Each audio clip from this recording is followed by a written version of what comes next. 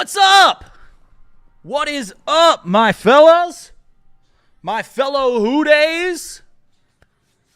Molly's in the chat. I see Craig. Craig, I'll send you a link later. First time doing Chatterbox Bengals, the live edition, the play-by-play. Jacob had a fun time in Tuscaloosa, I am sure. I am sure of that. But Rita Roo taking us through the game today. I don't know how you guys feel, and hopefully everything's going on. I don't know how you guys feel about this, but this is the game that I'm least, I've had the least emotion for. And I think it's because if we lose, we just stink. We just stink, and what do you do after that? But it's going to be fun. It's going to be fun. I thought about I truly did think about this. I thought about using or wearing my Andy Dalton jersey for this game. And the reason I did it is I'm not a superstitious guy, but it felt bad. I think I'm slowly realizing that maybe I am a superstitious guy. So thank you guys. We're going to have fun for this game. Quite honestly, I'm always busy during these games, so I haven't seen how Jacob does this. So it's going to be Reed's own flavor, Reed's own flair for this one. And it's going to be a lot of fun. It's going to be a lot of fun. I thought about actually putting up a picture. So I told you I almost wore my Andy Dalton jersey. Felt like bad juju. I thought about putting up a picture behind me in the green screen of me meeting Andy Dalton years ago when I used to work at the stadium, and that also felt like bad juju.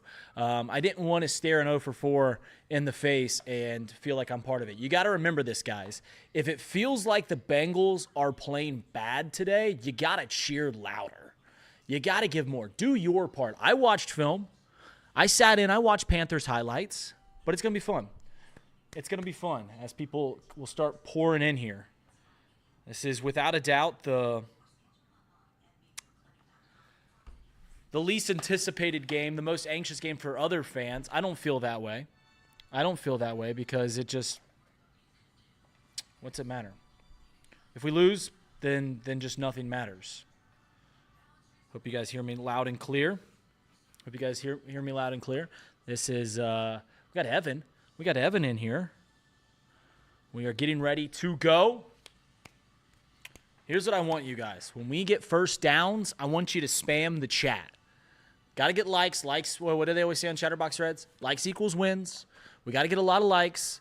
Spam the chat with 1s for first downs, 3s on third downs, TDs. Who do you guys got? You guys got any bets for this game?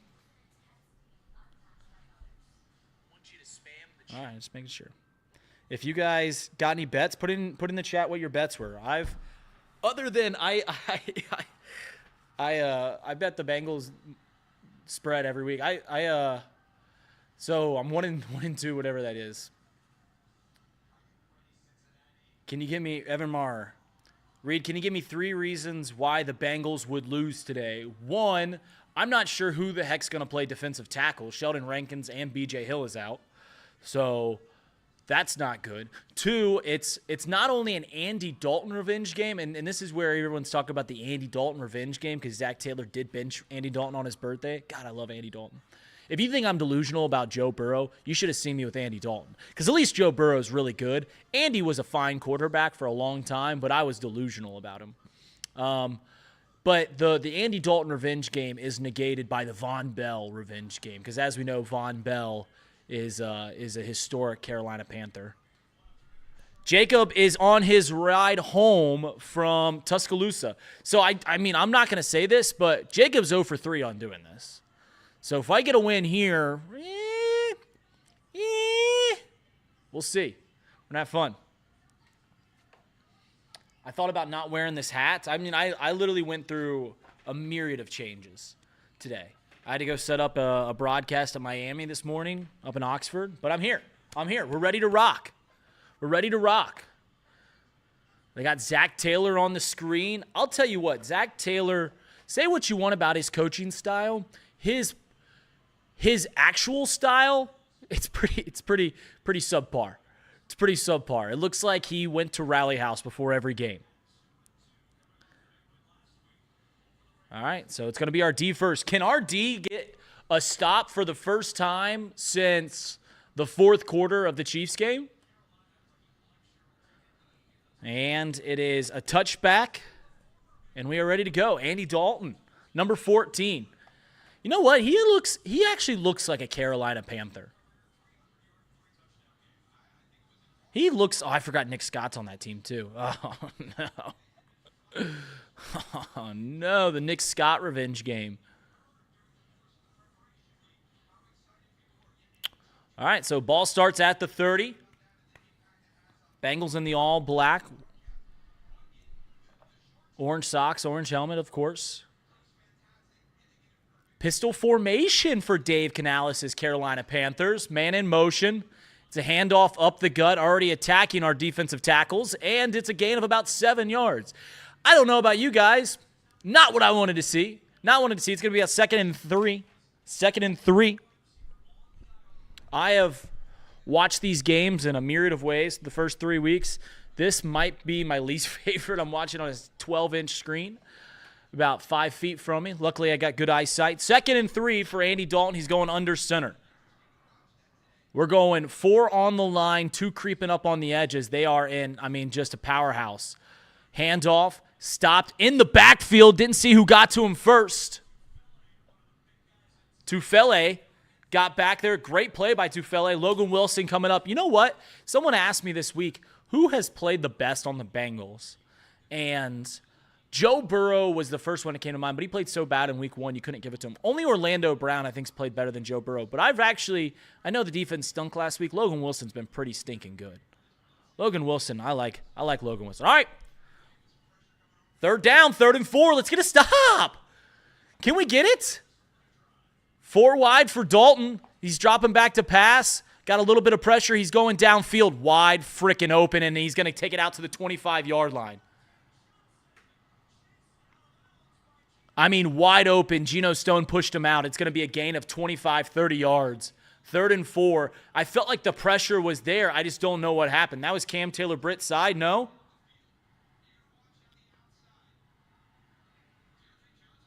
Deontay Johnson, just gets lost. Yeah, Cam Taylor-Britt just got lost in the sauce there. You know what? I don't want Jamar Chase or Cam Taylor-Britt to ever stop talking junk. Just like I never wanted Eli Apple. All right, starting at the 25-yard line. They're already in field goal position. Looks like our defense isn't going to get a stop. Handoff. And, all right, we're selling out on the run. I'm okay. I truly believe this. This is going to sound crazy to you. It's a stop, a gain of nothing, right up the gut for Chubba Hubbard. I'm okay with them beating us in the air, truly. I don't want to see the Carolina Panthers run for 170 yards today. I'll take Andy Dalton. Like, if we lose by Andy Dalton throwing for 400 yards, whatever. But I want Andy Dalton to beat us. I don't want the Carolina Panthers to just run it right up the gut. Control the clock. Dropping back to pass on 2nd and 10. He's looking downfield. I'm looking like I'm getting my wish. Is that's going to be an easy 1st down. League it. Deja vu. Deja vu. Here's truly the thing about all this is I'm just getting deja vu.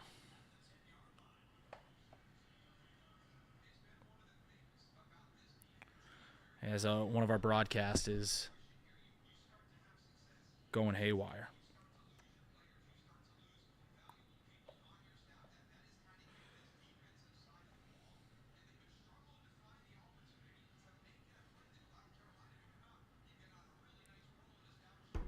So 2nd and 7.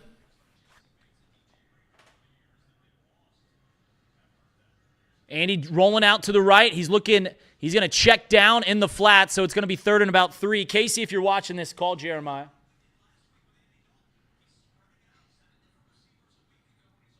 So it's 3rd and 2. The thing about Andy Dalton is you always got, like, he was a professional. Like, you got a big lead.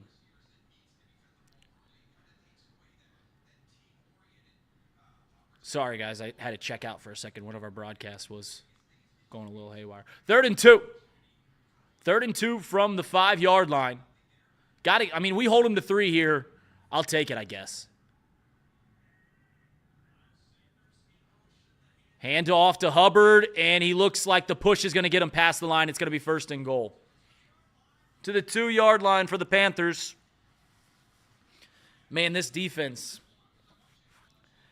Cam Taylor-Britt, T-Brookie, is not a bust. Cam Taylor-Britt is a dang good cornerback. Is he a star one? I don't know about that, but every team in this league would be happy to have Cam Taylor-Britt.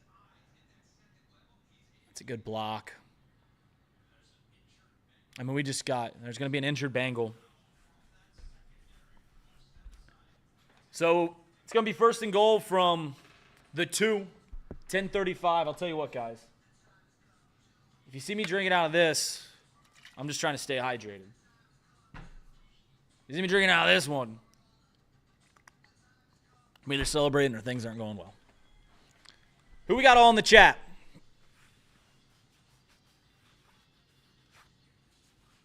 First and goal from the 2.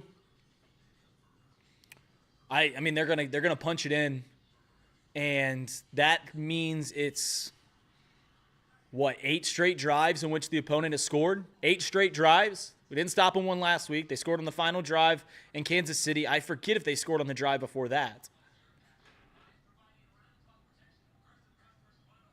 Yeah, this defense isn't good.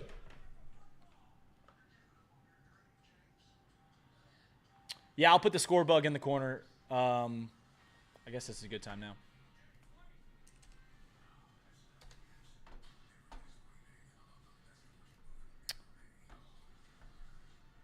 All right, we're about to drive in. What's everyone's comfort levels? Because mine is at an all-time not good. Not good.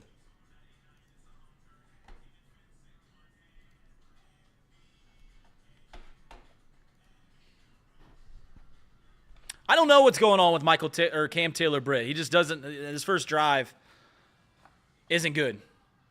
It's and all the passes have been to his side. So like last week, he gets burned on that 1 touchdown, but that was, I think, the only reception he gave up. It was all to Dax Hill's side. Happy birthday, Dax Hill. Hopefully you show out today. But man, oh man. Like I said before this game, guys, if this is the least anxious I've been, because like if we lose, we just stink. We're just not very good. And that's that. Like we can stop worrying about anything. Week 1 was terrible. Week 2 brought us all the way back, even though we lost because we went toe-to-toe with the best team in the league. Last week, it's going to be Mike Hilton out, so who's that bring in? Dax Hill back on the field. All right, 1st and goal from the 2. Here we go. Hubbard right up the gut. It's stopped. I mean, they've had a couple decent runs, but we're getting in the backfield. Hope Mike Hilton's okay.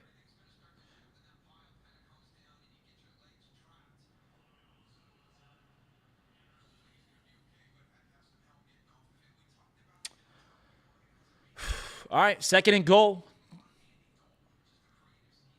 From the 2, once again, they're just going to run the ball 3 times, no?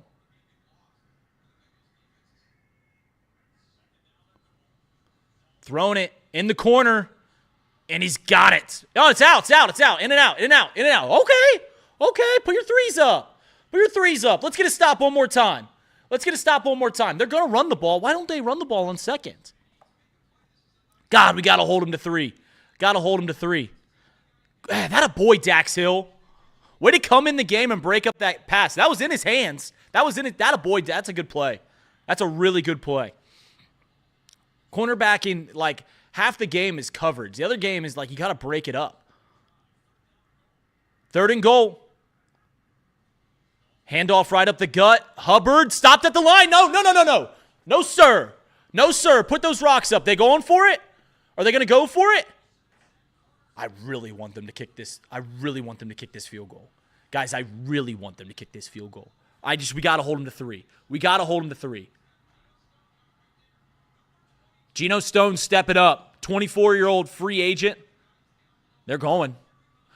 3 wide. Man to his right. Handoff once again to Hubbard. No dice! No, sir! No, sir! You know what this is? It's a bend, don't break! That's a big... Get fired up, Lou. He popped the hood. Little self-diagnostics check. Sam Hubbard stepping up. Who made the tackle? Man, oh, man. Fire me up. Let's go. They heard the murmurs. Who was that? Fire me up. Let's go. I'm probably too loud.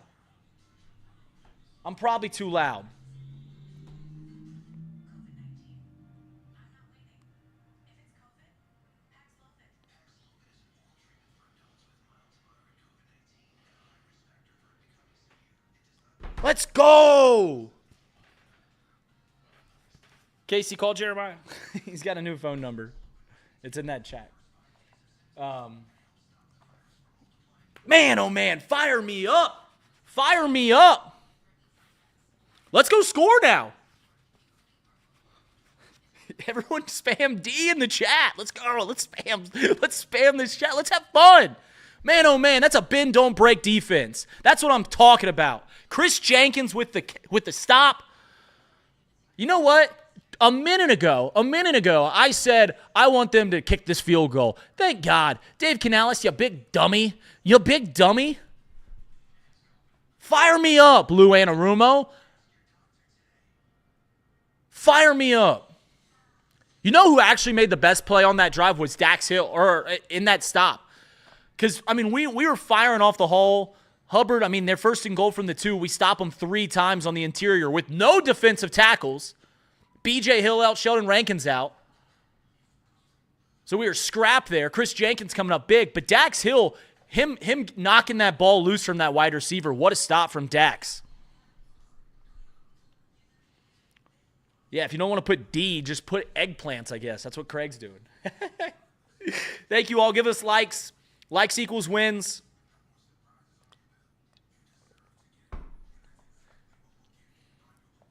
This is an unserious show. Now I got to figure out how to get this on the screen. You guys see me working. Live.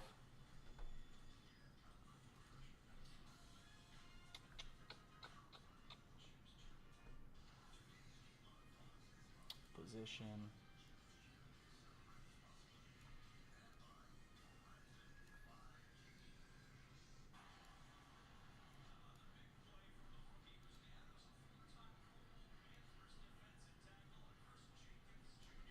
Like this.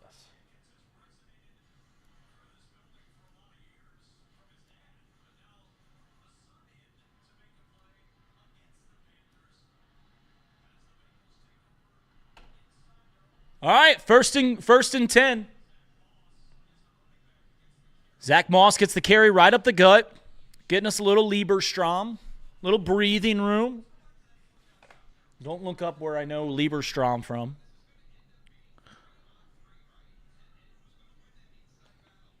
Let's watch this run again. Man, Chris Jenkins, what a stop. I'm worried about a safety, though. Don't be. We got a little room. I think we got to run the ball, though. For what we might just punt. We might just run 3 times, but 2nd and 7. Joe's going under center.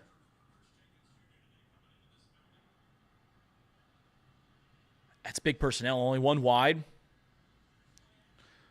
So a waggle bootleg. I like the naked bootleg from Joe. Getting it to the Fairfield kid, Eric All, for a gain of about 3. Got to get this first down. We get this first down. Let's roll. That's the first defensive stop in 7 drives, Reese. That's right. Golly, man.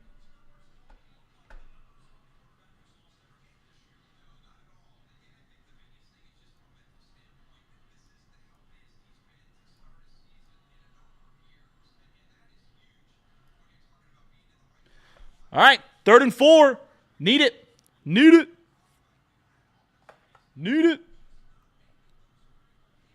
Alone in the backfield. We're going 5 wide. Joe dropping back. He's got time. Got a man open. That's a first down. Hold on to the ball. He dropped it. He freaking fumbled the ball. Did they blow it dead? Okay, stop progress. All right, cool. Woo! I don't know if you guys know this about me, but just the The roll of emotions that I have on a Bengals game is insane. Joe Burrow completes a pass to Jamar Chase for T. Higgins for another Cincinnati Bengals. First down. 1st and 10.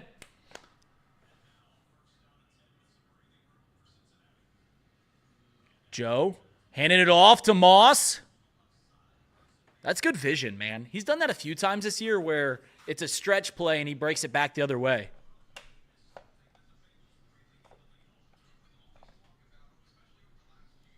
Why is Evan LMAOing?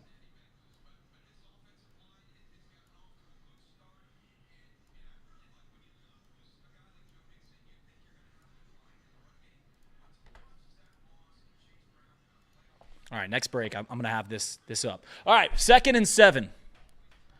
6:23 to play in the first. We're dropping back to pass. Joe's got time. He's finding T. Same hitch route. Once again, we're out to the 29-yard line. Out to the 29-yard line. Joe Burrow completes a pass to T. Higgins for another Cincinnati Bengals. First down. I need my Panthers to win. Evan, you're a Panthers fan? Respectfully leave. Respectfully.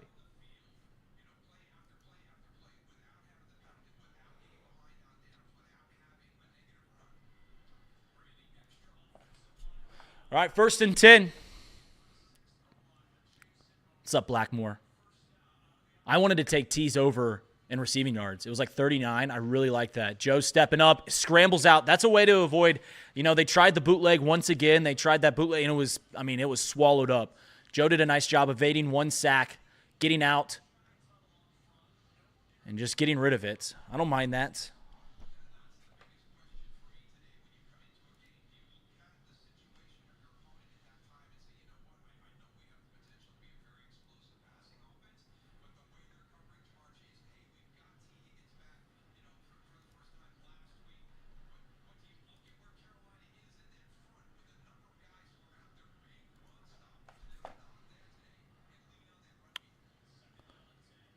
Slant route. Once again, this is to T. Man, he's eating. T is eating. Ah. I'm having fun doing this. Oh, no. That's not what you want to see. Joe Burrow shaking up on the play. Joe Burrow, what happened? What happened? Oh, stepped right on his ankle. Who is that? Cordell Volson? Cordell Volson, go to Mars, dude. Oh! Stepped right on his ankle. Stepped right on his ankle. But he's back out there. 3rd and 3. He's tough. He's not hobbling anymore. Let's hope that that's nothing serious. Joe dropping back. And it's tipped at the line of scrimmage. So they get the 3rd down stop. We're off punting. About a 25-yard drive. And that's going to be a D-line. Man, that's something so in all the other chaos of this season and everything that's going on, that has been a reoccurring thing with Joe is he gets deflected at the line quite a lot.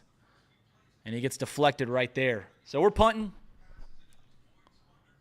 And we're going to see if our defense can come up with a 3 and out. How does he look on that ankle? That's what I'm wondering.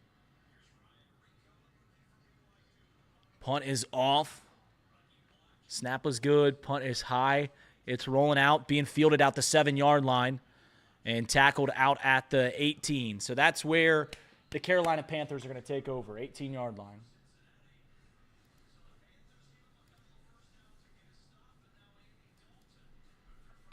There we go.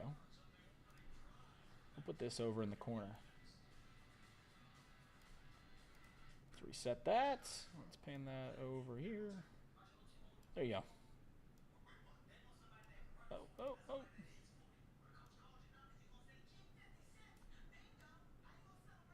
There you go. Did that live. On the fly. Woo! Let's get a stretch out. This is our first time we're going to stretch. I can't stand up on the screen here. But this is going to be my power stance when things get really tough. This is going to be my power stance. Once again, thank you, Jacob and Craig, for letting me do this.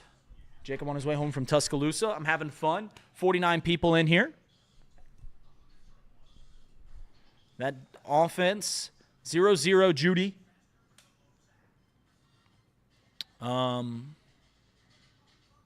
Offense was moving.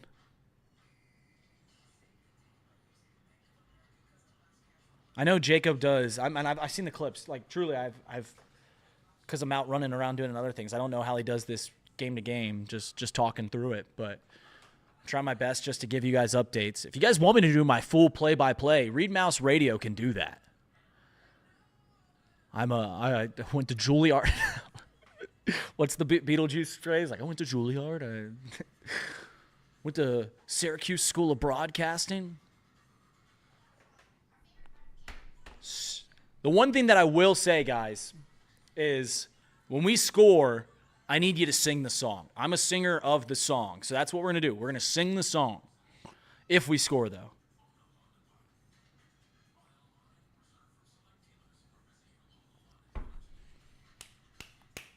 You don't need to do that. I will, though. I know I don't need to.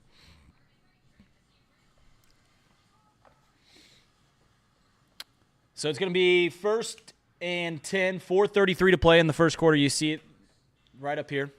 Right up here.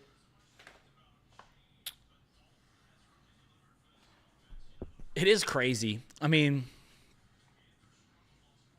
I know everyone disagreed with the move to bench Bryce Young because, like, what are you doing? But, you know, if Dave Canales just looks at him and goes, this isn't our guy, I mean, what else do you want to do for him?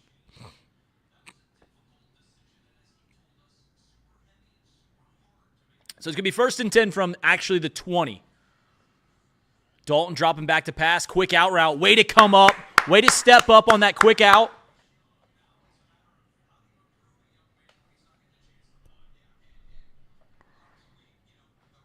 When you do the Bengal growl, this is what's important. If you're doing the Bengal growl with your friends, someone's got, at one point they have, it's a brass instrument. I think it's a tuba. I don't know. It goes, ooh, ooh, and it's just a noise, but it sounds like a little growl.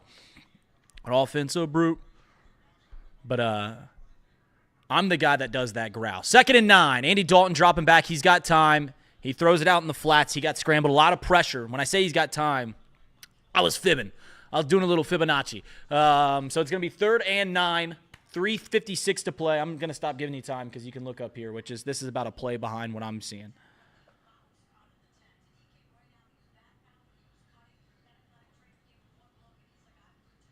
So Hilton's back out on the field, so that's good. That's good. We can't take any more losses on that defense. We really can't. This is a big stop, guys. 3s. Come on. It's 3rd down. Dalton dropping back. Hit as he throws. Wide open for the 1st down. Leggett. Good for about 13 yards.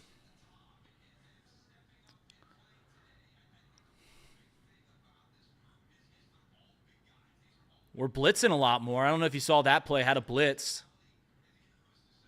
That was the big talk. I know Craig and Jacob is where all the blitzing. Like, if we can't win on pass rush, let's at least give them different looks. We blitzed there on 3rd and 9. Xavier Leggett, final pick of the 1st round with some big catches already. 3 seconds to snap. 1st and 10 from the 32-yard line. Andy dropping back. No play action. He's trying for it all. Cam Taylor-Britt is burnt again, and he didn't make the catch. Johnson. Listen, Cam, I have this bit where I go, Cam Taylor-Britt, former Husker, current Bengal, future star. Well, right now, he's Cam Taylor-Britt, former Husker, current Bengal, current burnt piece of toast. Stop letting your man get behind you. You made one. I mean, he's a really good cornerback. I really do think he's our cornerback of the future. He makes that incredible play against Chiefs, and man, oh man, it's been burnt ever since. 2nd and 10. Run here to Hubbard, so it's going to be 3rd and about 8. Run up the gut. Al Thor, I'm with you. We need Cam Taylor-Britt to wake the heck up.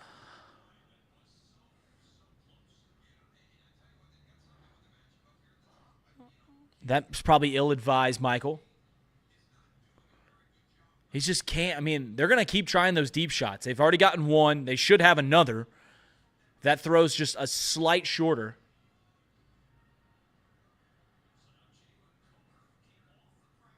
3rd and 8.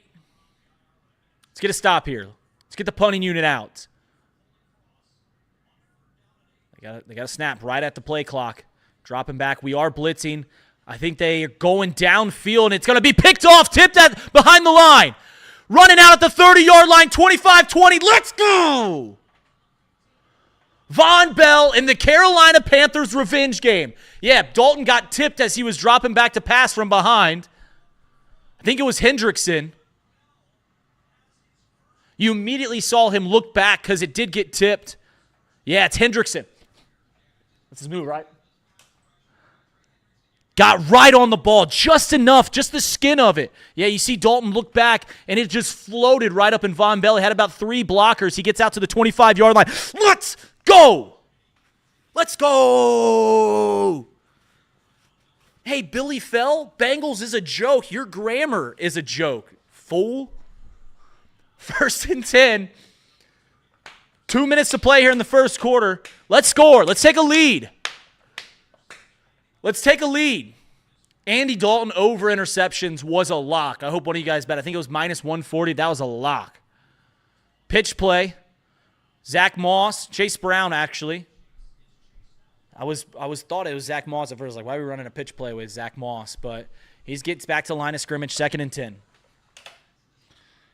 Yeah, don't give me that Billy Fell. Craig Stanley, yeah, you bring some pressure. You make it harder on him. Although I think that Andy Dalton is of the similar athleticism of Jaden Daniels. 2nd and 10. Joe's alone in the backfield. I haven't seen him move around a whole lot since he got stepped on. Doesn't even take a drop there. Wide open T. Higgins out at the 10. It's going to be a first down. Joe Burrow completes a pass to T. Higgins for another Cincinnati Bengals. First down. Just a crossing route for Joe and T. The connection there, he's completed now 4 passes. I think they're all to T. Higgins.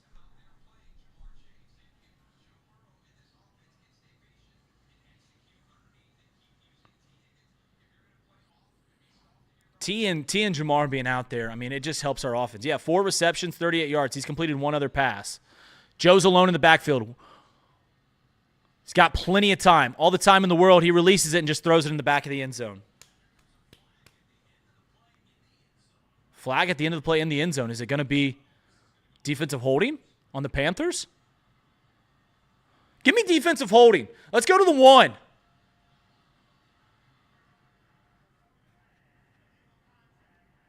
Let's go. Illegal contact on the defense. Half the distance to the goal, automatic first down. Now, I'm not going to tell you what I got, but I got a Mike Gesicki first. Mike Gesicki first.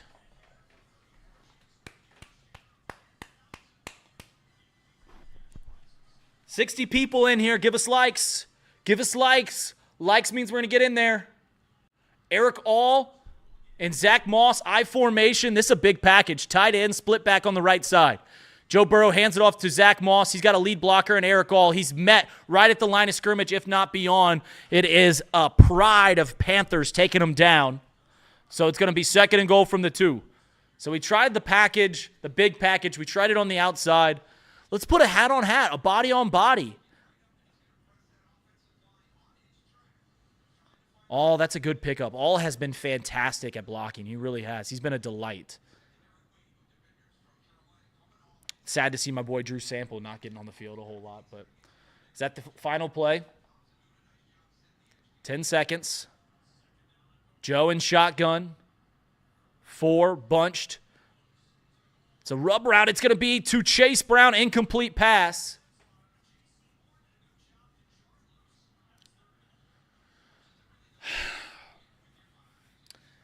So, I'll give you my thoughts after this drive. We got to get it in there. We've got to get it in there. What is that, a rub route? Jamar Chase to Chase Brown? Yeah. I don't mind that play. I think that's a good play call. We've got to improve on the red zone offense. That's where I'm getting at. Michael. 3rd and goal. 8 seconds to play. It's going to be the final play. 3 seconds to call it. Sending man in motion. Takes the snap. Hands it off to Chase Brown, who sneaks in. Chase Brown, tutty. Woo!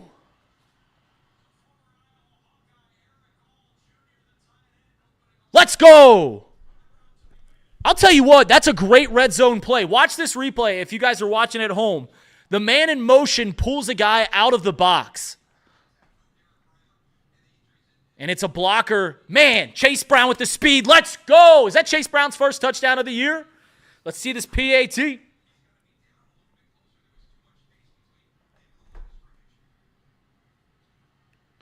Let's go.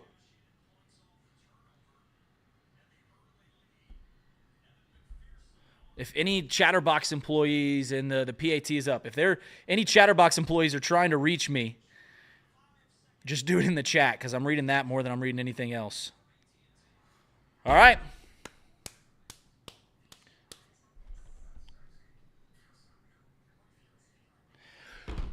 You guys ready? It's our first one. We're up 7-0. Here we go. Hear them Bengals growling, mean and angry. Here he comes a prowling, lean and hungry, an offensive brute. Run, pass, or boot. And defensively, he's rough, tough, Cincinnati Bengals. That's the team we're gonna cheer to victory. Touchdown, Bengals. Put some points up on that board and win a game for Cincinnati.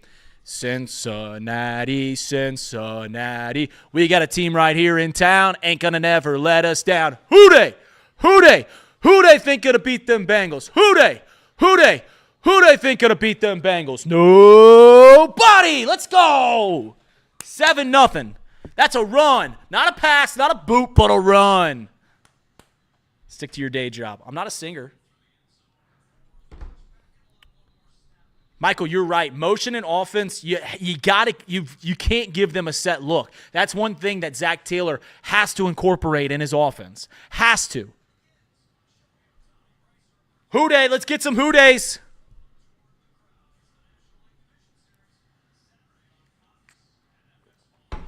Nobody. See, that's a big thing. You got to do the spin. Whenever you do that on the final, nobody. Pointing up to the sky. The L. Rollins. Yeah, they better.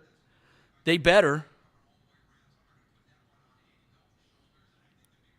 All right, let's get a stop now. We took the lead. Let's not take the pressure off the defense. Sean Connor in the chat. He wished me a good luck before we did this. Man, we're swallowing up the run. We're swallowing up a run. Flag coming in. Where's it at? 3-yard gain for Hubbard.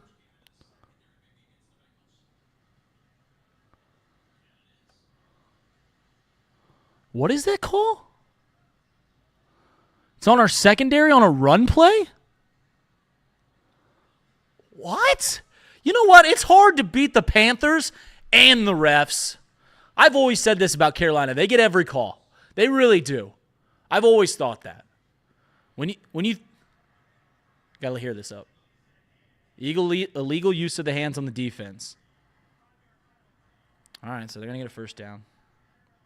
That's a stupid call. But yeah, it's when you think of teams that always get the best call or always the calls, you're thinking Tom Brady's Patriots, Patrick Mahomes' Chiefs, Nick Saban's Crimson Tide, and Dave Canales' Carolina Panthers. All right, put your twos up. Put twos in the chat. Put twos in the chat. Here, I'll spam it for you guys. Spam it, baby. Two. Toes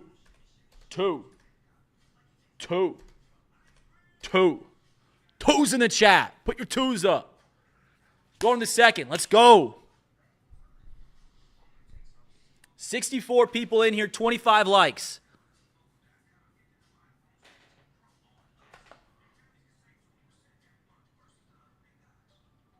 Twos. Need to stop, guys. I need to get a setup at home because the one thing that I can't do is like when I do this setup, I got to look at this camera, TV's there, everything's happening over here. But that's a winner. That's a winner of the first quarter. You know, if you win every quarter, you're really tough to beat. You're really tough to beat. Man, what a stop on that 4th and goal. What a stop.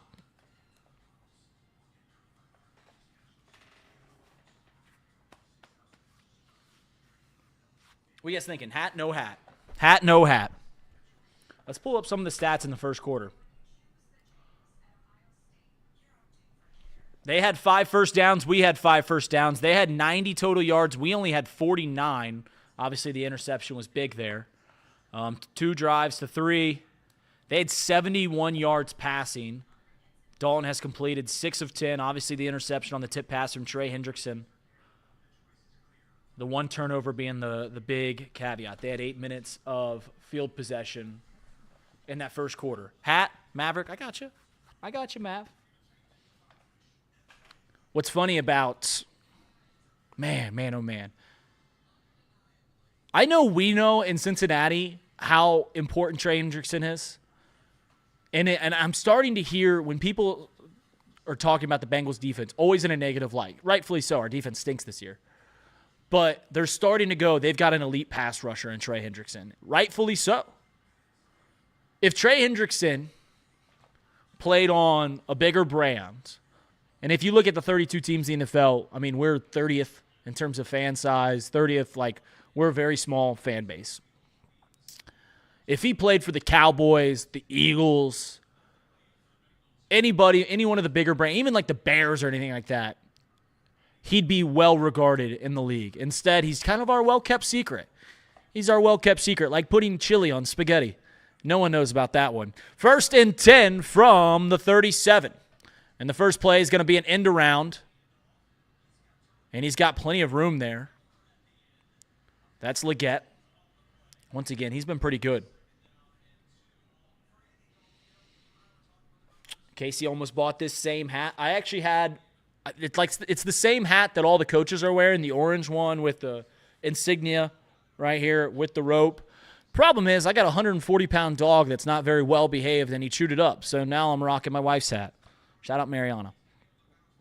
2nd and 2.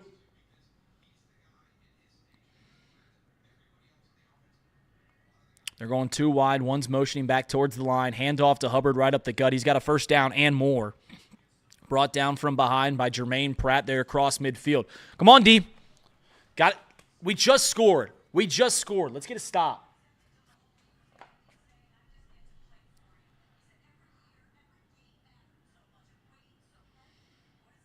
Let's get a stop. John Silvani, Jacob is en route from Tuscaloosa, Alabama. So you got Reader-Roo today. 1st and 10 from the 47. Dalton alone in the backfield, sends a man in motion. Fakes the handoff, gets that man in motion out in the flats. Stepping up to make the tackle is Cam Taylor. Apologies, is that Jordan Battle out there?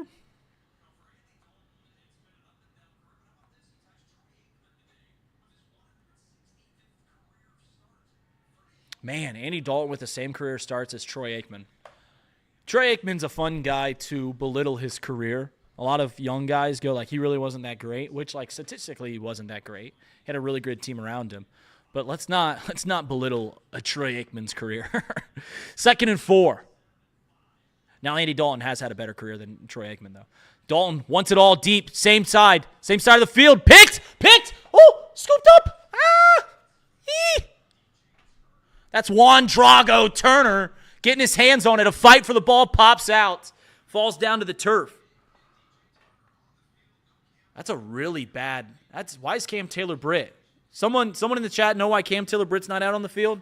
Is it because he's getting burnt? Is it because he's got 3rd-degree burns?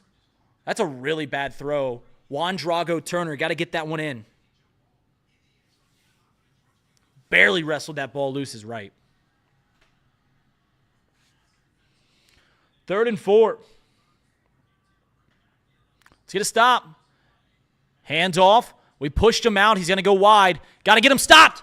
Are they going to go? They're going to go? This is 4th down territory. All right, so it's going to be 4th and 2. We've already stopped them once. Are they going to punt?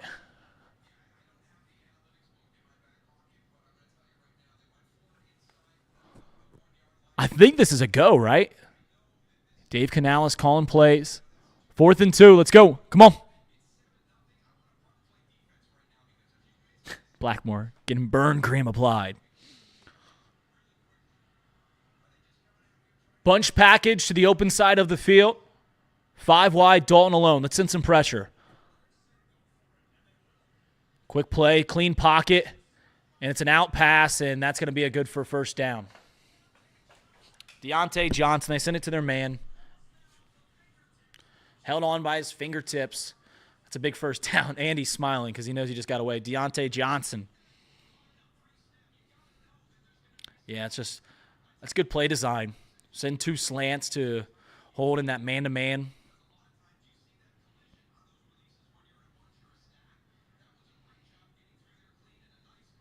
All right, 1st and 10. I don't know if our D-backs are terrible. They're getting burnt today. Hubbard brought down after a gain of 5. Right off the edge. Is Burrow hurt? I don't know. I'm not on Twitter. So if there's updates, you guys got to tell me them in the chat. I'm locked into here, and you guys. I'm giving you guys my undivided attention. Well, it's divided between you and the Bengals. I love you both equally. Man, the Vikings are good. The Vikings are freaking good. I remember when I said that to our boss, Trace Fowler, he laughed at me. He's like, the Vikings aren't any good. And I was like, just wait. Play action. Dalton drops it out. Nobody there. Jermaine Pratt pushes him out. They're in the red zone. Or just outside. In between the 20 and 21. Hold him to 3. Got to hold him to 3. Our defense hasn't forced a team to punt since the Chiefs game. Hasn't forced a team to punt since the Chiefs game.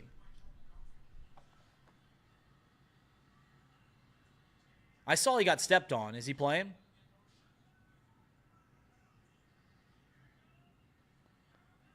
First and 10. Handoff to Hubbard out on the edge. He's got a lot of room. He's in. He's pushed out at the 5. Just quicker than our linebackers. Wide open. Everyone pushed the other side. Turner pushing him out. Yeah, they closed off that edge and just let Hubbard get the speed. Bad angles. First and goal.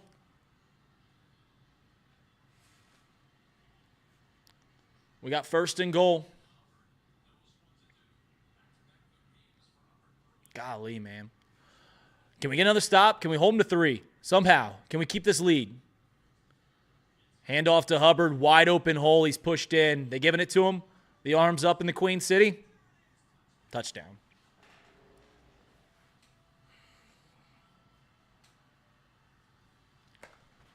Back-to-back handoffs of Hubbard's get them 20 yards. 15 on the first, 5 on the second. We score, immediately give up a stop. This team doesn't let you take a breath. The Bengals don't. They don't let you take a breath. It's so frustrating. Our defense hasn't had a stop since the 4th quarter of the Chiefs game.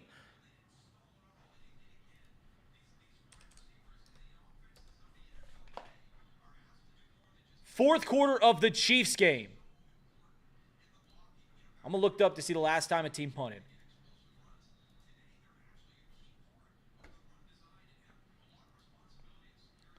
The last time they got a team to punt was 7 minutes to go in the 4th quarter of the Chiefs game. 4th quarter of the Chiefs. Keeps the knee up, they're in.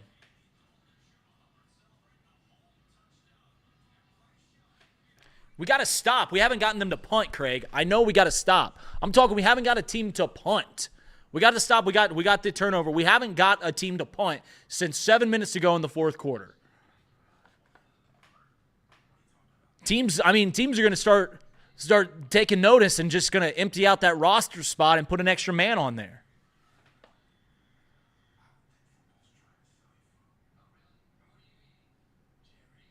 All right, guys, we got to score. Listen, I heard people on Chatterbox. I think Tom had this take. I think I was talking off script with Jacob and Elliot and Casey.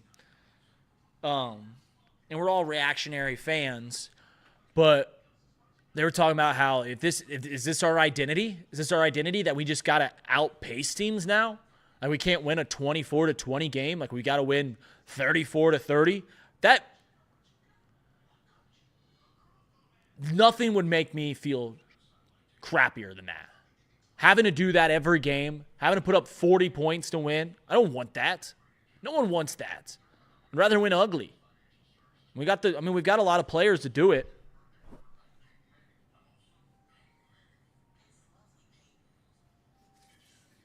It's bad. Defense is bad. 150 yards of total offense already, 9 minutes to go in the half.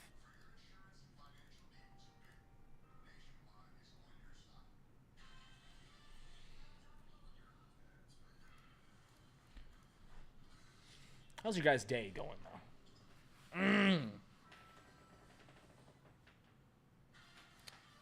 Yeah, I don't know who's, other than Trey, other than Logan at times. Cam's had a couple good games, but he's been sucking today. Who has looked good on our defense? Who? I feel like an owl. Who? The who? The guess who? These eyes have seen a lot of love. I've seen a lot. Super bad.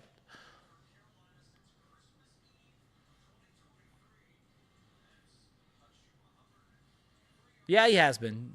That's a good point by Craig. I mean, there's a reason. I know everyone got really excited, me being one of them, that we got a 24-year-old safety from a really good defensive unit that was second in the league in interceptions last year, Geno Stone. But there's a reason that we got him for $4 million at the end of the day.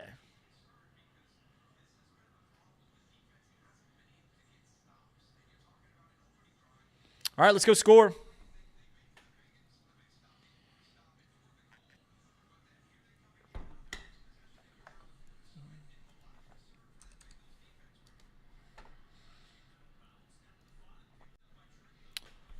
Travion Williams picks it up. He's going to take it out to the 19-yard line.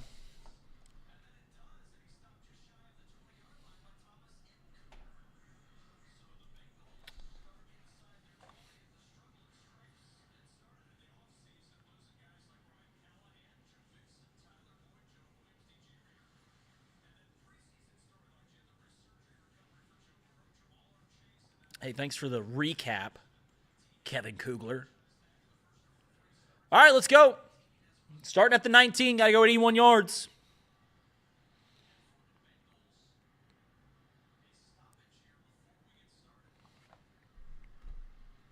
There is a stoppage. So they're going to checks, put it between the hashes on the carry. Joe Burrow's 5 for 8, 41 yards, all 5 completions going to T. Higgins. New, is that correct? Eric All with 1 reception. Burrow, once again finding T. That's going to be a first down. Joe Burrow completes a pass to T. Higgins for another Cincinnati Bengals. First down. Ones. Put the ones in there. Yeah. I haven't kept my close eyes on Amarius Mims. How's he been looking? Why 5-yard passes? That was a first down. You might be ahead of me. Optimistic John Silvani. That was 12.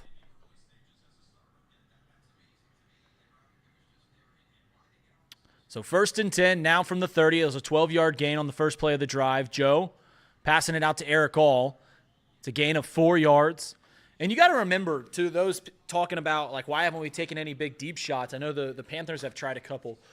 A lot of teams are just, they're just staying back. They're just keeping those safeties back. And, the mode that teams have been to, eliminate the Tampa 2 defense and the two-man coverage is to nickel and dime you, right? I mean, you can only take what they give you. You can't force things in football. It's all give and take. It's all punches and counter punches. So they're going to keep their safeties back. Then you can run the ball a little better. Then you can drop it off underneath. 2nd and 6, and here's a handoff. Finds the hole. It's going to be a gain of 3. Zach Moss, what do you guys want here on 3rd and short? What do you guys want here on 3rd and short? I think I want the ball. We never established the run to force teams to crowd the box. Yeah, that's a good point. Drew Sample's out there. Chase Brown. Not as good of a blocking back as Zach Moss. Heck, let's run the ball and let's go for it if we don't get it. Joe Burrow alone in the backfield. He's got time. He's got time over the middle of the field. Jamar! Staying up. Breaks 1. 2 tackles. He's tiptoeing in. Get in there, big boy. Let's go. The gritty. Let's go. He evaded 1, 2, 3 tackles down the sideline, and when Chase is at full speed, good luck catching him. 13-7 Cincinnati Bengals. Let's go. Let's watch it again. Middle of the field, in between the safeties and linebackers, and the one linebacker can't bring him down, and good luck catching that boy. Rick S. with a good call. He wants a broken tackle and a long catch by Jamar Chase. Let's go. This is my golfing buddy, Evan McPherson. E-Dog, as I'm allowed to call him. PAT is good. Guys ready? You guys ready? Hear them Bengals growling. Mean and angry, here he comes a-prowling. Lean and hungry, an offensive brute. Run, passer, boot. And defensively, he's rough, tough, Cincinnati Bengals. That's the team we're gonna cheer to victory. Touchdown, Bengals. Put some points up on that board and win a game for Cincinnati. Cincinnati, Cincinnati. We got a team right here in town. Ain't gonna never let us down. Who they? Who they think gonna beat them Bengals? Who they think gonna beat them Bengals? Nobody! Let's go. Let's go. What was the official yardage on that? Jamar Chase's first catch of the game is a 63-yard touchdown. That feels like vintage Bengal, like the offense that we got excited for a couple years ago, right? Super Bowl run the year after that. It's those huge plays. This is why when we're struggling, we say, hey, we got to get Jamar Chase the ball off. Because you get him the ball, you don't know what's going to happen. You truly don't know what the heck's going to happen. He breaks 1 tackle and he's loose. 0-3, calm down, princess. Love you, Jesse James. Fool.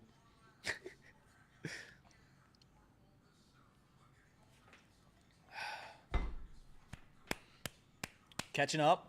Got 36 likes. We get to 100 likes. I'll do something. I don't know. I'll let you guys decide what I'll do. Maybe we'll put a chat poll in here. I went to a wedding last night. And as a party favor, those like little pink flamingos? They cut out holes in them to make them a beer funnel, a beer bong. Flabongo. And I should have brought it. I'd say, like, if we get 100 likes, we'll do the flabongo. 14-7, 7-14 to play in the half. Finally something to cheer Darren right. That is right, Darren.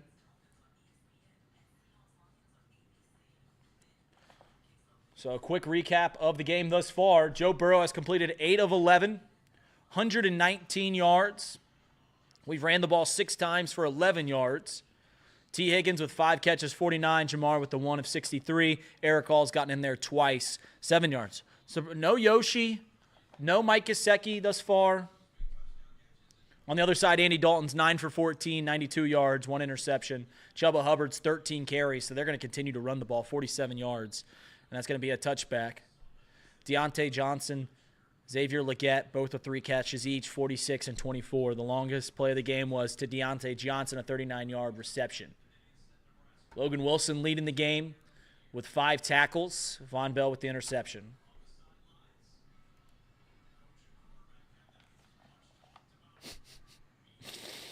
You're going to have to talk that one out, Blackmore, with the Elliott rearing. Let's go. Let's go. 1st and 10. Guys, am I asking too much? Am I asking too much for just a stop? I want to see them punt the ball. I want to see what Carolina's punter's got on his leg. Andy Dalton out in the flats. It's going to be a catch for a gain of 3. He's pushed out. 32-yard line, so a gain of 2. 2nd and 8. Golly, man, let's score and get a stop. Let's do one of those. The old 1-2 punch. We get the ball at half, too. Worth mentioning.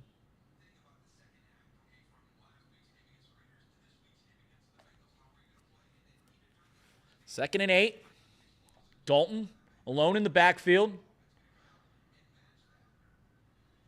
Dropping back. He's got time. Over the middle of the field. I think it might have gotten tipped. It looked weird coming out of his hand.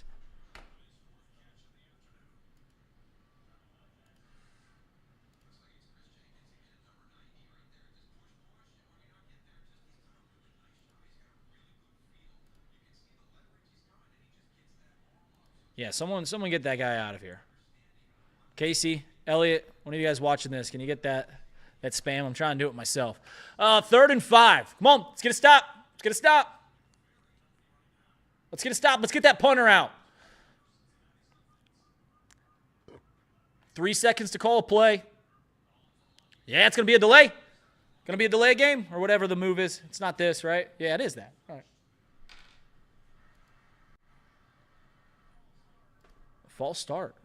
So it wasn't a delay game.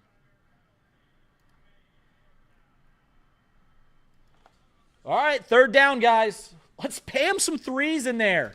Spam some 3s. Let's go. So it is a false start. Delay of the game. Is that where they hold their hips? I'm not a football aficionado. I just really like the Cincinnati Bengals. And I call the games for a profession. Not the Bengals games, but high school games. All right, 3rd and 10. Plenty of time for Dalton. He's trying deep. Golly. Picked! There's going to be a flag. Cam Taylor-Britt with a pick underthrow from Andy Dalton.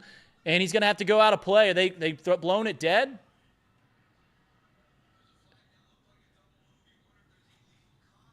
I mean, that's got to be on Cam Taylor-Britt.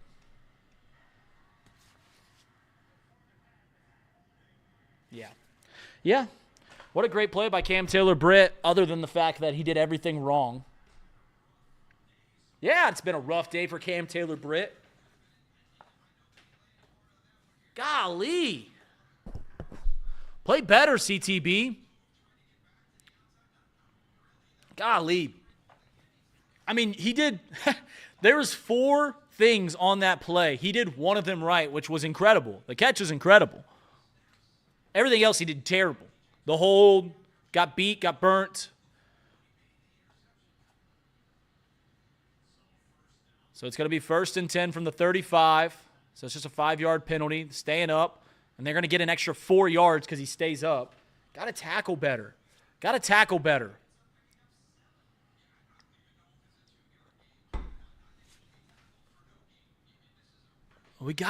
better.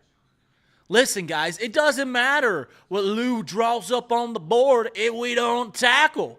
We don't tackle, my man. So 2nd and 3.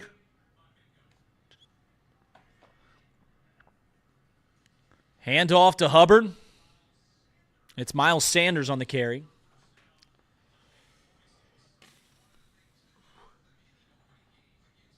I know that the opposing teams have a punter. I know it. I want to see it, though. Like, seeing is believing, the Santa Claus one. I want to see their punter. Just one time. I just want to know he exists. I know I can look at their depth chart. Oh, my golly.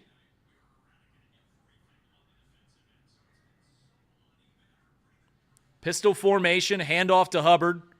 He tiptoes in the backfield, finds a hole. It's going to be a gain of 7 yards there across midfield. And he keeps going. We look just no life to us right now at all. Defensively, there is no life. That play right there is the worst defensive play I've seen us play this year. Truly. He gets met in the backfield. Hit. Lawrence Guy doesn't get him. They're trying to rip the ball from him, so he gets an extra 9 yards. That play is the microcosm of the entire defense this season. Not gang tackling, not getting him on the turf. Yeah, Larry Guy. Lawrence the cable guy. He's probably doing cable before he got signed this year. Golly. Like I said, I mean, like, we can give Lou Anarumo crud. We really can. But, like, Lawrence Guy was there. Pratt fell down. It doesn't matter what Lou draws up on that whiteboard if we don't wrap up.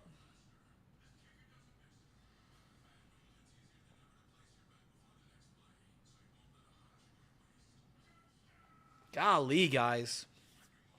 You know what? You want to everyone's looking, it's early in the year, everyone wants their new gambling system. Here's a gambling system for you. Whoever the Bengals are playing, take the opposing teams just overs. Over passing, over rushing, over receiving, everyone. Just take the overs. I'm getting beat up about this.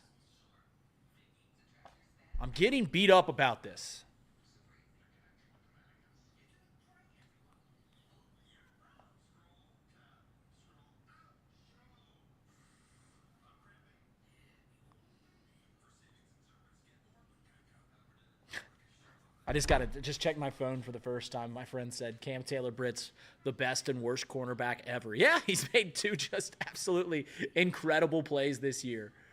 One obviously didn't come back. Golly. Too much gambling in sports. Probably so. That's why I like Shohei. Just goes out and plays the game. Doesn't worry about all that gambling stuff.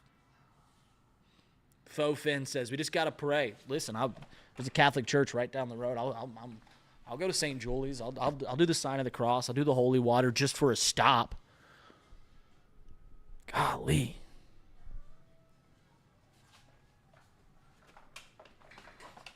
.342 to play. At the very least, I want a chance to score before the half. At the very least. I mean, like, if they score, they get 3, they get 7. Give us a chance for a 2-for-1. Because we get the ball at half, a little 2-4-1.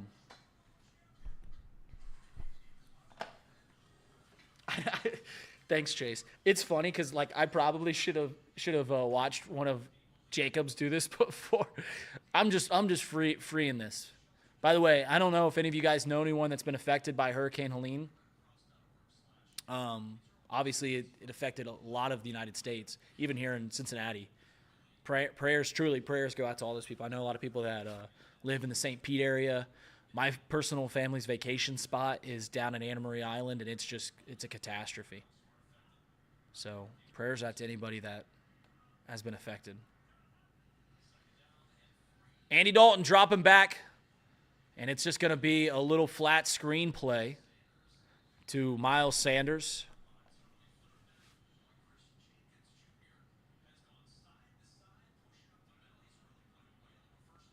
Maverick got water in her basement. There was water actually flooding our studio, like right behind me. We actually had to unplug everything because of the water.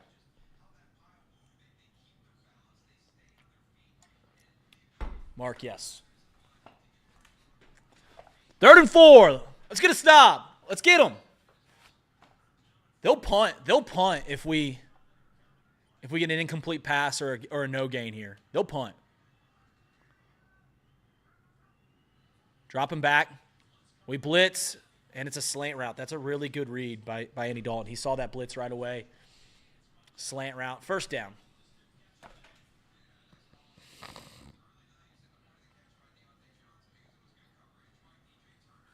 Oh, my God. I want to get the ball back, guys. I want a little 2-4-1. Little 2-4-1. Score 2-for-1. Will we ever get a stop? We've gotten 2 this game, but we will never – the punter just doesn't exist. The punter's gone. Teams don't even employ a punter when they play us. 2-minute warning.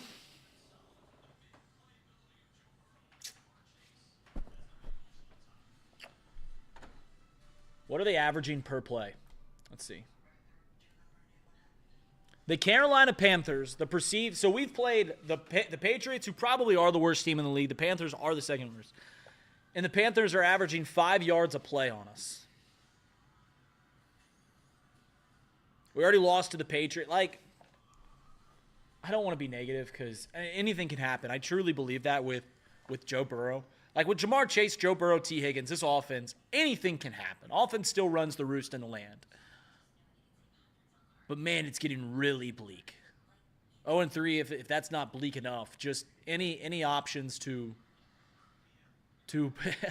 have any aspirations into January they're almost non-existent at this point with the way this defense. I mean, this defense doesn't look like a playoff team.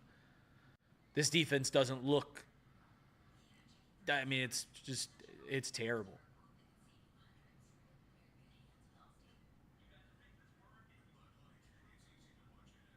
It's 33rd out of 32, says John. Yeah, it's bad. It's not good. Where are we at? 76 watching, 42 likes. Let's get that up to 50 before half. Can we get 50 likes before half? At least we aren't Cowboy fans. That is true. I just looked up. I think all the teams that haven't been to a conference championship game since the Cowboys last won, 1995. Almost 30 years of the biggest brand in the sport hasn't been to a conference championship game. Like, the Carolina Panthers have been to like four. They went to the Super Bowl, obviously. They went to 2 Super Bowls in the last 20 years. Panthers have. Jake Delhomme did it. Was that when they played the Colts? Yeah. Peyton Manning's Colts, right? Or was that Rex Grossman? Panthers played the Patriots. And then, obviously, Cam Newton went.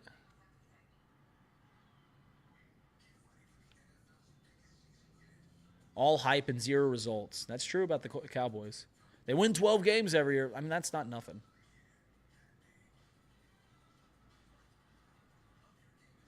Sean Connor's right. I mean, it's lopsided. They're dominating the pace of play on the field. They really are. But we're up 7 points. We got that goal line stop. We got the interception. We've gotten 2 stops. Can we just get our defense, get their punter on the field? It's obviously too far gone now. Can we hold them to 3, take a lead into half? Can we do that? And then we're talking like we have 3 timeouts. They have 2. What do we do here in terms of getting the ball back? Are we going to attempt to try and get the ball back, or are we just going to try and hold them off the scoreboard? They need about 5 yards to get in field goal territory. So Hubbard's going to get a run or Sanders going to get a run of 4 yards.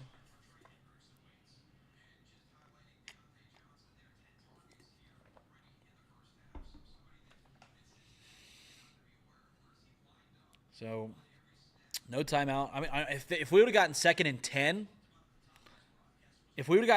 10, on a run, I might have said let's call a timeout. In fact, if we get a sack or something here, or a stop, 3rd and 7, I'd call a timeout.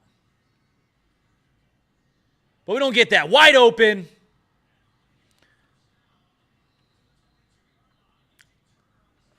DJ Juan Drago Turner on the tackle. It's a gain of 17 yards. What is it, just a post? Yeah, he just keeps on the outside and works the post. It's a good throw by Andy. So they're right outside the red zone.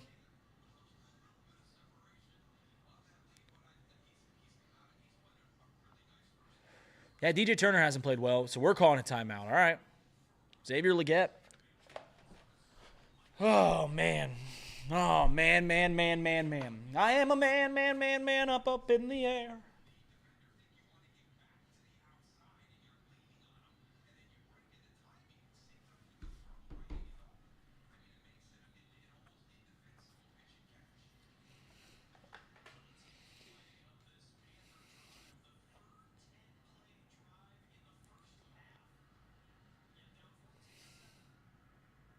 So we called a timeout, 1:19. We're trying to get the ball back.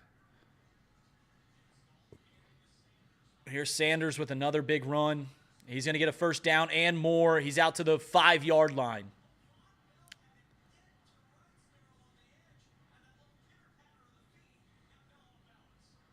Kevin Kugler citing what we're all seeing, which is Von Bell had him.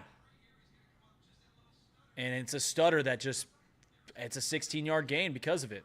Pratt pushes him out of play. I mean, There's a reason we get everyone. Well, what's the quote that everyone mentions, that it's the dark day when Jesse Bates and Von Bell don't come back? That was last year. Von Bell comes back on a league minimum this year. There's a reason we got Von Bell at a league minimum. Golly. Spam golly. Yeah, I'll start it.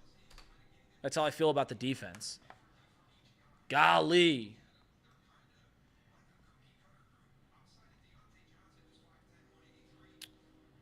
So at least we called timeout there for the injury, Jermaine Pratt. I don't know what we want.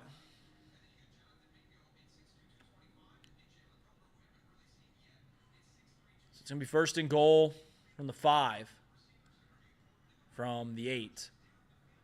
And they're going to run the ball, as they should. They should get this down to as close to the game to not let us. Dalton fakes the handoff, and that's a touchdown. So we're going to get the ball back with 1:10. Isn't that crazy? Isn't that crazy what I'm talking about right now?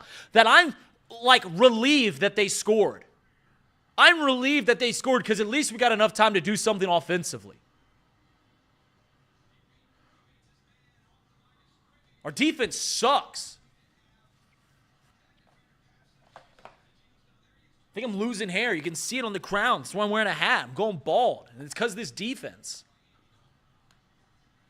My hair has more gaps in it than this D.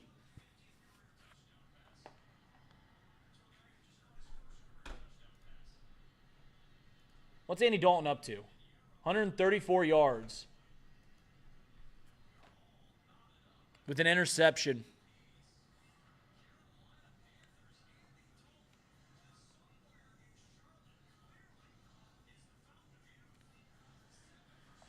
Oh, man. 1:10.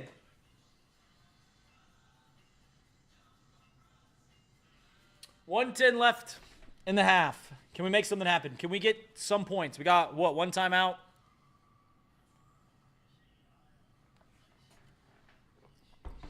Got one timeout. 1:10. Is this not updated?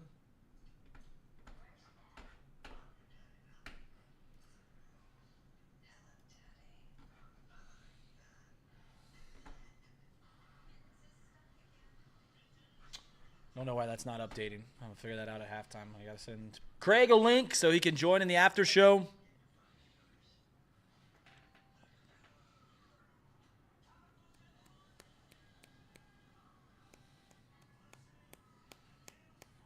Lost contain on the RPO. I didn't see. Zach deserved what he gets. Well, what he got is this city a AFC Championship trophy. Should have two, but we don't. We don't. I am tired of the woulda, shouldas. Like, I like talking about things that happened, not things that almost happened. Like, yeah, we've lost 3 games, all in one possession games.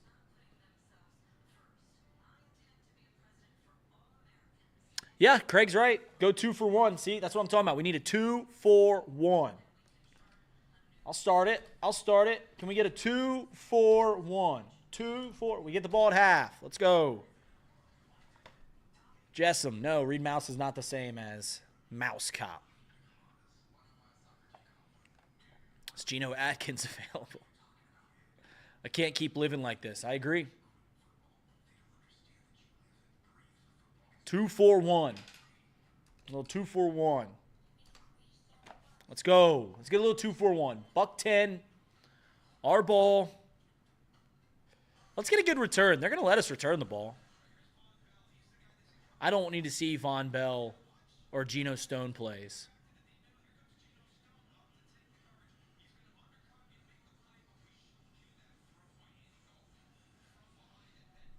With below average ammo. Below average. You're not talking about the red rifle, are you, Sean Connor? Some like to call him the beige water pistol, but he's still the red rifle. So they're going to make us return it. Fielded out at the 10. Got to the 30-yard line, staying alive. Travion Williams out to the 35. So decent field position. 1 minute, 2 seconds. That was a good return. 2 for 1, guys. 2 for 1.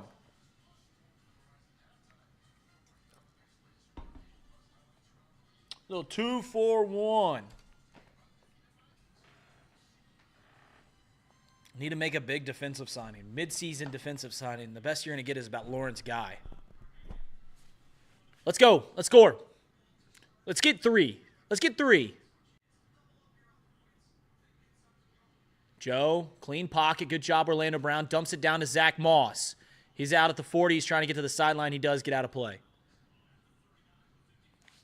A lot of 2-for-1s in the chat. Need more. I said 50 likes before halftime, too. 2 away. If we score a touchdown, I'll be a bad employee and I don't know, drink a beer live on chug a beer or something like that. Hopefully Trace isn't watching. 14-14. 55 to play. 2nd and 5. We're going Fort wide. Moss immediately escapes the pocket. We're going down in the flats again. He's staying in the field of play, so we're going to have to get back to the line of scrimmage. Get back to the line of scrimmage. Let's go. 3rd and 5. 3rd and 5. And they're going to call a timeout. Why are we checking down? We're out of timeouts, Kelly. That was our 3rd and final.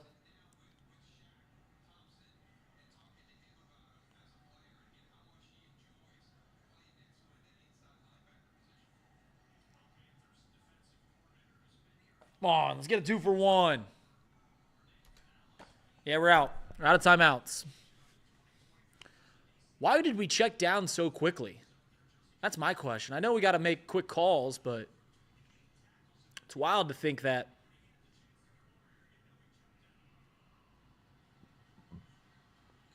Come on.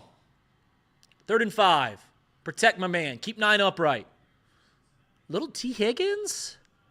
Little T. Higgins? He's calling out all the pressures. They're sending 4 on the line, maybe 5. Looks like they do send 5. Joe going downfield. Has T. Higgins. He gets out of play. They stop the clock. Let's go. 1st down. Joe Burrow completes a pass to Jamar Chase for 15 yards and another Cincinnati Bengals. 1st down.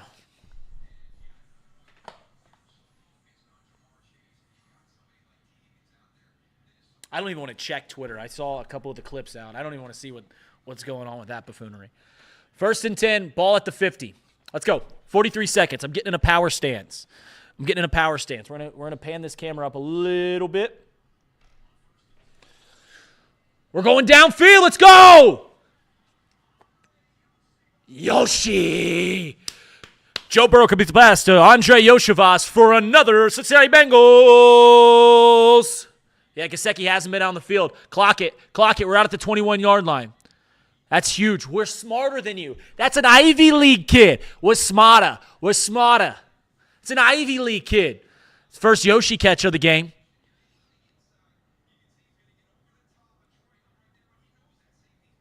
We need to get for our subscribers, for our members, we got to get them a Yoshi emoji for these. Princeton, that's right. Ivy League. We're smarter. We'll have you guys go to the SEC or the Big Ten. We go to Ivy League institutions on the Cincinnati Bengals. That's what everyone's always said about the Bengals. We're the smartest team in the league. He's got to have the greatest ratio of touchdown catches to receptions of a wide receiver ever. Like, I know there's like some big men that do that, like just score like three catches, 2 touchdowns, stuff like that. But 1st and 10 from the 21. We can't take a sack, guys. That's the one thing, because we're getting points now. Or at least we're going to get a field goal, a pretty good field goal shot. Joe tried T on the sideline, ran out of time. Wasn't a good throw. Had T open. He had T open on about a 15-yard out, but he had to get rid of it quickly because there was pressure coming.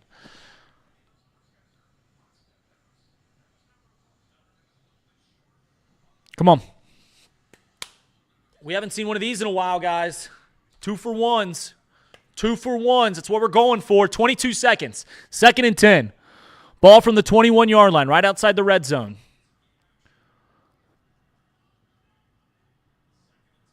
Joe gets the snap. A lot of pressure. He's trying one up into the end zone. And once again, it's DPI. Let's go. Let's go. That was a terrible pass. Did he get tipped at the line? Is it holding or is it DPI? I need DPI so at least we get the ball on the 1. What are they calling? Yes! Let's go! Pass interference. Defensive pass interference on the flag.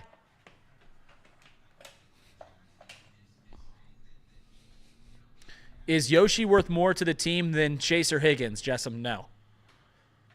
No, he is not. That's huge. That's huge. Where are we at?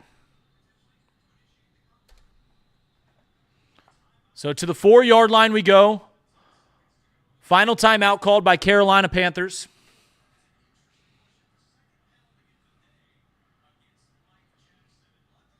So DPI out to the 4 or 5.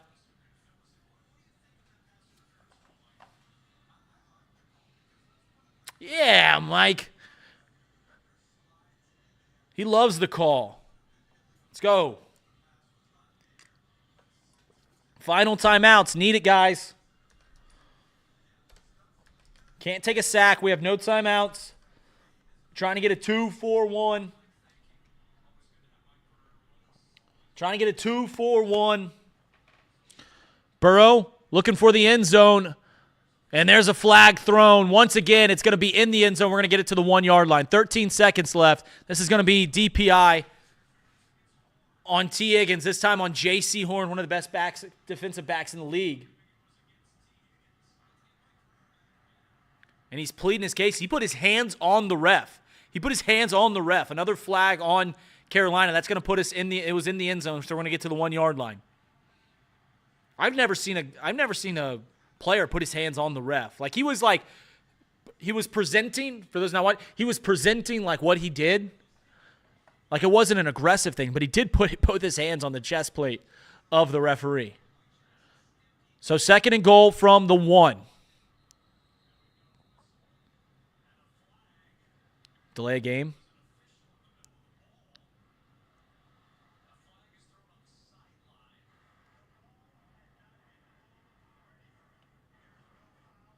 There's no penalty.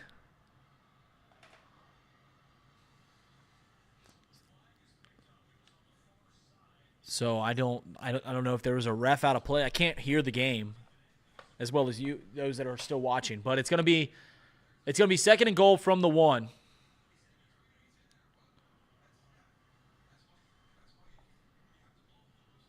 First and goal, my bad. It's an automatic first down. I forgot. Doesn't matter. We got 14 seconds. Come on. Come on, Joe. Got time. Incomplete for Jamar Chase. Jamar Chase fell down on the route. They're once again going after J.C. Horn. It was a quick out. Incomplete. Let's get Yoshi. This feels like a Yoshi touchdown situation, right? Kaseki's out on the field. Don't mess around and get cute. No, we don't have timeouts. We can't run the ball, David. We can't run the ball. There's 11 seconds. We've got to throw it every time, and we can't take a sack. Come on, 2nd and goal.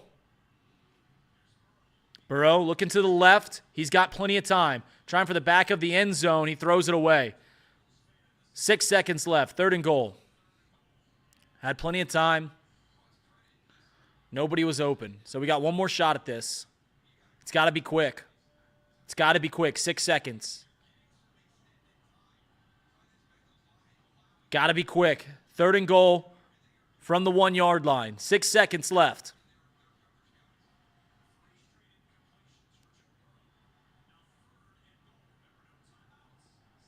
Six seconds left. 4 wide. Dropping back. He's going out. It's going to go to Zach Moss. Zach Moss dives for the end zone. What a risky play. Oh, my goodness. We give it to Zach Moss in the flats. He dives. If he doesn't get in, we get no points. He gets in. That's a big-time play. Zach Moss, let's go. Let's go. Golly, what a bold call.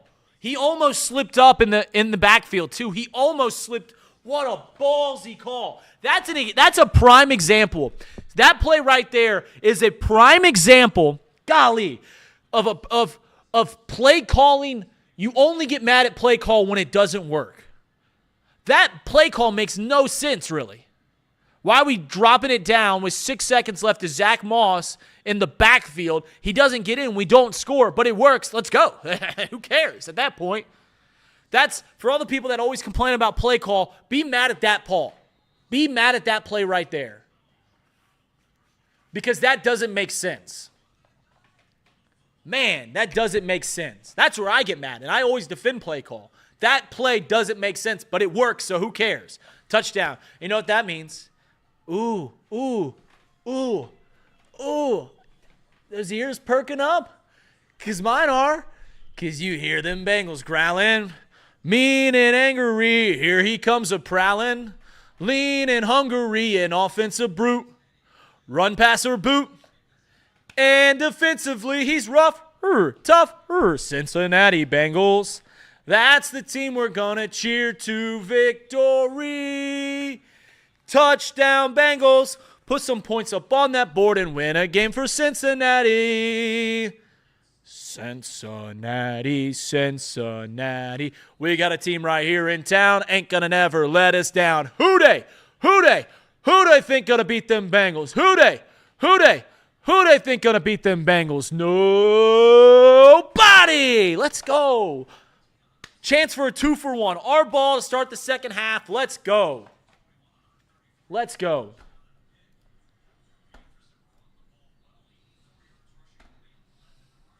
Golly, let's go. That's a beautiful 2-for-1. We got 56 likes, 81 in the chat. Halftime. All right, let's go. Let's do these stats. And then, Craig, I'm going to send you a link. I'll send you a text on what to put in the J bar as well for the after. Craig Sandlin, who's been in the chat this entire time, he's going to join us, as he does, after the show, after the game. We're up 21-14. Here's a recap of the first half. Carolina gets the ball first. They go all the way down to the 1-yard line. We stop them at the 1-yard line, stop the run. We go around. We get a few first downs, end up punting on our first drive. After that punt, Andy Dalton and the Carolina Panthers, they're driving down the field. He gets a pass tipped in the air, in the backfield, and it lands in Von Bell's hands, and he returns it all the way to like the 20-yard line. We score on that drive to go up 7-0. Then from that point forward, 5 consecutive touchdown drives. We go up 7-0 on it was Chase Brown, or apologize, that was Chase Brown up the middle. His first touchdown of the year, I believe. We then go, they go around and score. Hubbard scores on a long drive, 11-play drive that takes 6 minutes, 70 yards. We immediately answer back on a 63-yard pass to Jamar Chase to go up 14-7. They once again have another 11-play, 70-yard drive. This time it takes 6 minutes. They score with 1 minute and 10 seconds left in the go. We go down the field. Help from some DPIs, but a pass downfield brought us all the way there. Yoshi with a 30-yard catch, and then eventually we go to Zach Moss to score. And that's the recap there in the first half. They had 16 first downs to our 12. They had 217 yards of offense, so they're on pace for 435 yards. We had 176 yards of total offense. They ran twice as many plays. We are averaging 7 yards per play. They are averaging 5.3. They ran 41 plays. We ran 25. We only rushed the ball 6 times for 11 yards. They rushed the ball 20 times for 83 yards. They're on pace for 160 rushing yards. They had the ball for 19 minutes and 56 seconds. We had the ball for 10 minutes and 4 seconds. They had 4 penalties. We had 2. We were perfect 2 for 2 on red zone trips. It's really nice to see us scoring in the red zone because, I didn't want to talk about the offense at all after Monday night's game because we scored on every drive. But the red zone problems have been precautions. I mean, they've been They've been bugging. And it used to be because we didn't have a good offensive line. Our line's playing well. So now what's the excuse? But we score 21-14. Let me see if I can get this updated. I got to do some housekeeping. Reed sounds like Diddy. Didn't like that one. Didn't like that one. Who gets the ball after half? Bruce B. The Bengals do. Thank you all for being here. Go get a refreshment. Go pop a cold one. Some scores from around the league. The Falcons are beating the Saints 17-14. The Bears are beating the Rams. It's somewhat surprising. All these games are at halftime. The Minnesota Vikings absolutely dismantling the Green Bay Packers 28-0. Sam Darnold, 11 for 15, 136 yards. Kevin O'Connell is one of the best young coaches in the league. It's a shame that he hasn't gotten any credit to this point. I said when they were drafting J.J. McCarthy, I said whoever goes to the Patriots, good luck. That's a terrible situation. You can't succeed there.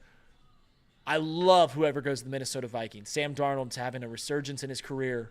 He looks fantastic. Kevin O'Connell, Justin, I mean, they just got so many weapons. Colts beating the Steelers. That's big in division. Jets over top of the Broncos in a low-scoring game in New York, 3-0. Man, oh man. Nick Sirianni and the Eagles getting dismantled by the Buccaneers, 24-7. The Houston Texans up over the Jaguars, 17-13. Got to score after the half. Get a little 2-for-1. That'd be huge. All right, I've got to send. Apologies, guys. I've got to do some things.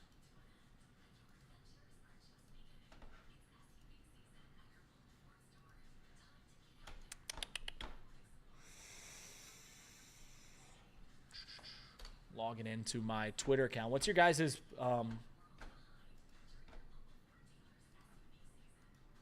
what has gotten you the most excited in the game so far? I mean, obviously the Jamar Chase catch.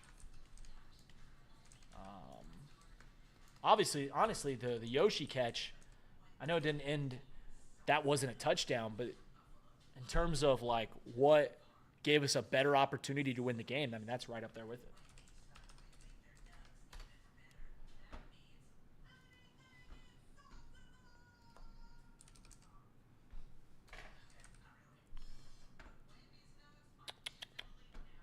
Craig, I'm sending it to your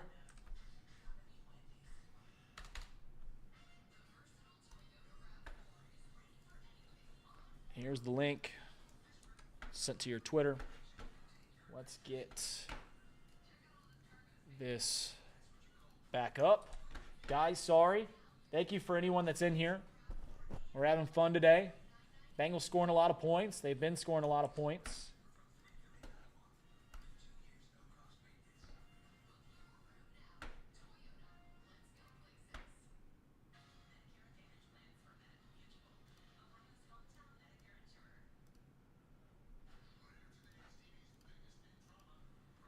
What?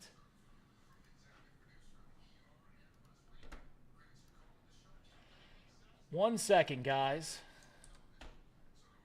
We got to get some running going, too. That is the one thing. Just getting this back up on the screen.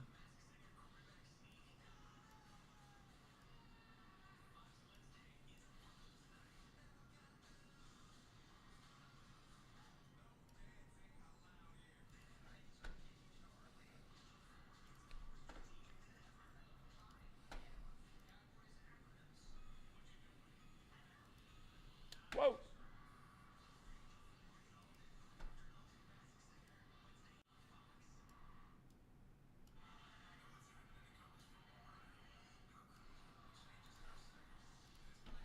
Oh no, I got that up earlier.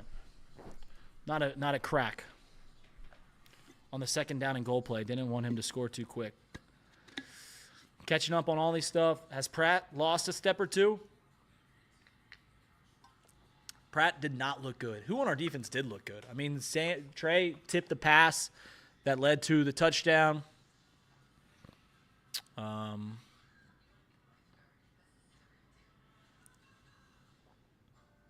Still not using Burton. I mean, are you upset? Bruce B, are you upset that with our offense right now? Listen. I've seen a lot of people like talking bad. I saw Zim Hude put like, why aren't we using Burton more? It's like we scored on every drive last week. Scored on every drive. We put up 25 points against the reigning champs who look like they have one of the best defenses in the league, the Kansas City Chiefs. I'm not concerned about our offense. I'm not like picking apart different things. I'd like to see Chase. If anyone, I want to see Chase Brown used a little more. I think he's a more potent running back. Who on defense got injured in the first quarter? I forget. Mike Hilton got injured, but he came back in the game. I mean, we're doing this without B.J. Hill. We're doing this without Sheldon Rankins. I mean, Lawrence Guy, who was Lawrence the Cable guy a couple weeks ago, he's playing a significant amount of snaps. Like, our interior line is just racked. Jordan Battle has to be a better option. Thanks, Mark, for the $5 super chat. Yeah, I mean, our safeties have not been good. Not been good whatsoever. Apologies, I'm going to check my phone.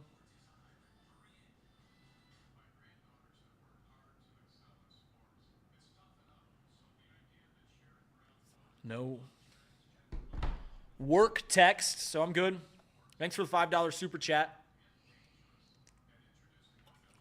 I thought about this thing when I was doing these. When I was if I did this full time, I thought about this like little shtick for these live streams. Like put in the left corner, like up here, it'd be like, for every $10 super chat, I'll take a shot of something. And for as fun as that would be, I think that'd create like a fun environment. That would get out of hand in a hurry. How about the Alabama football game last night? Yeah, it was good. It's good. College football, I'm not a big college football fan. I think there's more duds. I think there's more lemons than there are great games. But when college football comes together like it did last night, it is beautiful. It truly is. Like it's you build up for that. That's when people talk, it's a lot like fall weather. So I have this thing about fall weather. Everyone says fall's their favorite weather. When you the fall that you imagine, right? 60 degrees, sitting by a fire, you wear a flannel or a hoodie and jeans. Like that weather is the best weather we get. But we get it for like 2 weeks a year. Like everyone thinks you get it all fall. No, you get it like the third week of October and the fourth week of October, and then it gets too cold and it's hot before that. That's college football to me. College football, when it is perfect, it's beautiful. It's the most beautiful thing we do in North American sports. But I think that rarely happens. But last night was one of the cases where that happens. Go Bucks, they had a big one. Anyone hit any bets? Any bettors hit any bets in the first half? Touchdown scores. Cam Taylor-Britt runs his mouth and has one good game before. I don't know what's happening to Cam Taylor-Britt. I will admit, I don't mind Jamar Chase, Cam Taylor-Britt. Back when we had Eli Apple, I don't mind those guys talking junk, talking bull junk, because at the end of the day, I don't think it matters a whole lot.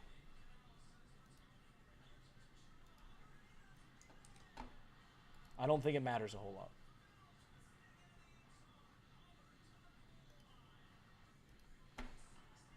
I'm going to try and get this. There we go. What?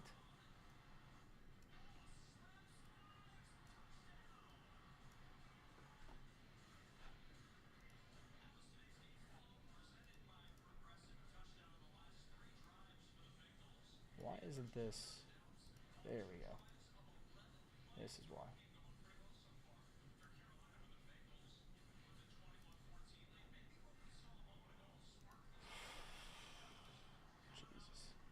We're getting ready to start the second half.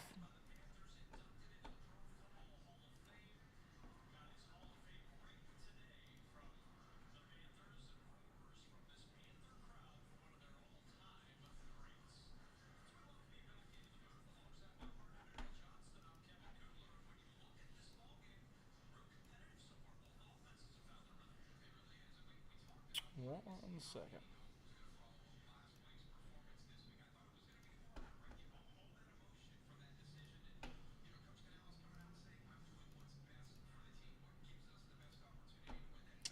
we go.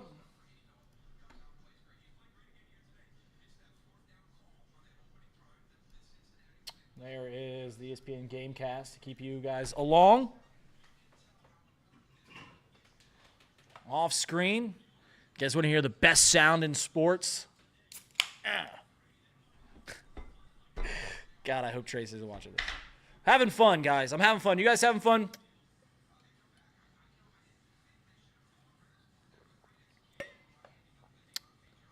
Yeah, I wonder what this game looks like differently if they just kick 3. I mean, you go back to that first drive, and if they just kick, what happens there?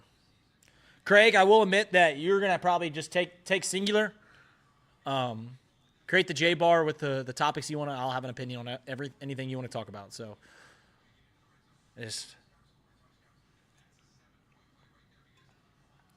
why is Reed pirating someone else's work? I'm not a pirate. I'm a Cub.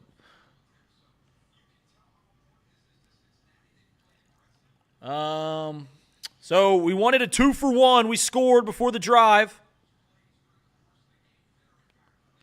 Before the half. Let's go down and score again.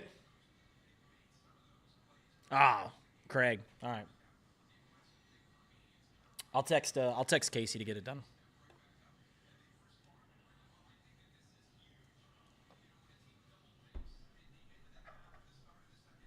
Trace hoards that stuff.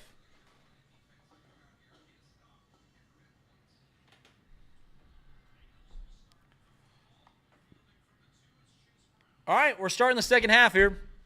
Chase Brown with a great return out to the 28-yard line, and that's where he'll take over the second half.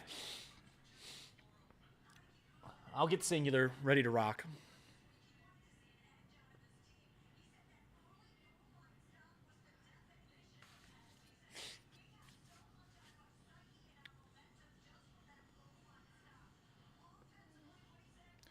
So according to the sideline reporter, the defense got fired up from that one goal line stop. There was 3 more drives after that one, and they scored in 2 of them, and we got an interception in the other one. Still haven't seen their punter. 1st and 10 from the 29-yard line. Joe Burrow with 2 wide to the open side of the field. Drops back to pass, time in the pocket. He dump it off to who looks to be Eric All, who will have it for a first down. Joe Burrow completes a pass to Eric All Jr. for 11 yards and another Cincinnati Bengals. Let's do a new thing, guys. Let's do a new thing. Every first down, we spam 2-for-1, and that worked great. Every first down, I want 1 ST. First. That's what I want. First.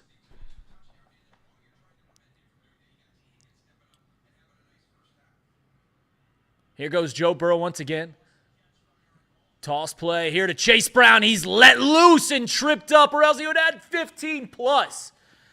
He's shot out of a cannon, but he's tripped up for about a 5-yard gain. I need more plays for Chase Brown. Man, he would have been loose. God, great play by the cornerback to trip him up, because I don't know if Chase Brown would have been stopped. It's a 9-yard gain. That's how fast he was going. He was tripped up about a yard behind the line of scrimmage, and he fell forward so far that he got 9 yards on the carry. Crazy.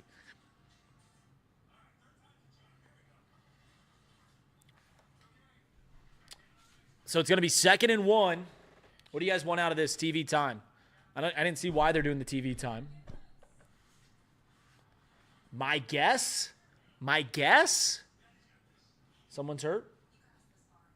But what do you guys want to see them try here on 2nd and 1? You just want to see them pick up the first, or do you want to see a shot? Everyone loves taking a shot on 2nd and 1. And I get why, right? You think you can pick it up on 3rd down, so it's almost not quite a free play. Panthers players hurt. Thank you, Craig. I can't hear the broadcast, so I don't need to see a 30. I don't need to see a long ball trying to score it all here. But a nice 15, 20-yard play, big chunk play, that'd be great. Play action deep ball. I don't even know why we run play action here. I get it. Right? They're gonna sell out on the run to try and stop you on 2nd and 1. But If I'm Carolina, I'm playing back because I know that second one with the options that the Bengals have, there's too many options down deep. I'm forfeiting the first down. Run needs to improve. That's not a bad call. Blackmore, I don't need to chew clock yet. Chew some clock. Longer drives would be good. We do have a lead, chance to go up 2 scores. Let's go up 2 scores, and then I'm cool. I'm cool with chewing some clock up. That is actually something the Bengals really, because of the way we play, we're not destined to chew up clock. Because we can't just shove it down your throat. Like, we got to throw the ball. We got to move it around the field. So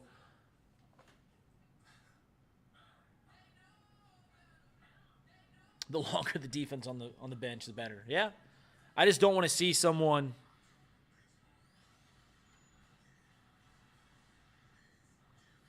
I don't know. Burton 9 route?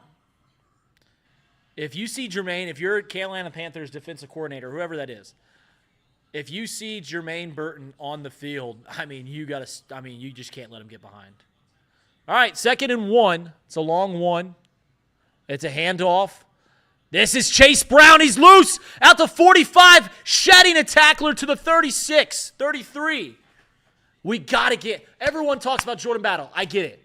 Jordan Battle helps in need. I think Chase Brown and then Zach Moss has done nothing. Has done nothing poorly. That's what I'm saying. Like, he's been a fine back. He's been good even. Chase Brown looks to be electric. We got to get Chase Brown more. Golly. It's huge. 1st and 10. Split back. Fakes the handoff, play action. Joe Burrow stepping up in the pocket, a lot of time. He's going to take it himself. Don't get hit. And he rolls down, pass. Joe Burrow takes it himself, 11-yard run for another Cincinnati Bengals. First down. How do you guys feel watching Joe run ever? If it's late in the game, I'm not so nervous about it. But, like, every time he runs, I'm like, go. Stop. Slide. Like, I don't want him to ever take a hit. Now take a deep shot to Jamar. No, let's just keep doing what we're doing. 12:36 to play. 1st and 10. We're outside the red zone. Ball on the 24. I'm putting 2 tight end on the line. Handoff goes to Zach Moss. He lowers his shoulder as he gets to the line. Great push on the line. We got a gain of 4 yards. We get out to the 20.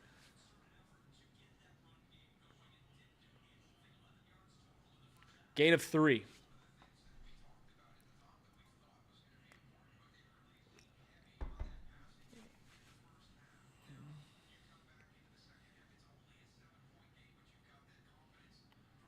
Second and 7.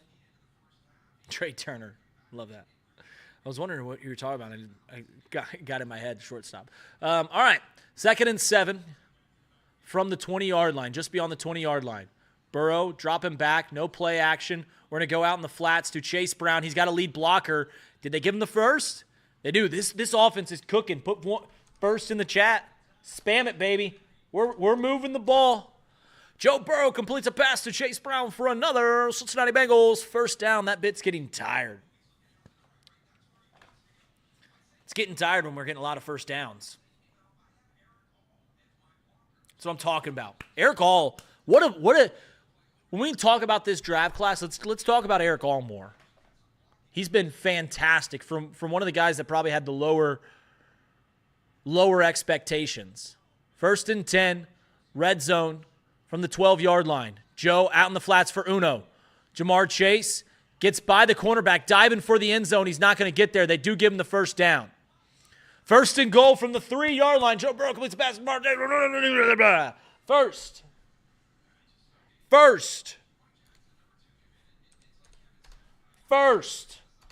Put him in. First. Let's finish this 2 for 1. Get the ball to Yoshi. Handoff. In there for 6. Chase Brown, 2-touchdown day. 2-touchdown day for Chase Brown. 2nd rushing of the game. TD 6, whatever you want, put it in there. TD 6, put it in there. Let's go. Hand off to Chase Brown. You know what that is, guys? That is a beautifully executed 2-4-1. 2-4-1. Let's go. 2 for 1. TD, 6. Put them all in there. Put them all in there. And Evan McPherson, E-Dog, because he's my golf buddy, puts it through the uprights. You guys ready? Perfectly executed. Hear them Bengals growling. Mean and angry. Here he comes a-prowling. Lean and hungry. An offensive brute. Run, passer, boot. And defensively, he's rough, tough, Cincinnati Bengals. That's the team we're going to cheer to victory. Touchdown, Bengals. Put some points up on that board and win a game for Cincinnati. Cincinnati, Cincinnati. We got a team right here in town. Ain't going to never let us down. Who they? Who they? Who they think gonna beat them Bengals? Who they? Who they? Who they think gonna beat them Bengals? Nobody. You gotta get the crouch, the point, and the spin. Let me know where you're watching this game from, guys. Put in the chat where you're watching this game. I'm watching it from the Chatterbox Studios. Beautifully executed 2 for 1. Let's go.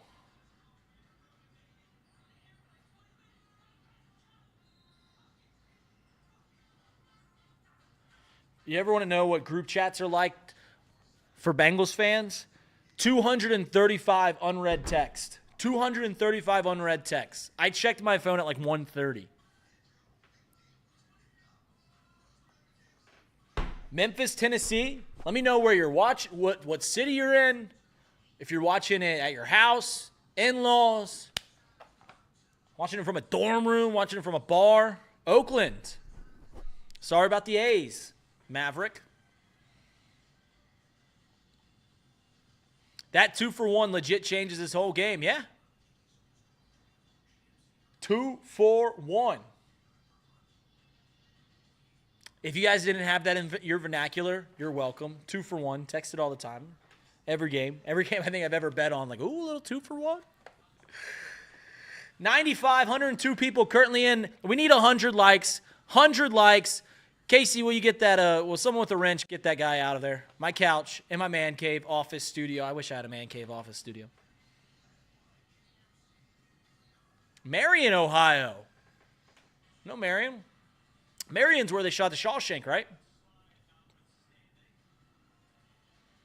A little farther north than like Bucyrus. I think I know my Ohio geography pretty well. I mean, do I know geography pretty well? I'm going to go out of frame for a second, guys. Whoa. I am the 2010 St. Peter and Chains School Geography Bee champ. Came in second place one other time. This is my pride and joy. It was so funny. Growing up, I'm going to do a little side tangent before the Panthers get back in. My family, pretty decent athletic family. Like my brother, like all-state, first team in conference, in college, national runners-up in Division II baseball. My other brother's like, he played 2 different sports, Division II in college, played golf and baseball, like all-time closer at University of Charleston, and then it'd be me, Reed Mouse, Geography champ. All right, 1st and 10 from the 30-yard line. Andy dropping back. He's got time. He evades the pocket. Look at the red rifle run a little bit. Guys, so I asked for a 2 for 1. We got it. Because of the chats, we got it. Can we see the Carolina Panthers punter? Can we see the Carolina Panthers punter? Rick S., you're trapped in a bedroom, handcuffed to a bed. Isn't that a plot to a Stephen King movie? 2nd and 4.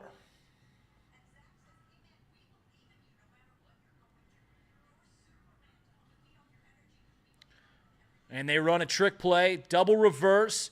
Great pursuit tackle by Trey Hendrickson. That's great pursuit tackling. Come on, let's get a 3 and out. 3 and out one time. 3rd and 3. Let's get this punter on the field. I want to see their punter one time. Let me see their punter one time. That's a good play by Cam Taylor-Britt. Don't let that one go off. You might get that, Elliott. 3rd and 2. Andy dropping back. Incomplete pass. We did it. We did it. We did it. We did it. The punter. The punter. We did it. Oh, my goodness. We got the punter. Guys, I like to tell people to, like, take a deep breath every once in a while. Watch this punt. This might be the last time you see a team punt against the Cincinnati Bengals this season. Oh, it's a thing of beauty. Who we got? Downtown Charlie Brown Jones back there? Here we go. Chuck Nasty. No one goes east to west quicker than Chuck Nasty. He's like a Lewis and Clark. Sacagawea. I mean, he just – if you were in the 1800s and you're trying to get across the United States and the Oregon Trail, you did it with Chuck Nasty. No one gets east to west quicker than him. Oh, my God. We got the punter. Geography B. The 2-for-1. Spamming the chat works. Spamming the chat works. 12-play, 7-minute TD drive. That's what Craig wants. What do you guys want on this drive? I just want to see some points. We get points on this field. We get points on this drive. Let's go. Come on. Everyone that's joining in, we got 111 currently. Give us likes. We're spamming the chats. We need 1 ST first, every first down drive, right? We also forgot to put our threes up for this quarter. We always forget to put our threes up. But we need 1 ST every first down. We got a 2-for-1. We got a punter. We got a 3 and out. Spamming the chat works. I'll take a Yoshi touchdown. I don't think I'm going to get a Yoshi touchdown. Give me a Yoshi touchdown. Let's go. 8:59 to play here in the third quarter. Thank you, everyone, for tuning in.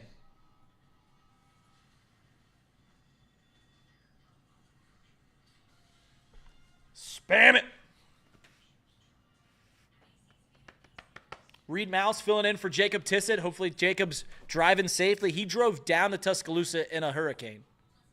Sean Connor's in here. Haro's in here. Andrew Sellier. Everyone, let me know where you're watching from. I need to know city. I need to know location. You on your couch? You sitting? Where are you watching this game from? I'm watching from downtown Hamilton, Ohio. If we win, does that mean Jacob's kicked off the show? I don't know. My take on this game beforehand was it was the one I was least anxious for because if we lose, we just stink. We're just not a very good team. It's funny how quickly, like, I felt so defeated on Tuesday morning. Like just a deflated balloon. Like, you know when you go to a 3-year-old's birthday party, they get the big bouncy house and the party's over when they let the air out of the bouncy house and it just looks like something crumbling. That's what I felt like on Tuesday. And then you just get amped up. Come Sunday, you just get amped up once again. Just when I thought I was out, they pull me back in.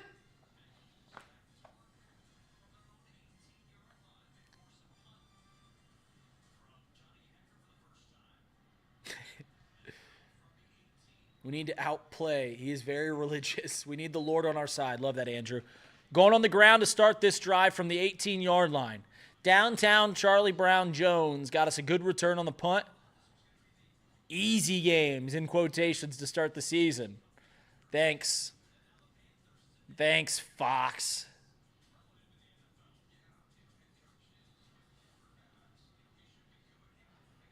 Second and 6. Zach Taylor. God, he's just got great drip, doesn't he? He just has the best sideline attire in the league. It's the same black shirt and the same black hat every game.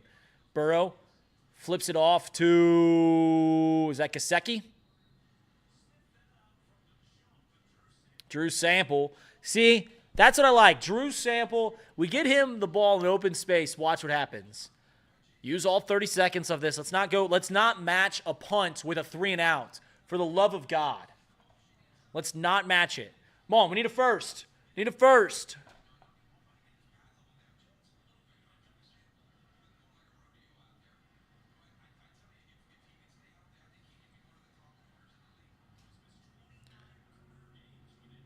Joe Burrow, bunch package to the open side, trips to the right. He drops back. He's got time. He's going deep left side, man on man, and it's an incomplete pass to T. Higgins.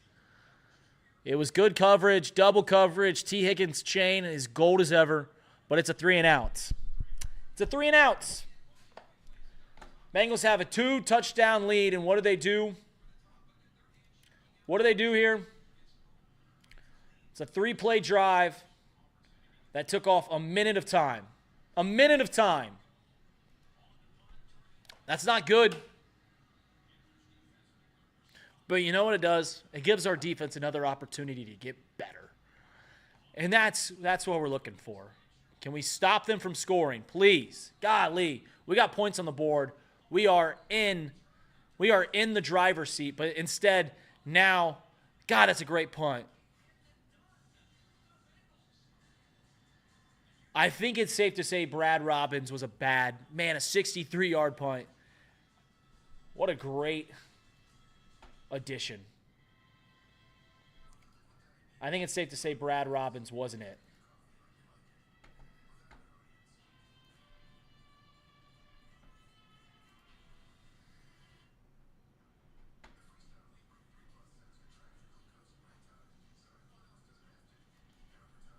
All right. We saw their punter existed. We saw him exist. Can we get him out again? Can we get him out again? Let's do 3-and-outs. William, thank you for having us. We'll be here every Bengals game. It's a live watch along. I'm making it up as we go along. Let's spam 3-and-out, baby. Spam 3-and-out. 3-and-out. 3-and-out. I'll even take 3 ampersand O. 3 ampersand O. 3 ampersand O. I think that's how you pronounce that symbol. Let's go. Give us likes. Likes equals wins. 3-and-out. However you want to do it. David Bloom's in there. King 22's in there. We have a new punter, LeVar Harris. You're absolutely right. Now they're going to score a touchdown. Cam, the vibes are high. The vibes are high in here. Don't ruin it.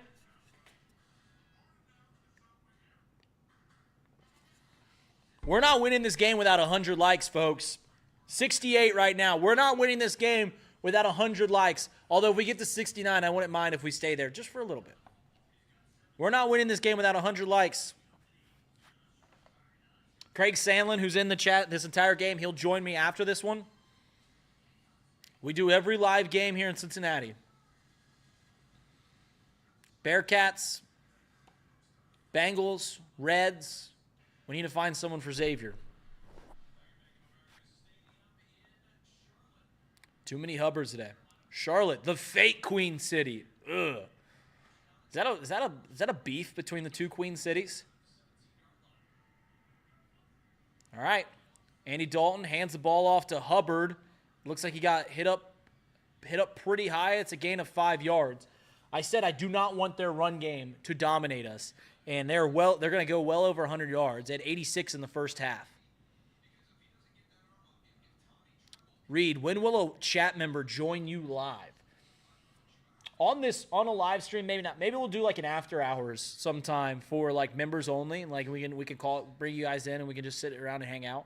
I would love, what'd be fun is if we did like around the horn with members. 2nd and 6. Handoff once again to Hubbard, and they are just eating us alive. All right, we didn't get 3-and-out. We didn't get 3-and-out. 70 likes. Yes, I've sent it to Craig. Casey, you want to help me out and just put in singular packages? Put in the singular package.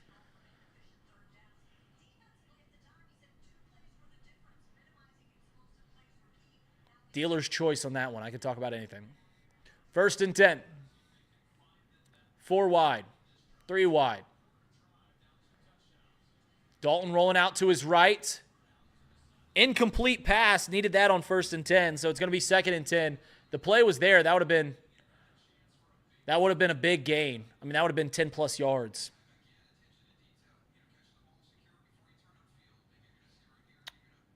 Mike Hilton it was zone coverage, and he just dropped the ball. Leggett just dropped the ball. That would have been a big play. Punter. Come on, 2 stops. Someone's out. Someone's hurt. All right, we got us time here. Let's take a look around the league, see if there's any updates. I did it at halftime.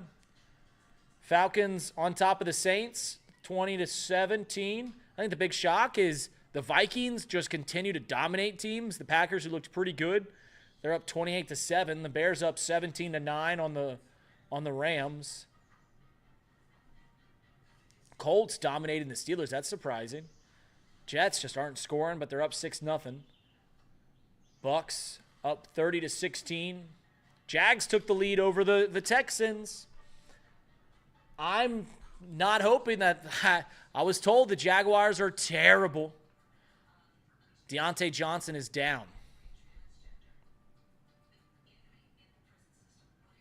Yeah, Craig, work with Casey on that. I'll let you take the lead.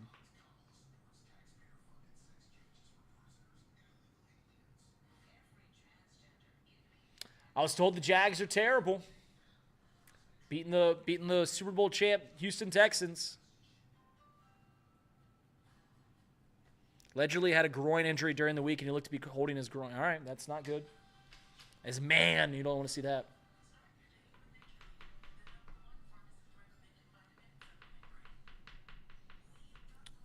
Anyone else? I've been mentioning anyone else checking in any other games? Got any other bets that you feel good about?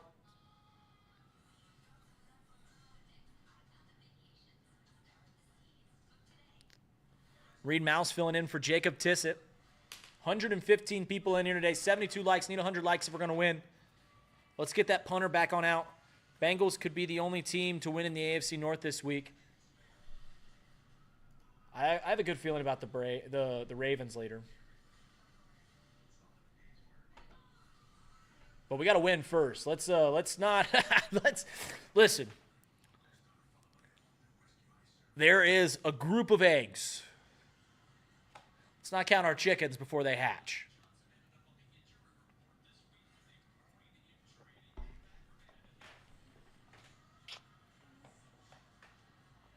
Yeah, it's an off-contact play. Oh, man, that hurts. That's tough.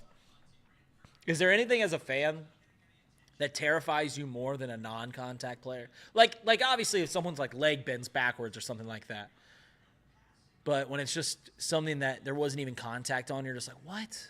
All right, 5 wide. Andy Dalton alone in the backfield. We're sending 4. Another incomplete pass. That's great coverage. Pretty good pass from Andy Dalton. It was a slant route for 10. Juan Drago, DJ Turner the second. Great play by DJ Turner. Full extension from DJ. I liked what I saw from DJ Turner last year. All right, third and 10.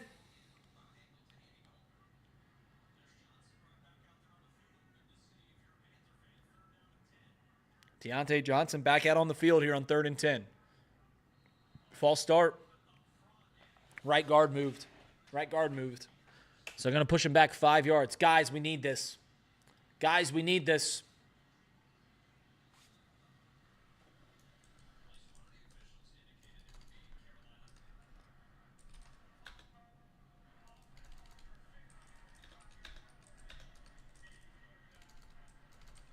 Shelby Houday. You know what? On this 3rd down, that's what I want. Spam it with Houdays. Get us a bunch of Houdays.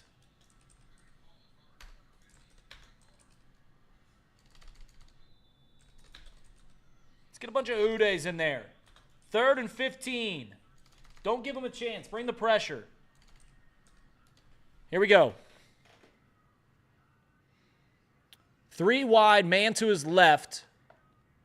Tight end on the line. Chip block, and it's going to be a screen play off that chip block. A lot of space there for Hubbard, but he's going to be short of the first down. He gets about 12 yards, maybe 11. It's going to be 4th and 4. And it looks like Andy Dalton's walking off the field. We got him. He exists. He exists. The punter is back out on the field. Let's go. Hoo-day. Hoo-day. Hoo-day. Now we get this is the best part about when they punt. We get to see the treat, which is downtown Charlie Brown Jones running east to west. Watch this boy go. He would not. Oh, it's a fake. It's a fake, and it's wide open for the first down. But it's stripped. Fumble. Ball. Ball. Ball. Ball. Ball. It's ours, right? What happened? What happened? That's our ball, right? Jordan Battle was out on the field. Oh, they ruled it incomplete. It looked like he had it, and then he fumbled it. And then they were arguing about who had the ball. So they run the trick play. Wide open. Yeah, that's incomplete. That's an incomplete pass. That's a good call. Incomplete. Has to be incompetent. I feel incompetent at this, Craig. So we're going to have great field position. That's an incomplete pass. Great play. Drew it up great. It was a great time to do it. But we take over from the 35-yard line. Let's get in that end zone. Come on. Joe Burrow's under center. Hand the ball off to Zach Moss on the left edge. He gets to the line of scrimmage and a little more. It's a gain of 2, maybe 3.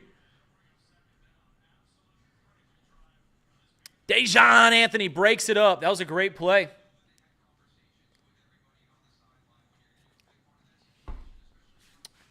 Lou Anarumo popping the hood. I think Craig put it in the chat earlier. The 2-for-1 made all the difference. It just puts too much pressure, makes the Panthers one-dimensional in their game. 4:45 to play. It's 2nd and 8. Burrow, he's looking to pass. Looking for an out route, stays in the field, and it's Mike Gesicki who evades one tackle, and because he evades the tackle, stops forward progress, and it's going to be a loss, a big loss. Would have been a gain of about 3 yards, but he evades the tackle, stays on his feet, so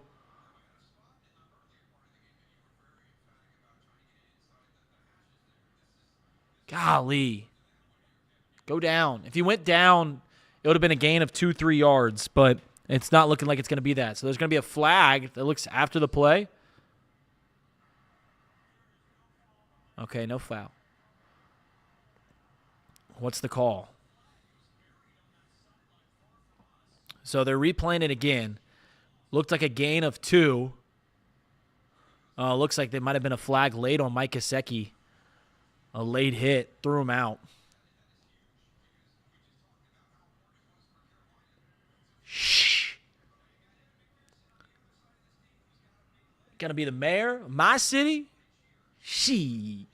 3rd and 17. It's a loss of 9 yards because Mike Gesicki evades that tackle. Do we run the ball? Take 40 seconds off the clock? Dude, we're not in. I mean, this is a 60-yard field goal. We need 8 yards. We're going to need 5 yards. So maybe it's a screen. Maybe it's a draw play. But right now, that's a 60-yard field goal because of the 9-yard loss from Mike Gesicki. Gosh darn it. Joe takes the snap. Hands it off to Zach Moss. I like that. He's got a lot of room to run. First down. Flags are down. That was an 18-yard run from Zach Moss. Don't be a hold. It's going to be a hold, but don't. Be hands to the face. Be hands to the face. Be hands to the face. Offensive holding. It was an 18-yard rush. Flags came flying in. Everyone knew what it was. So it's going to be 3rd and 27. It's called on Cordell Volson. Yeah, his hands just got outside the thing. So it's a 9-yard loss. So we get the ball on the...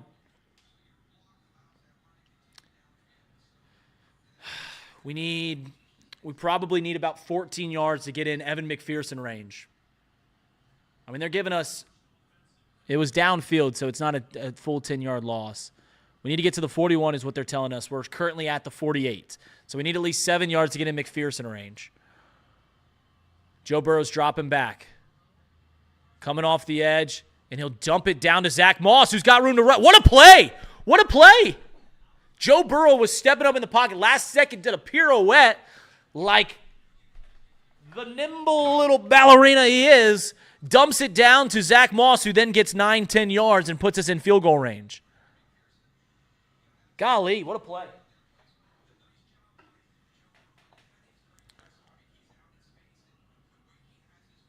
Come on, Mac. We make this. We got to get some Macs in there. 56-yarder. This is a long one. It gives us a shot. This is my golfing buddy. E-Dog. Who day, Annie? Snap is up. Kick is up. With, ooh, right down the money. Mac money. Evan McPherson.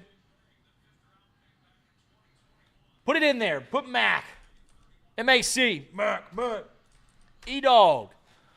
Mac, let's go. So we don't sing the song when we score a touchdown. What they do is they play that Todd Rundgren song. I don't want to work. I just want to bang on the drum all day. And that's how I feel. Like, why would anyone want to work when you can just sit around and hit a percussion instrument all day? Sounds like way more fun. But we're having funny right now. Money Mac, put Max in the chat. Max in the chat, spamming it. We're up 17 points. It's a 3-score game. 2:52 to play in the third quarter.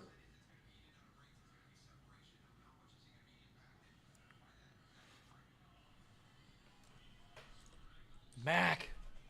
You know what? Put money sign Mac. Money sign Mac. Make it look like smack. We should have gone right in. Yeah, it stalled out. Mike Gesicki kind of ruined that drive. In all honesty, it won't be remembered, but that play, Joe Burrow dumped it down to Zach Moss, that is huge, folks. That is huge. That's a great play by Joe Burrow.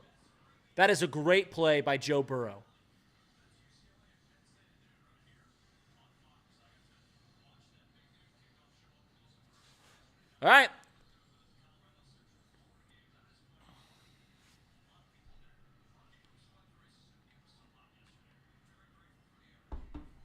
$77 likes. I need to get up to 100 before the game ends.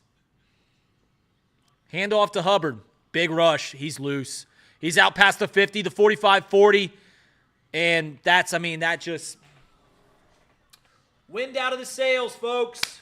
Wind out of the sails. That's a 38-yard rush.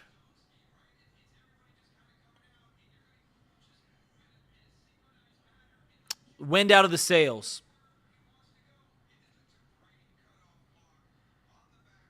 Home to three. They're already in field goal range. It's 1st and 10 from the 32-yard line. Dalton drops back to pass. It is a pump fake. Lost the cameraman, lost me, and eventually throws it out of play. I don't know if I've watched Andy Dalton play hundreds. I mean, this is what, his 160th start? I've watched Andy Dalton play easily 100 games in his career. I've never seen him pump fake. I've never seen him do a full pump fake like that.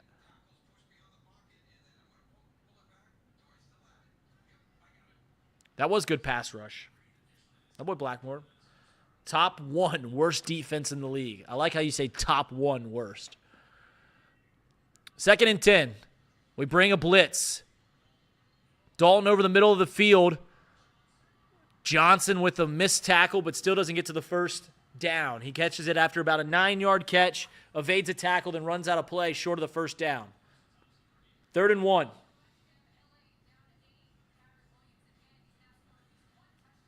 Joe making dumb throws. John, where has Joe made a dumb throw? Seriously, where has Joe made a dumb throw so far? I didn't like on our 3 and out that we went 50 yards downfield, the tee, but I thought he's been fantastic, I thought. 3rd and 2nd, handoff. He's going to have the first down. Miles Sanders will. Von Bell on the stop to Miles Sanders. How far was the field goal we made? 56, Zenny. I don't need any Chief fans in here.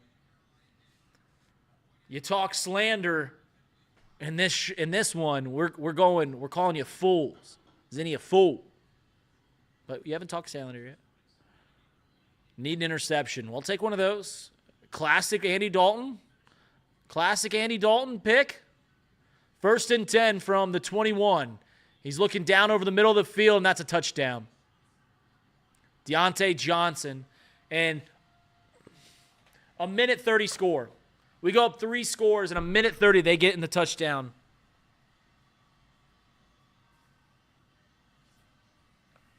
Is that over Cam Taylor-Britt again? Is that CTB again?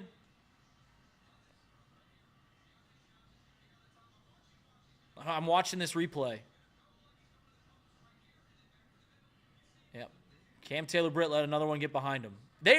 It's not the fact that this is happening. It's the fact that that's part of their game plan is to attack Cam Taylor-Britt deep.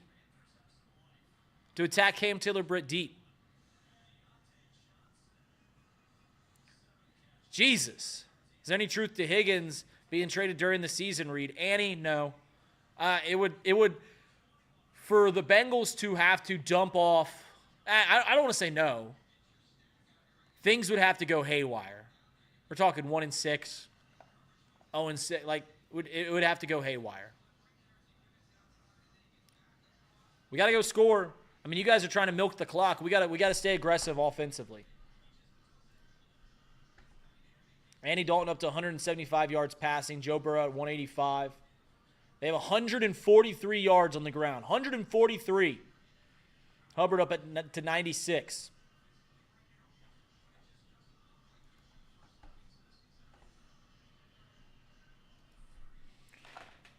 We're up 10 points with a quarter to go.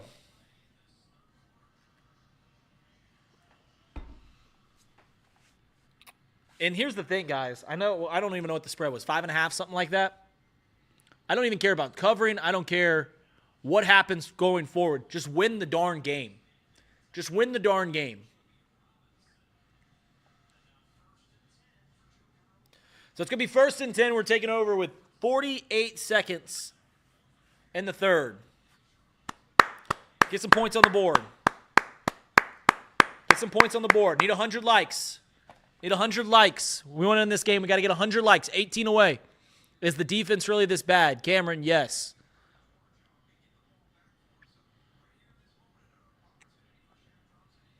Warren, hashtag keep pounding. Go pound sand, Warren.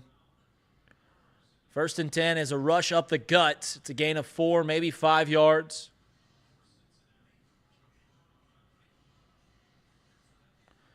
Drew Sample, 89, anytime touchdown score. I don't think that's going to happen. I think he's played like 5 snaps. Does have a catch. Put Mally James at cornerback. Might be better. Just messing with you, Warren. Just friendly camaraderie. I mean, 2nd and 5. Joe fakes the handoff. Play action. Looking for T. Higgins coming in, and it looks like that contact happened before the ball got there, but it's going to be 3rd and 5. Sims is killing it. Best line playing forever. I agree.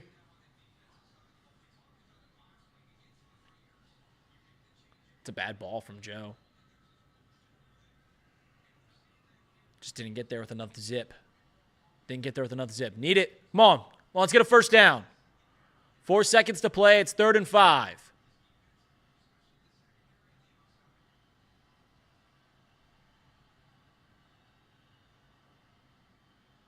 Third and 5. 4 seconds to play. Joe calls a timeout. Darn it. Darn it. Why are we calling a timeout there? Need this first down, guys. I can't tell you how badly we need this. Do we need Mixon? Well, no, Annie. Our run game's been, it hasn't been working well, but like Joe Mixon doesn't make this any more explosive. We're missing the defensive players more than anything that we've let go. Mixon's one thing, Tyler Boyd's another. Like,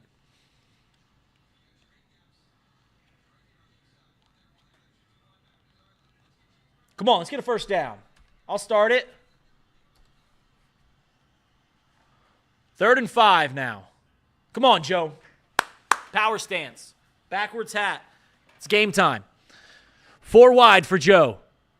Man to his right. Ball in the middle of the field from the 29-yard line. Stepping up to help protection. 5 seconds to play. Takes the snap. Joe, clean pocket. Steps up. Now evading 1 sack. 2 sacks. Rolling out to his right. A lot of time to play. Gets a chip block. And a wide open man.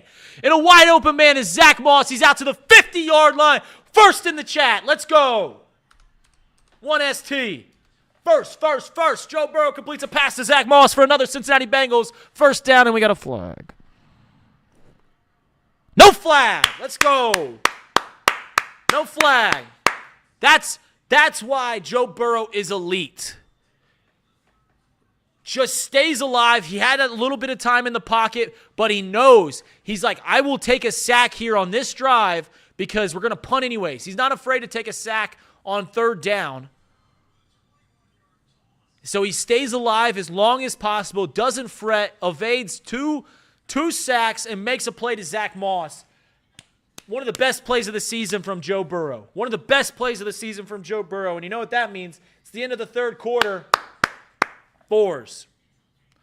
Put 4s. Get your 4s up. Get your 4s up. You know what? We're taking a selfie for my Twitter. Put the 4s up. Thanks for being in my selfie. First, we got the first down. 4s for the 4th quarter. Whatever you want. 4s first. Let's go. Put them 4s up. That's Mally. That's your Burrow. That's my Burrow. Everyone's Burrow.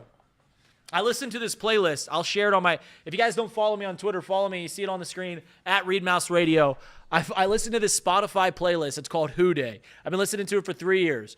And, like, the first, 8 songs are songs that they actually play in the stadium, like the Bengal Growl, the Who Day chant, For Whom the Bell Tolls, Stone Cold Steve Austin's. They play Hell's Bells, things like that.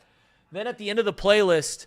Then there's the middle of the playlist, which is just they play any song with the word jungle or cat related to it, like Cat Scratch Fever by Ted Nugent or Jungle Boogie by Kool and the Gang.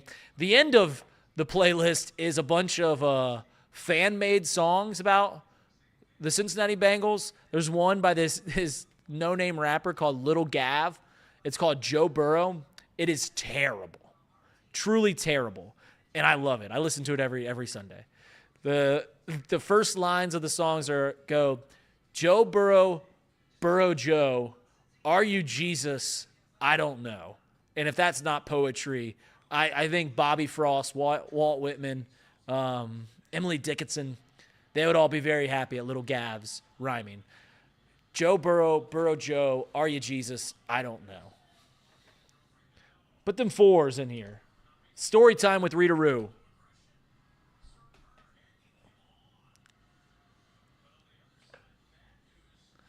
Darren Wright, you are right. Just like your last name. All right, 1st and 10 from the 50. First play from the 4th quarter. Up 10. Let's get our first win of the season. It's a pitch play out to Chase Brown. God, he's quick. God, he's quick. God, he's good. Here's what I love about Chase Brown is he's so fast. Like, you get a different change of pace back. And Craig, I don't know if you put this in the J-Bar. I want to talk about Chase Brown. Maybe we're just talking about him in the offense. But he, at Illinois where he went, he played the majority of the snaps. Like, he can take hits. I know he's the change of pace guy, but man, oh man, man. Please send in Joe next time to call snaps with a cigar in his mouth and see that his head is shaved. Haro wants a 2-for-1. That's not quite how it works. 2nd and 1. We got 4 seconds to play. Get that snap off. Come on, Joe. Drop him back to pass. Plenty of time. He's trying it all. Going downfield. T. Higgins, who was out of play, makes an incredible catch. Incomplete. I think he made it in play, but he was out of play when he made it. So that's a flag, right? They pushed him out. Maybe they're calling the flag on pushing him out.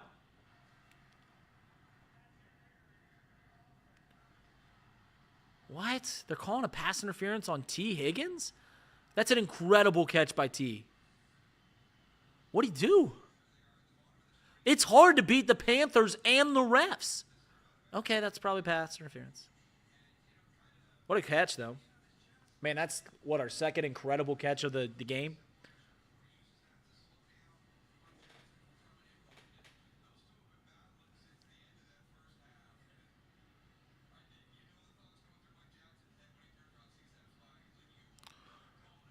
Still 15 shy of 100. Need 100 likes, guys. 130 in here. Come on. 2nd and 11. Joe Burrow looking to his left. Scans the field over the middle of the field. It's a gain of about 5. That is to Chase Brown. Just coming out of the backfield. Run a little hitch. 3rd and 6. We're across midfield. If we get really short, I don't know what I'm doing if I'm Zach Taylor. Because he could put him back, but I think I'd go for it. Come on.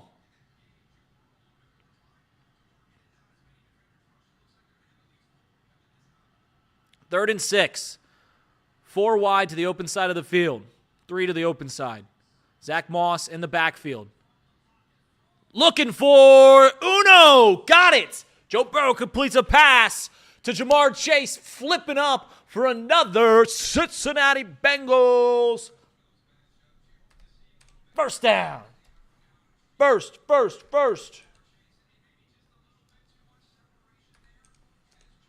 Spam it, baby. Spam it. Put the first. 1 ST. Look at that flip up. My boy came to play.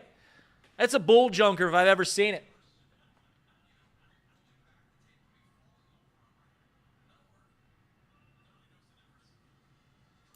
Handoff to Zach Moss. Lowering his shoulder.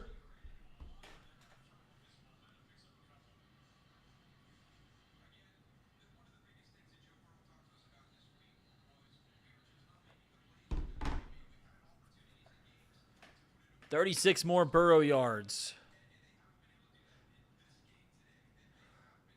There's an injury on the field. 12:47 to play.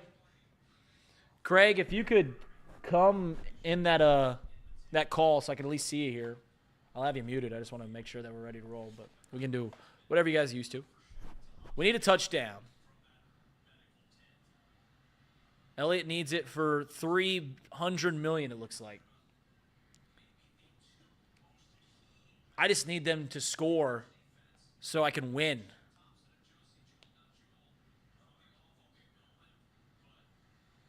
Who's going to win the 4th? That's right.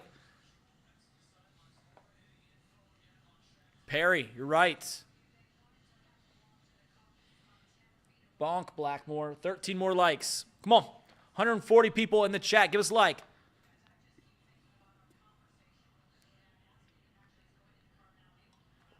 Second and 8. 12:20 to play in the game. Up 10. Safety blitzing off. We hand it off to Zach Moss. It stinks that their numbers are 30 and 31. Hand it off to Zach Moss for a gain of about 4. Shaq Thompson, he was the leading tackler for Carolina in the first half. He's leaving the field. Missed 15 games last year.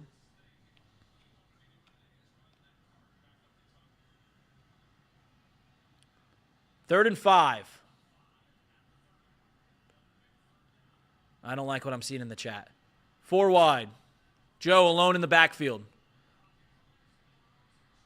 Burrow evades a sack and throws miscommunication between him and Jamar, and this is a big return out to the 30, and he's still going. 40.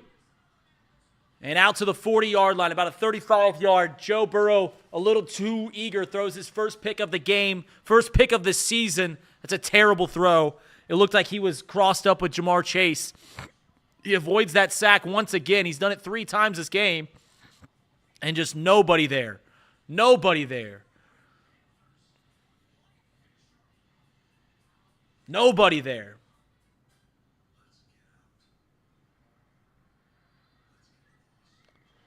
This is a ball game, folks. This is a ball game. Need to stop. Need to see that punter again. It's a ball game. Come on. Come on. Reed Mouse filling in for Jacob Tissett.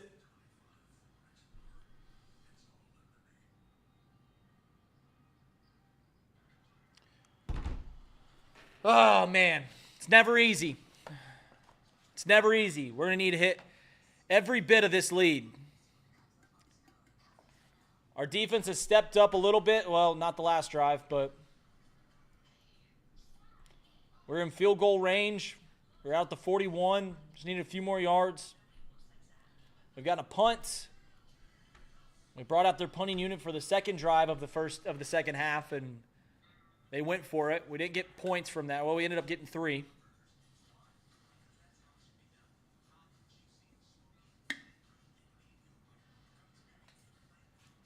Yeah, Joe probably should have thrown it away. Would have been a really long field goal for Evan. Would have been a 58-yarder. I don't even know if we would have kicked that.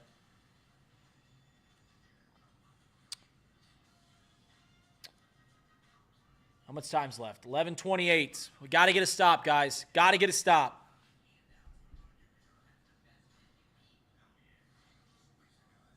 Got it.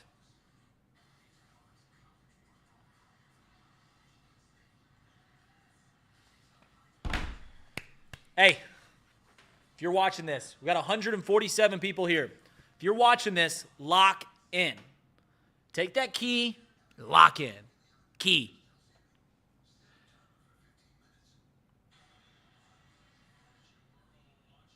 It's first interception of the season. I think Joe was the only one to throw over 100 attempts and throw his first pick. That was all right.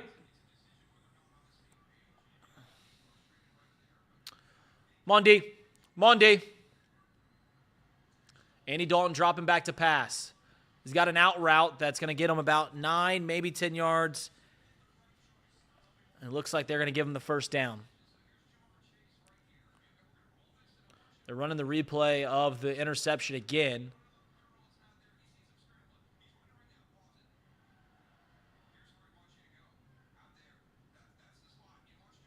So that's where Joe was throwing to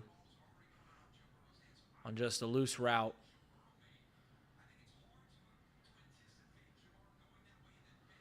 I mean, that's miscommunication, guys. I mean, that happens sometimes. I mean, it's just that's what we talk about with chemistry between quarterbacks and wide receivers. Chuba Hubbard gets a handoff, stopped at the line of scrimmage. CBT, assume you mean Cam Taylor Britt, CTB, is his confidence is shaken. I don't know about that, but come on, guys. Love you, Warren, but I'm going to keep telling you to pound sand. It's all fun. Thanks, brother. 2nd and 9. Come on. Come on, D. Dalton, 3 wide, takes the snap, fakes the handoff. He's dropping back, clean pocket. It's going to go to Hubbard, who's just beyond the line of scrimmage, and Jermaine Pratt, who's out there, is trying to pull him down. They stop the play short of the first down. It's going to be about 3rd and 3. BLT is getting cooked.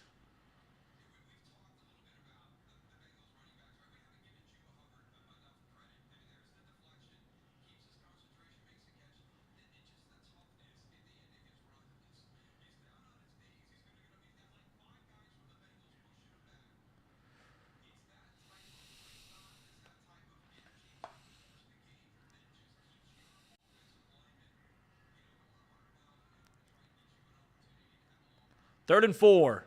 3 seconds to play. They get the snap off right before. Out in the flats, it's Hubbard for the first down. Quick play. Didn't have enough time to get back there. Not blitzing enough. Just nothing's going right, folks. Spam stop. Come on. We got to get a stop. We got the 2 for 1. We saw the punter when we asked. Need stop.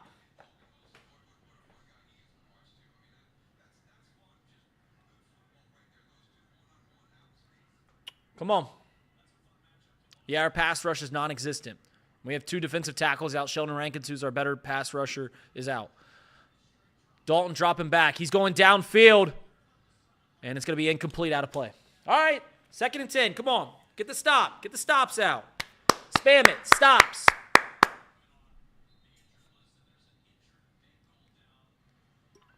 We got a stripes down. Who is that? Oh, no, that's not Trey. That's Trey. Trey Hendrickson's down, being seen. Trey Hendrickson's down. That's not what you want to see. Come on, spam stops. Got a whole timeout. I want to see 50 stops in here.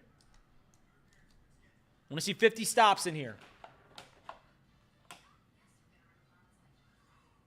Stop. Come on. Bengals with a 10-point lead. About 9 minutes to go. Joe Burrow threw his first interception of the season. Yeah, it looked like Trey.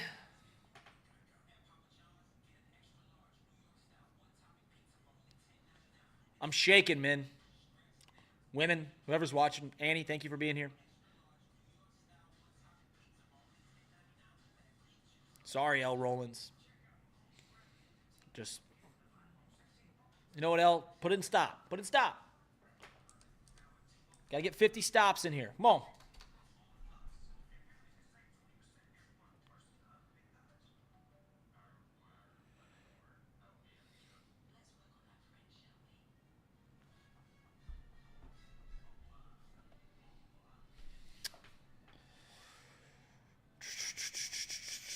I hope he's okay, too.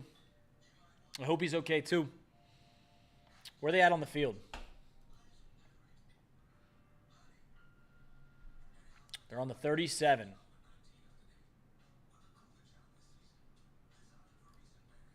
So they're already in field goal range. Down 10. Need to stop. Guys, we just got to win this game. We got a 10-point lead. 9 minutes left. Can we just win this game? And someone with a wrench, get the spam bots out of here.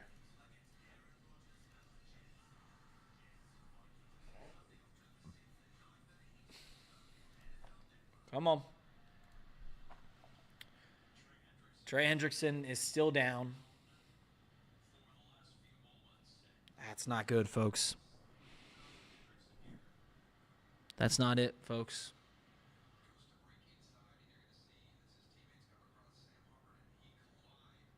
They collide helmet to helmet. I didn't see anything leg-wise. Did he just get a concussion? Is he just knocked out? Is he sitting upright? Can someone... Come on. I need an update here. I think out of all the players on the team, I need to see him walk. Walk off the field. Yeah, he's walking off the field. Look, maybe a stinger. Hopefully a stinger. All right, he's walking off on his own, Power.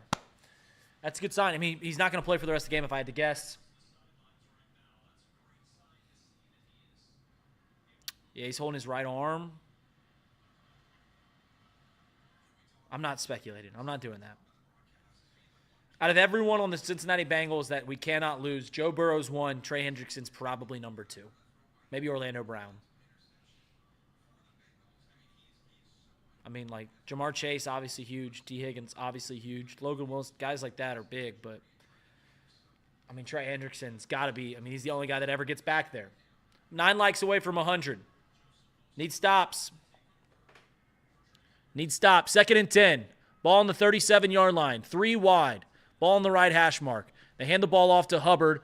Hubbard runs it. It looks like he's going to get 5 yards, tackled from behind in a gang. So it's going to be 3rd and short. They will kick the field goal if I had to guess from this point. But if it's 4th and 1, maybe they'll go for it.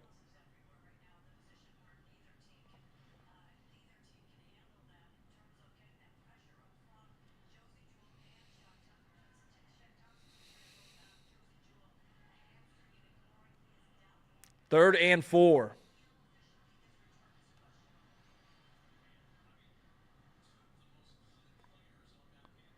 Third and 4. Come on. 3 wide. Ball on the right hash mark. Man to the right of Andy Dalton. He's dropping back to pass. No play action. Trying over the middle of the field. They've got it. Incomplete is what Bengals are calling, and that's what they're going to call. Incomplete. 4th down. Come on. They kicking? Andy Dalton's coming out. They're kicking. Oh, yeah, that's an incomplete pass. Shoulder's not good, guys.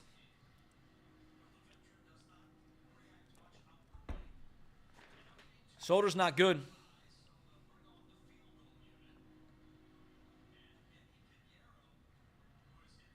They got 3 seconds to get this play off. Play clock. Throw the flag. Throw the flag. It's a delay of game. That's terrible coaching. That's terrible coaching by Dave Canales. Oh, my God. Unless 53 yards is... Dave Canales said it never reset.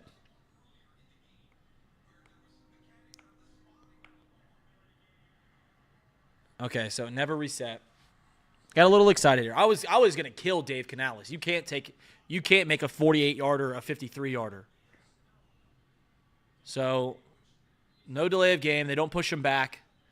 48-yarder. Hey, you at the field goal line. Miss it, miss it, miss it. Hasn't missed yet. Snap is good. Kick is up. It looks on the money, and it's going to go right through the uprights. It's a 7-point game.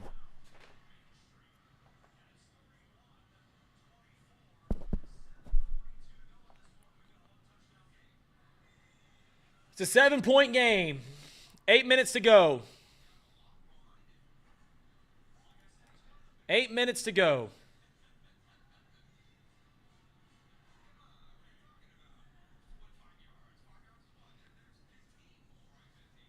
Checking around the scores as we get into the nitty-gritty here. The Jaguars are leading the Texans. Texans have the ball. 2017, 5 minutes to go. Buccaneers are up 33-16 with 6 minutes. That game's over.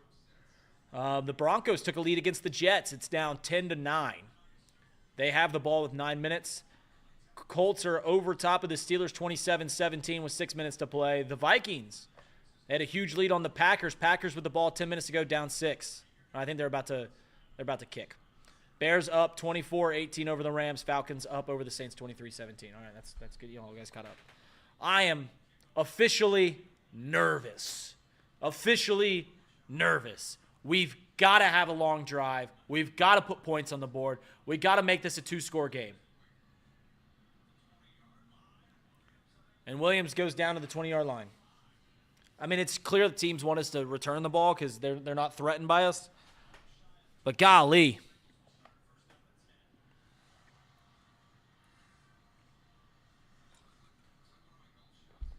Golly, folks.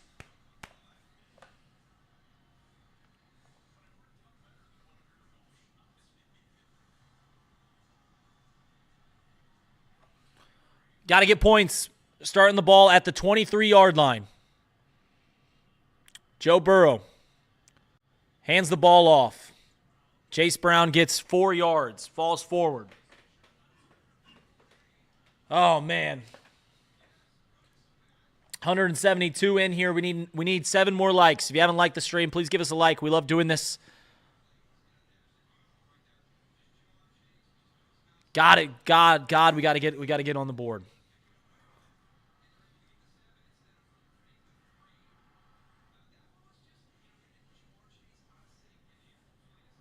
Joe noticeably frustrated. 2nd and 7. Joe dropping back to pass. He's going out in the flats. That's Eric All for the first down. Let's go. Joe Burrow to Eric All for another Cincinnati Bengals first down.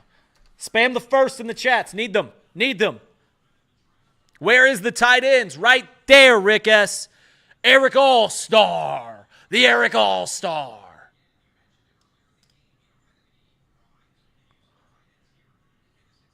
Golly, that's a huge play. That's a huge play, folks. Clock's running, 2. Stayed in bounds. Stayed in bounds. 1st and 10. 6:28.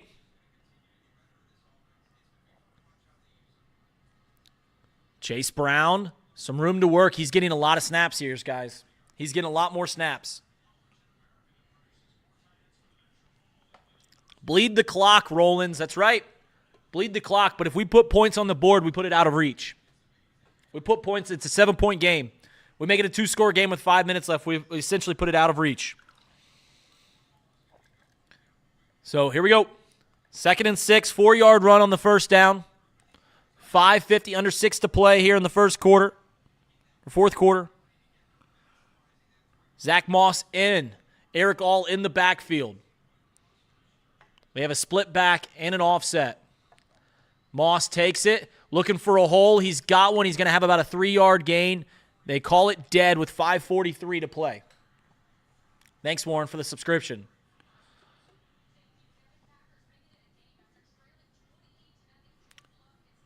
And there's the update about the Vikings, up 28-0, and now it's a 1-score game.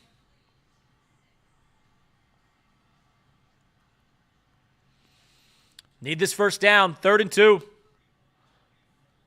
Big play, folks. Here we go. 3rd and 2, Joe Burrow. 3 wide, 2 in the backfield with Joe. Sends a man in motion, 5 to play. Takes the snap, hands it off. It's Zach Moss pushing it out wide. He's not going to get there. A flag is thrown in the backfield. I don't know. It's got to be on us.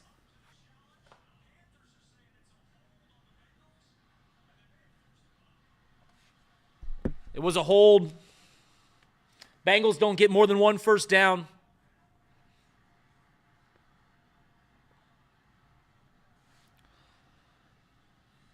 We run 3 consecutive plays after the first down and don't get it.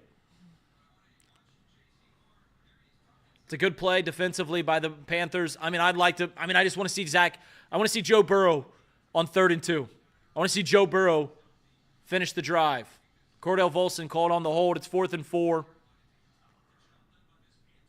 And here comes out the punting unit. I can't do this, guys. I can't do this. The punt is fielded out at the 6-yard line, evades a tackle, slips up, and they're going to have to go 94 yards.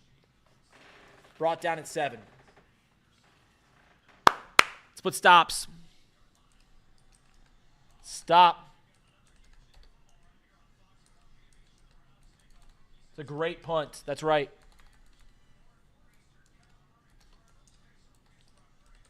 Need stops.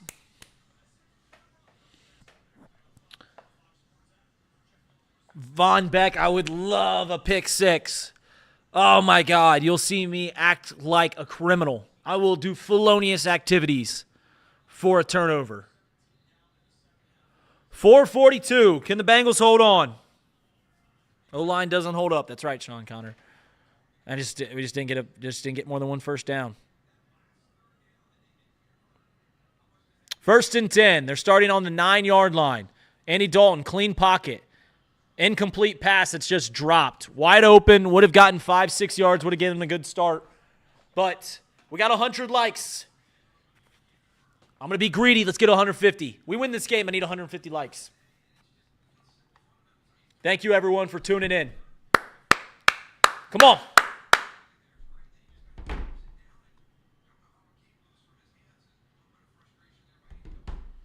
Second and 10.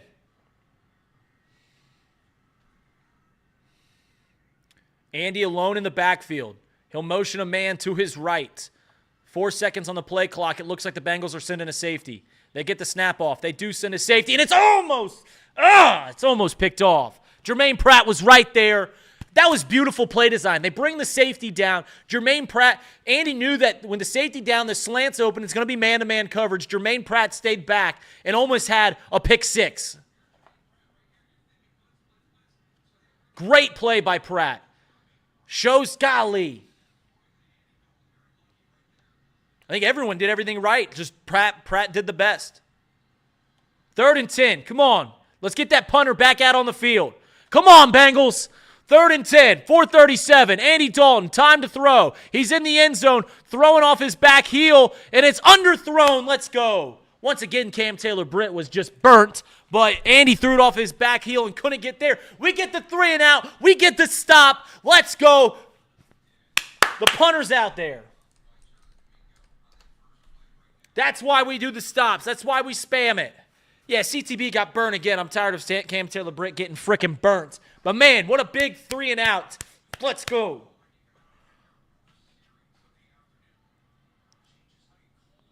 And now we get to see the pleasure of downtown Charlie Brown Jones going east to west. They've already ran their fake. 3 3 and out. We got one. It's a good punt. Charlie Brown's calling a fair catch out at the 38-yard line. 3 and 0. Let's go. That's huge. We need what? A couple first down. Once again, let's put points on the frickin' board. Let's just put points on the board.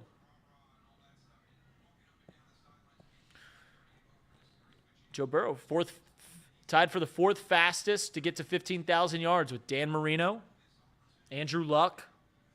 I didn't see the other two. Here's that offset under center.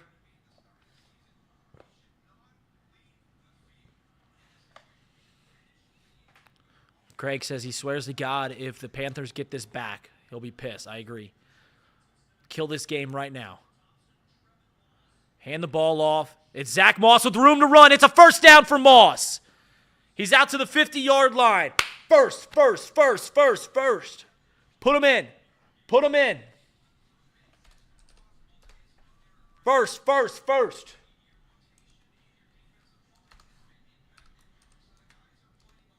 Let's go.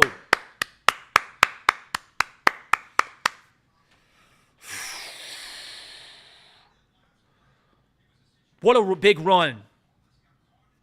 I love that play design. I love using Eric All as a lead blocker, too. 1st and 10 from midfield. Once again, handing it off to Moss. He takes his time to find the hole. It's a stretch play. He gets about 4 yards. Mally, Cam Taylor-Britt is really disappointing all of us.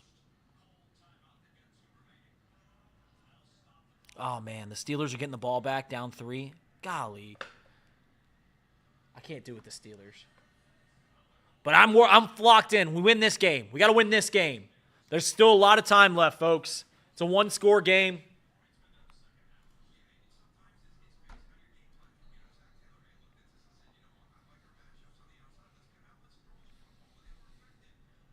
Come on. 2nd and 7. Joe talking to the huddle. Chase Brown out on the field. 2 timeouts for each team. Under center, Joe goes. Sends a man in motion. It's Eric All. Hand off to Chase Brown and a bat out of hell. First down out to the 37, pushed out. Clock will stop, but it's first. Put the first in there. Chase Brown, hell yeah. I don't even care that he didn't stay in bounds. First.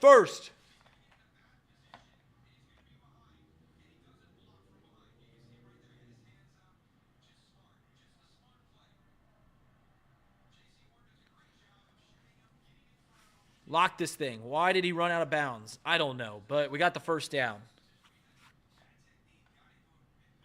Hey, Watson. Hey, let's stay back. 3, 2. And they call a delay a game.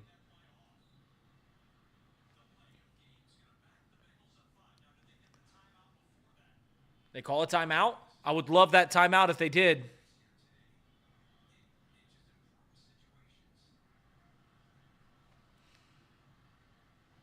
It looks like they're giving it to him. So Cincinnati did call a timeout. 184 people, 195 people in the chat. We got 111 likes.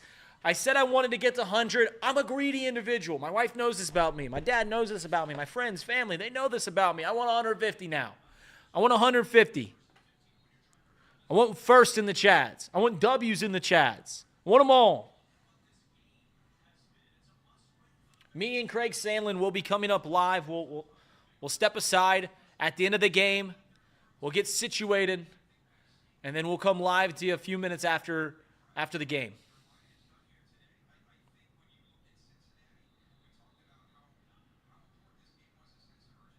First and 10.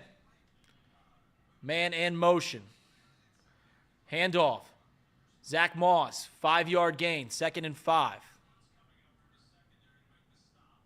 Hendrickson's a neck injury.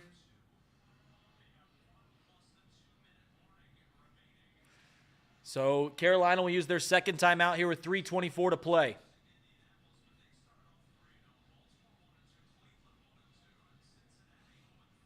Who dey? Who dey, Curtis? 2nd and 7.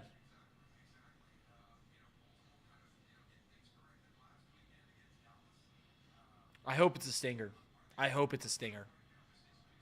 We can't, going against the Ravens, we need Trey Hendrickson next week. But let's win this game, folks.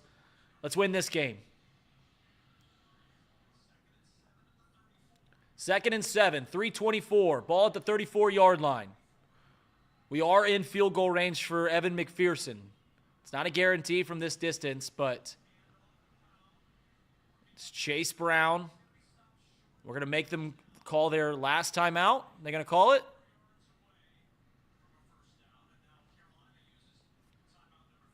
They will use it. So they're trying to extend the game. 3:17. Oh, the score bug just said 0 seconds, and I will take that. What happened to the old Chatterbox Bengals guy? David, Jacob will be back next week. I'm just filling in. He's an Alabama grad. He went down to Alabama, Georgia. So I'm filling in for him. It's been a busy week for Chatterbox. That's their third and final timeout from Carolina.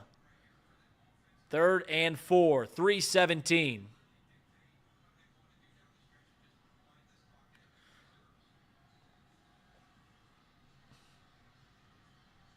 Drew Sample out on the field. Eric All out on the field. Andre Yoshivas. No T. No Jamar. It's a big package here on 3rd and 4. Eric All sit in motion to the right side of the line. Joe, under center, sends Eric All back. 3 seconds to play, and that's going to be an offsides call. Yes! Don't say false start. Don't say false start. No false start. Yes! That neutral zone was so infracted. Oh, it was so infracted. What an infraction in the neutral zone. That was a zone that was supposed to be neutral, and you infracted it. Oh, baby. Oh, baby. Let's go. First. I think I love saying it more than you guys probably love hearing it. But first. Spam them. And now we're going to hand the ball off. I think we still need one more first down, folks. We're in field goal range.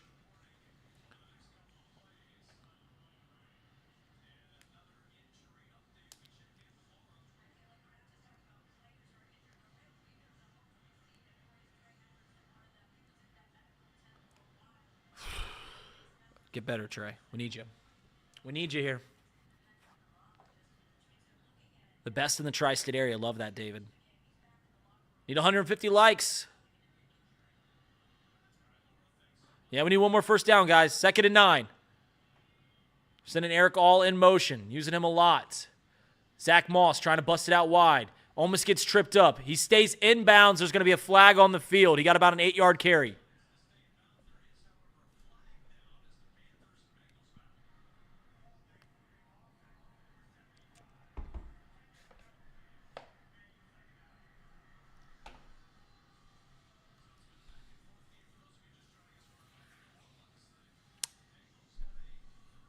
So it's going to be a holding call. I'm just checking around the scores. That's going to send us back. It's going to be harder to get the first down. Darn it, the Jags are going to lose to the Texans. It's 1st and goal from the Jaguars, 2 with 30 seconds to play. Golly, I would have loved that. Just looking around. Looks like the Steelers lost. That's big. That's one AFC. They finally lose. Orlando Brown, you've been fantastic. I'm not mad at that holding call. I'm mad, but still love you. Just don't get us out of field goal range. We're 35. That's a 52-yarder. So that'll take us to the 2-minute warning. It'll be 3rd 3rd and 14. Zach Moss taken down. All right, 2-minute warning, folks.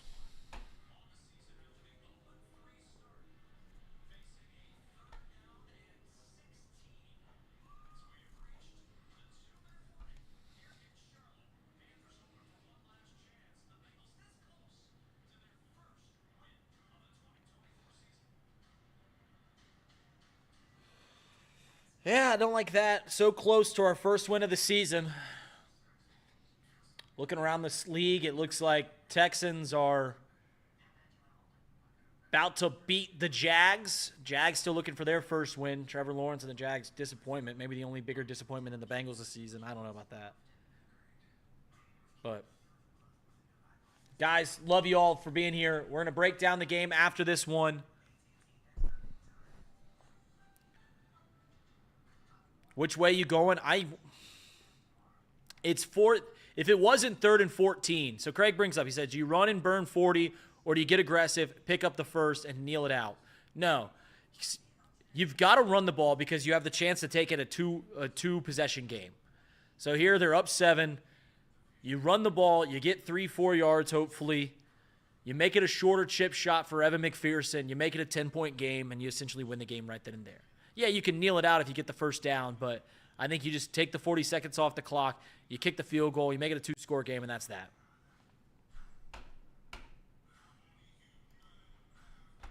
And the Texans take a 3-point lead on the Jags. And the Jags will likely go for 4. Who else we got? 49ers and Patriots playing. They just started the 4 o'clock game. Golly, guys. What a rush this game's been. We got 119 likes. We got 200 people watching. I need 150. Give me that thumbs up. Give me that thumbs up. What are you guys doing? What are you doing? So I said it's going to be 3rd and long. They're out of timeouts here at the 2-minute warning. Do you get aggressive, like Craig asked? Do you get aggressive and go for the first down? Do you try to end the game right here and now? Or do you run the pigskin, get a couple yards, have Evan McPherson trot out there, hopefully you make the three-pointer, and you win the game that way? It seems like that's the safer pick. What are you doing? H.H. Chris wants 2 passing plays.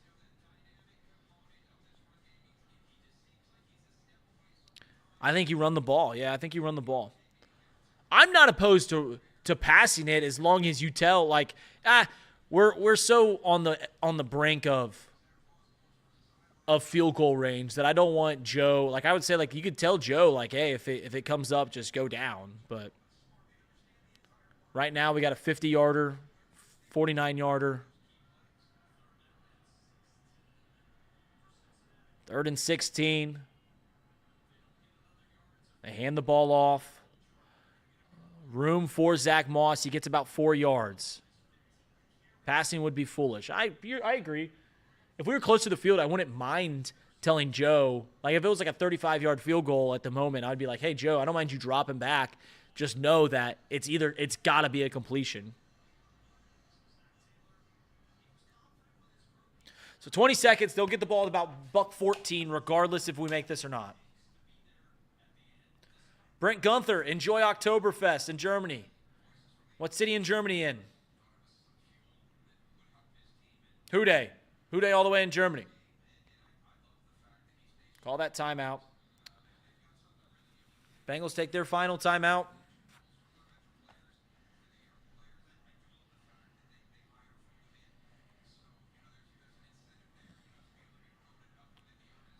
Ashley Zufelt said take the field goal. Here we go. We make this, we're 1-3. Got to make it, though. Got to make this.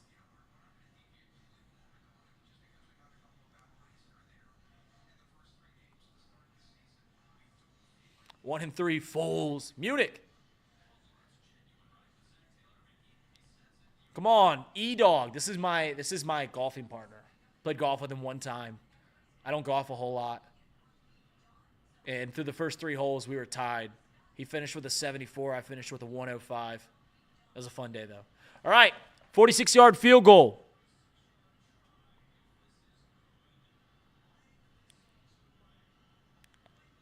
5 seconds to play. Snap is good. Kick is up. It's looking good. It's through the uprights with money. Put dollar signs. Mac. Dollar signs. 34-24. I know this thing spoils it sometimes. Sean, yes, EMAC is my golfing buddy. That's my guy. Evan McPherson. They can still onside kick. Reed, you in the Natty? I'm in Hamilton, baby. Just north of Cincinnati. 34-24. Need 150 likes. Come on. Dollar signs for money. Dollar signs for Mac. Money Mac.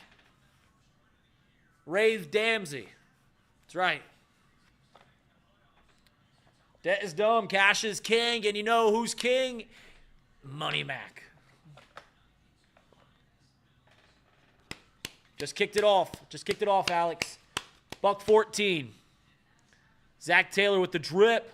Always looks good on the sideline. Doesn't look like he just picked his stuff up at a rally house. Money Mac, $5 super chat. Mark is money. Follow Mark Fetters on Twitter. No one's better at parlays than him.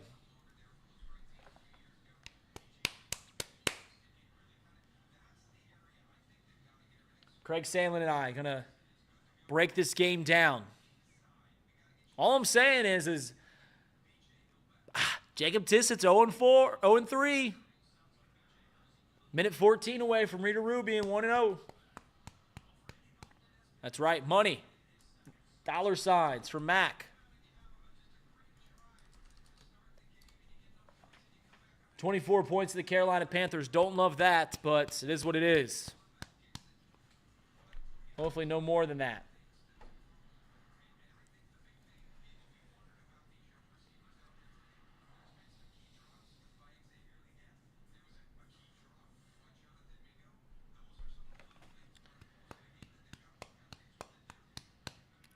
Andy Dalton dropping back to pass. Out route. Clock will stay running. They're out of timeouts. Going to get out of bounds. Buck to play. 2nd and 9.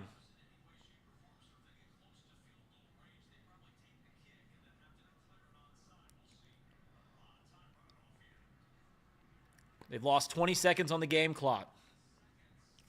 Dalton dropping back over the middle of the field.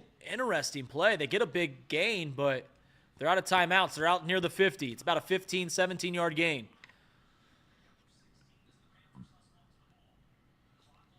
Tick, tick, tick, tick, tick, tick, tick, tick, tick, tick. That's our best friend is that clock. Andy underthrows his target. 24 seconds to play. Guys, just a reminder, me and Craig will be going live after this game, talking about the game. We're going to step aside for a few minutes, get situated. I just realized I don't have headphones. Thank you so much for everyone that's been here. Love you dearly. 178. I need 150 likes. 34-24. Andy Dalton. I do love watching Andy Dalton play.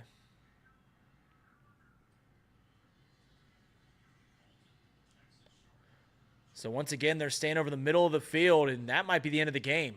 Tackled from behind. It's a gain of about 8. It's interesting. They're just going over the middle of the field. No rush. 10 seconds. This will be the final play of the game. The Bengals won, baby. Andy Dalton flushed out of the pocket. He's going to take it himself. He'll go out of bounds. And that's the final play of the game. 34-24. The Cincinnati Bengals are victorious for the first time this season. Put W's in the chat. Put W's in the chat. We had over 4,200 people checking to this live stream for the past 3 hours. Golly, I said it before the game. I didn't feel anxious about this one. I got anxious during the game, but I didn't feel anxious because, like, if we lost, we're just bad. We're just a bad team. I still don't know if we're a good team. We'll talk about it all in the breakdown. But we're going to step aside for a few moments, and I am going to get situated. And when we come back, we will break down Chatterbox Bengals. Reed Mouse, Craig Sandlin. W's in the chat. W's. Need them all. Need them all. Need 150 likes before we get this thing going. I'm going to step aside. We'll be right back.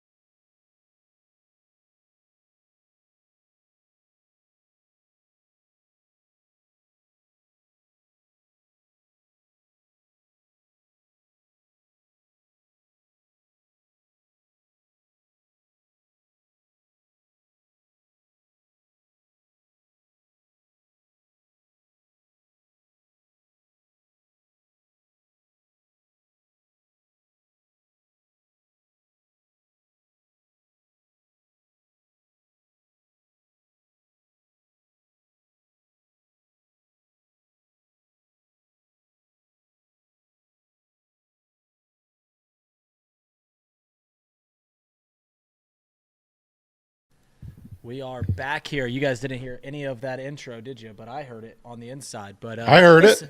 Yeah, you heard it, but no one heard it on the back end. But it was running and rolling. But we are live. We are sound here. Reed Mouse, sorry about the delay to get back in here. This is my first time streaming here. I tell you what, I got who's the guy from Red Zone? Chris Hansen, is that his name? How he can do that without taking a leak is absolutely Isn't incredible. Chris Hansen the To Catch a Predator guy? It's somebody. There's somebody doing that Red Zone show. I don't know. There's a Hansen. Whatever. Scott Hansen. Scott Hansen. I've never watched Red Zone, but I know he he's trained his body to not take a leak, and that's why we had a delay for the longest time, is because we had to take a leak. The Cincinnati Bengals win 31-24. I'm officially 1-0. Craig Sandlin, hosting the show or doing the live stream. Jacob's 0-3. You Bengals fans can do with that what you want. I know we lost a lot of viewership, but we had great viewership throughout that game. But overall, playing one of the worst teams in the league, Craig, but we saw one go through the hoop. We got to win. So sometimes all it takes is that first one to go in, and then you start to see the ball rolling a little bit. Let's hope that's the case for this Bengals team. As you said, the offense very clearly has the opportunity to be great, if not one of the greatest in Bengals history. No the doubt. defense, on the other hand, very clearly has the opportunity to be one of the worst in Bengals history. They get the job done today. Final score out of Carolina, 34-24. Bengals win, improved to 1-3 on the day. Wasn't pretty at all times. Wasn't ugly at all times either. A couple highlights we'll talk about in just a few minutes. But first, let's talk about some of the key performers in today's game. Joe Burrow, 22 of 31 on the day, 232 yards. 2 touchdowns. He does throw his 1 interception on a scramble drill. Him and Jamar Chase not on the same page on that scramble drill. Ends up in his first interception of the year. Jamar Chase did have 3 catches for 85 yards, including that 63-yard touchdown that we'll talk about later on. T. Higgins added 6 catches for 60 yards. Andre Yoshivas with a key 29-yard grab. Eric All, 4 for 28. Zach Moss, 4 for 27. And then in the running game, Zach Moss, 15 carries, 51 yards. And the story of the day that will start the show off, Chase Brown, 15 carries, 80 yards, 2 touchdowns, averages 5.3 a pop. Reed, you talked about it during the show. Chase Brown just brings a completely different effect out of that backfield and gives this Bengals offense a little bit more electricity. And I mentioned this about Zach Moss and the whole running back situation. Yeah, there's other areas of the team that are way more important than what's going on in this running back room right now. But it is so clear to me that Chase Brown needs to take the majority of snaps as the running back one. He needs to take the majority of snaps, which he did today. And it has nothing to do with Zach Moss's performance. It's not like I'm watching Zach Moss and he's just like, this guy doesn't have it anymore. In fact, he's had some huge runs this season already. A couple missed tackles, breaking first downs that weren't there originally. But Chase Brown, when he gets the ball, just looks different. You watch a baseball. Obviously, you've been on Chatterbox Reds a lot. Sometimes you just hear the ball off a bat from hitters and you're just like, that just sounds different. When Chase Brown gets the ball, it just looks different. It's a bat out of hell. He looks the part, and oftentimes when you get a speed back like Chase Brown, they aren't able to get the wear and tear of a full season. When he was at Illinois, he was their cowbell. Like, he got the majority. Like, they handed him the ball 30 times a game because they know exactly what they have, and it's so refreshing to see that change of pace. So many times this season already, I've seen Chase Brown, and it just, as I alluded earlier, it just looks different when he gets the ball. It just looks different. Yeah, and look, I'm not going to hide the fact that some holes definitely opened up for Chase Brown.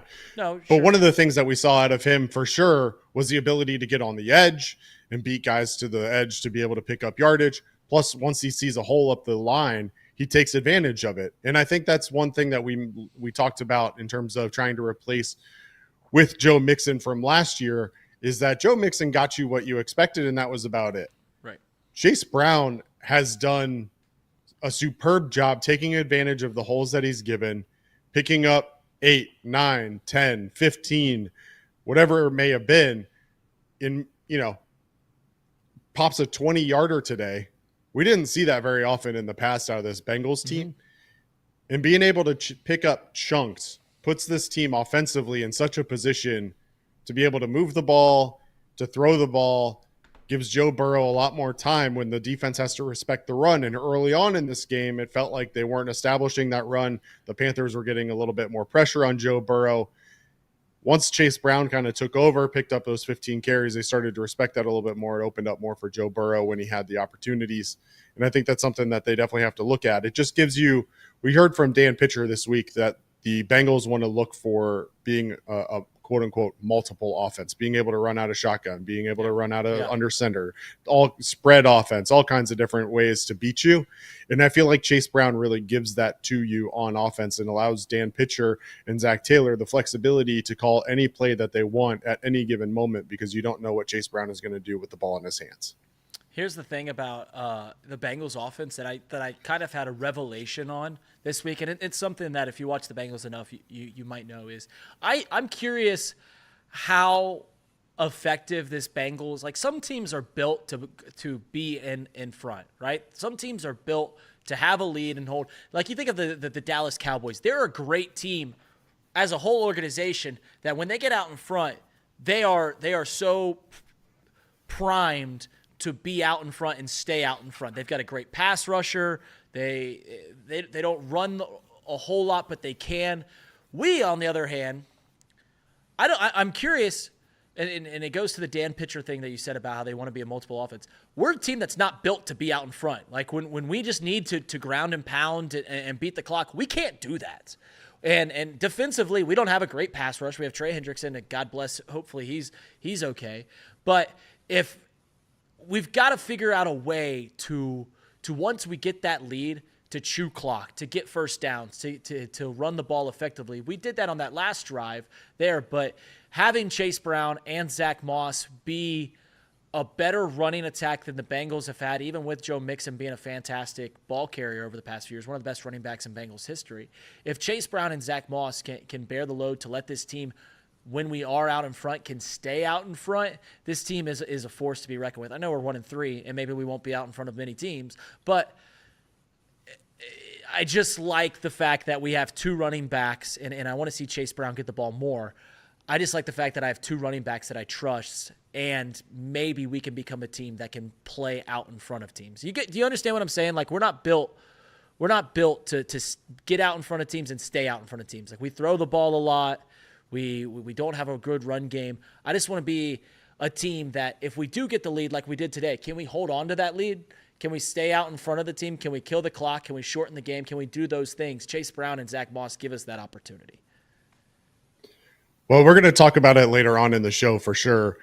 It very clearly was evidence today that this Bengals team either is not used to playing with the lead and having to burn that clock, or just the play calling in general doesn't lead to that. We're going to get into that in a little bit more, but a key moment in this game that I want to start with, the Panthers tie this game up with 1:09. They score a touchdown. Xavier Legette beats Geno Stone in the end zone. It was their third 10-plus play drive of the first half. It was 14-14 at that point. The Bengals take advantage of that 1:09 left on the clock. They go down. That bold Zach Moss TD screen that was called that from the 2-yard line with like 5 seconds left gives them the halftime lead 21-14. And then they come out in the second half. They start it. Eric All 11-yard catch. Brown picks up 9. Brown breaks that 20-yard run. And then a classic Joe Burrow scramble. Brown screen for 10. And then Chase Brown with his second touchdown of the day gives the Bengals a 28-14 lead. And that's really a moment where you feel like things should have shifted, right? And especially when the Bengals defense follows that up with their first 3 and out in 6+ quarters, right? So you get to the point where you're tied up, but then you get back-to-back touchdowns before halftime and out of halftime, and it completely changed this game and gave not only Zach Taylor a little bit more flexibility in terms of how to do it, but gave Lou Anarumo a little bit more insight into what the Panthers were going to have to do in order to come back, and really changes how the Panthers have to call this game as well. Mm-hmm. Yeah, no, it's if this is what the Bengals are, and that was a talk that we had off air in the studio that I'm currently doing the show from, between me, Jacob, Elliot, all the guys from off the bench. If the Bengals are a team that just got to outpace teams, we're just gonna put up 35 points a game and hope that get. I mean, if you put 35 points a game, you're gonna win a lot of games. But if that's the team that we are, then what we saw today, the 2-for-1 scoring right before the end of the first half with a minute to go and scoring right out of the break, that's gonna need to that's gonna need to happen more often than not. It's a lot to ask for, but it's an opportunity to put up the 2-for-1, right? To get that drive. I brought it up on the show that Zach Moss touchdown. If you want to complain about any Zach Taylor play call, I'd get mad at that because that doesn't make any sense. It worked. Doesn't make any sense. But yeah, if this is what this Cincinnati Bengals team is, to where we're going to give up 25 points a game, we're going to give up 30 points a game, whatever it is, because our defense is so bad, then what you saw today, where we score right before the break and come right out of halftime and score again, that's going to need to be what we see from the Bengals every single week, and that's a tough place to be in. But we did it today. And it was so important you mentioned it because it made the Panthers essentially one-dimensional. They rushed for 86 yards in that first half. They still ran the ball pretty well in the second half, but they couldn't rely on it. Instead, they're going to rely on a 35 past his prime Andy Dalton. Love you to death, Andy Dalton, one of my favorite football players ever. But they're going to rely on him slinging the pigskin around in the second half to try and win that. It's so important to get those 2-for-1s, and it really did change the game. It really did, because it felt like we were once again just in the same thing that we did on Monday night, where we score, they score, we score, they score. We can't get a stop, and now we are making Dave Canales, who has a really good mind for the offensive side of the ball. We're going to make him go, all right, we're going to do one thing and be a little more one-dimensional going forward. So yeah, it really was the game, as you mentioned. Yeah. And to your point, the Panthers ran for 69 yards in the second half. I'm totally fine with a team running for 70 yards when they're down by 14. Go for it. Right. Go for it. That's not the defense that we're going to be playing against at that point. You've got a 14-point lead. If you want to run the ball and chew clock when we're up by 2 touchdowns, go for it. To the point of over the course of the entire 2 quarters. Yeah, go ahead. I was just going to say, over half of those yards were on one play. It was a 39-yard run in the second half. So you said 70 yards in the second half. 39 of them were on one play. So, yeah. Yep. Yeah, 100%. And to the point of changing things up for Lou Anarumo when you have a 2-touchdown lead coming out of halftime, the first 3 drives for the Panthers after that time period, they 3 and out, then they have to go to a fake punt, and then that's when the Bengals take a 31-14 lead with the field goal, the 56-yarder from Evan McPherson. Mm-hmm. So you're going from tied at 14-14 to now all of a sudden you have a 31-14 lead with 2:52 left in the third. And again, if they want to run for 69 yards in the second half, by all means, please go ahead, because it allows us, as a team who very clearly cannot chew up clock offensively, feel free to chew it up for us. In this game, I mean, this is something that ultimately, when you're talking about a Bengals team that is able to score quickly when they want to, isn't a super important stat. Mm-hmm. But the Panthers own time of possession a majority of this game until the end, when the Bengals decided that they wanted to try and chew in clock. Ends up with the Panthers having a 2 or 3 minute edge in the end. But the Panthers in general felt like they had this ball a lot more than the Bengals did through the first 3 quarters. Yeah. It just this game, it really is interesting. I really do like what you said about hey, if you want to run the ball in the second half when you're down 14, yeah, by all means, knock yourself out. But yeah, it's just that 2-for-1 was just. It can't be overstated how critical it was, because we were on the mat. It really did feel like we were on the mat in the second quarter. They scored right with 1 minute to go. Luckily, we used our timeouts to get that ball back. with plenty of time when we go down and score. But it certainly put us on top. And I said it last time, just a moment ago. Like if this is who the Cincinnati Bengals are, to where we are going to be fighting in the upper 20s, low 30s to upper 30s every single week, then it needs to be this more often than not. It's going to need to be a crucial part is winning right before the halftime and right out of the break. So it is what it is. But I mean, with the more hits on the defensive side, I know you want to talk about a defensive player here in a second. I just don't know where I'm at, where my mind space is defensively right now. I don't know where it's at. Yeah, Let's switch up the order here real quick and talk about that second half play calling. The Bengals start this game 6 of 7 on third downs, converting 6 of their first 7. They end the game 7 of 13. In that second half, they really just weren't able to do a whole lot offensively, if we're being honest. Yeah. Again, I talked about it before. They get the field goal out of Evan McPherson, and then they add a field goal later on in the game. But for the most part, this Bengals offense became somewhat predictable and anemic for basically the entire third quarter and much of the fourth. And it's something that we're talking about, but like ultimately as an offense, we have to figure out how are we going to be able to chew up clock and take advantage of things so that it doesn't have to be a shootout, right? When you get up 28-14, I said it at the end of the game, the Bengals got the ball back with 4:23 on the clock.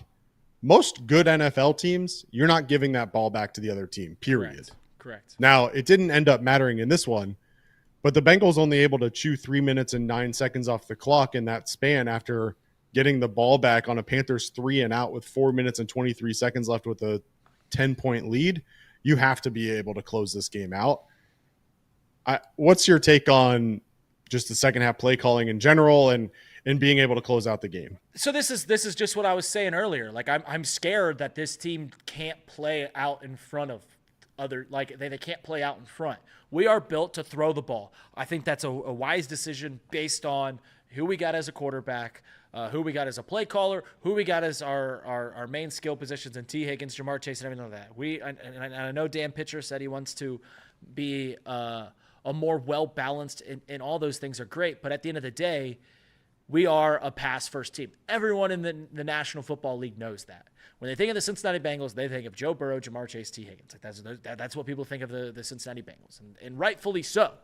That's what carried us through the promise that we had 2 and 3 years ago. I need to see this team be able to play and hold on to a lead. I need to. We laugh in the AFC North at a team that's currently in first place, and that's the Pittsburgh Steelers. The one thing the Pittsburgh Steelers you can't deny is when they get a lead, good luck getting it back.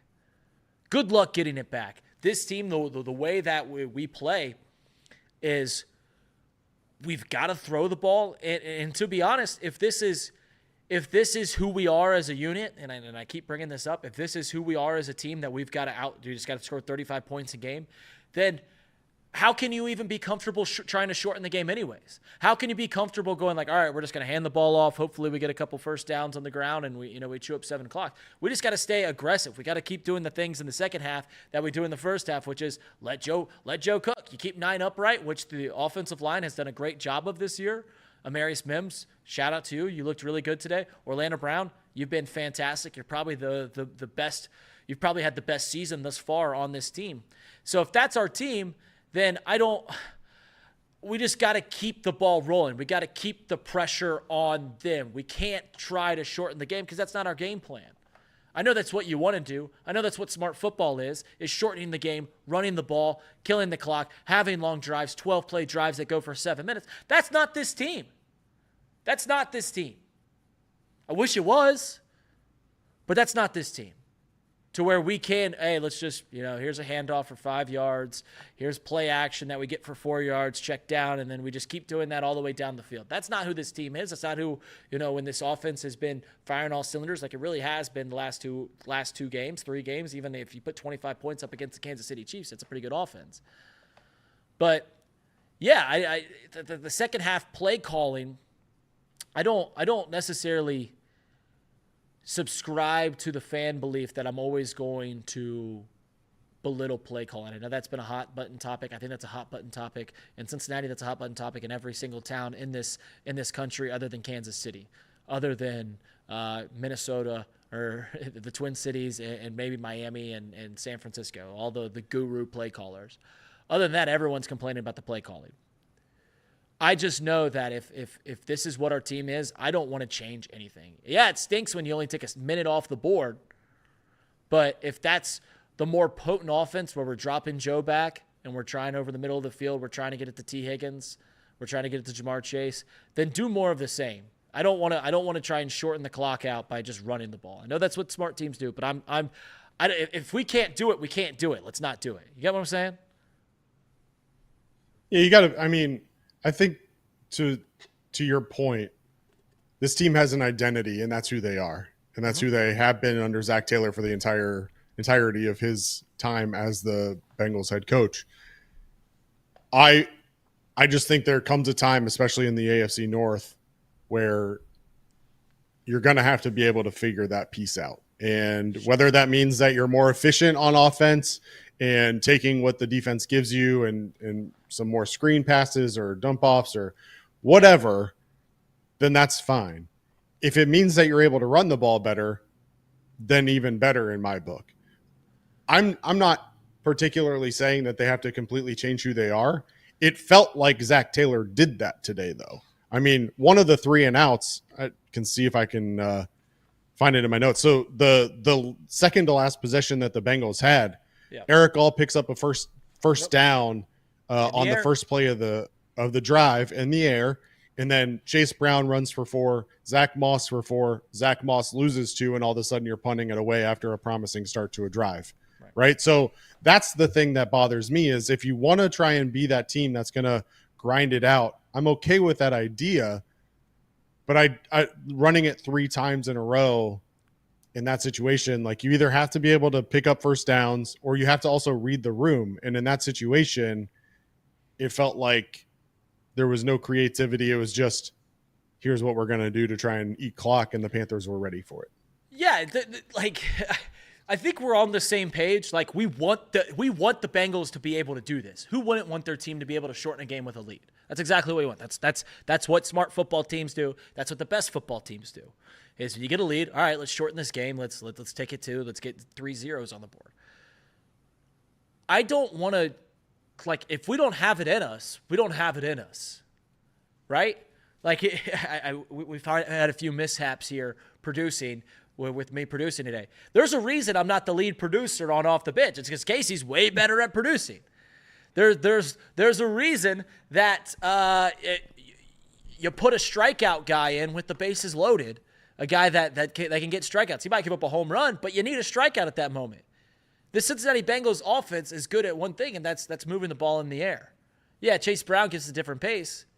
But if this team can't shorten the game, and I don't know what you've seen through the first 4 weeks that thinks you can do that, but if that's not what you can do, then let's just keep our foot on the gas, right? If we score 3 touchdowns in the first half, score on 3 of our 4 drives, I believe, then let's do more of that. If we come on out and we're throwing the ball around the field to go up 2 scores on the first drive in the second half, let's do more of that. You mentioned that drive right there. It was actually the second play. We hand the ball off to Chase Brown, 3 yards. Then we get a 12-yard gain from Eric All in the air. Okay, we run on first down. Let's throw the ball 2-3 times. I mean, a general rule of thumb, I don't know how you feel as a Cincinnati Bengals fan, but on third and anything other than 1, maybe 2, and I know it was 3rd and 2, I want to see Joe Burrow try to get us the first down. I know that makes us one-sided. I know that makes us easier to protect. But I want to see Joe Burrow go get the first down, not Zach Moss and Chase Brown, who I thought both had pretty good starts to the season. Obviously, Chase Brown had the best game of his career today. But I want to see Joe go get the first down, and I just want to put the gas on the pedal continuously. I don't want to see us change up the game immensely. If you're moving the ball in the air, keep moving the ball in the air. You don't have to change up your game just because that's what smart teams and that's what, the football 101 says. To shorten the game, run the ball. I'm okay with just continuing to do the things that work on this team. That's all I'm saying. Do you look like a buffoon if you go 3 and out and you throw 30 seconds off the clock? Just no doubt about it. But if that's how we move the ball, that's how we move the ball. Why change? Yeah. There's a balance to be had for sure, and there will be a debate that'll be had for probably the remainder of Zach Taylor's career as the head coach of the Bengals, because I don't think it's something that he's going to change. But nonetheless, a couple other notes from the offense I want to touch on real quick. First, Jamar Chase today becomes just the 5th player in NFL history with 4,000 receiving yards and 30 touchdowns over his first 50 career games. He joins the likes of Jerry Rice, Randy Moss, AJ Green, and Odell Beckham Jr. So congrats to Jamar Chase for joining that elite group. And the other one that I'll let you talk on for a moment as well, Joe Burrow, 0 sacks today. Had a couple plays where he scrambled and was able to make a couple things happen, but 0 sacks. The rookie Amarius Mims getting his second start on the right side.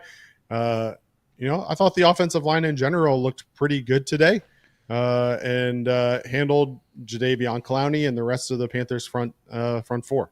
Is it fair to say that this is the Bengals' best offensive line in the Joe Burrow?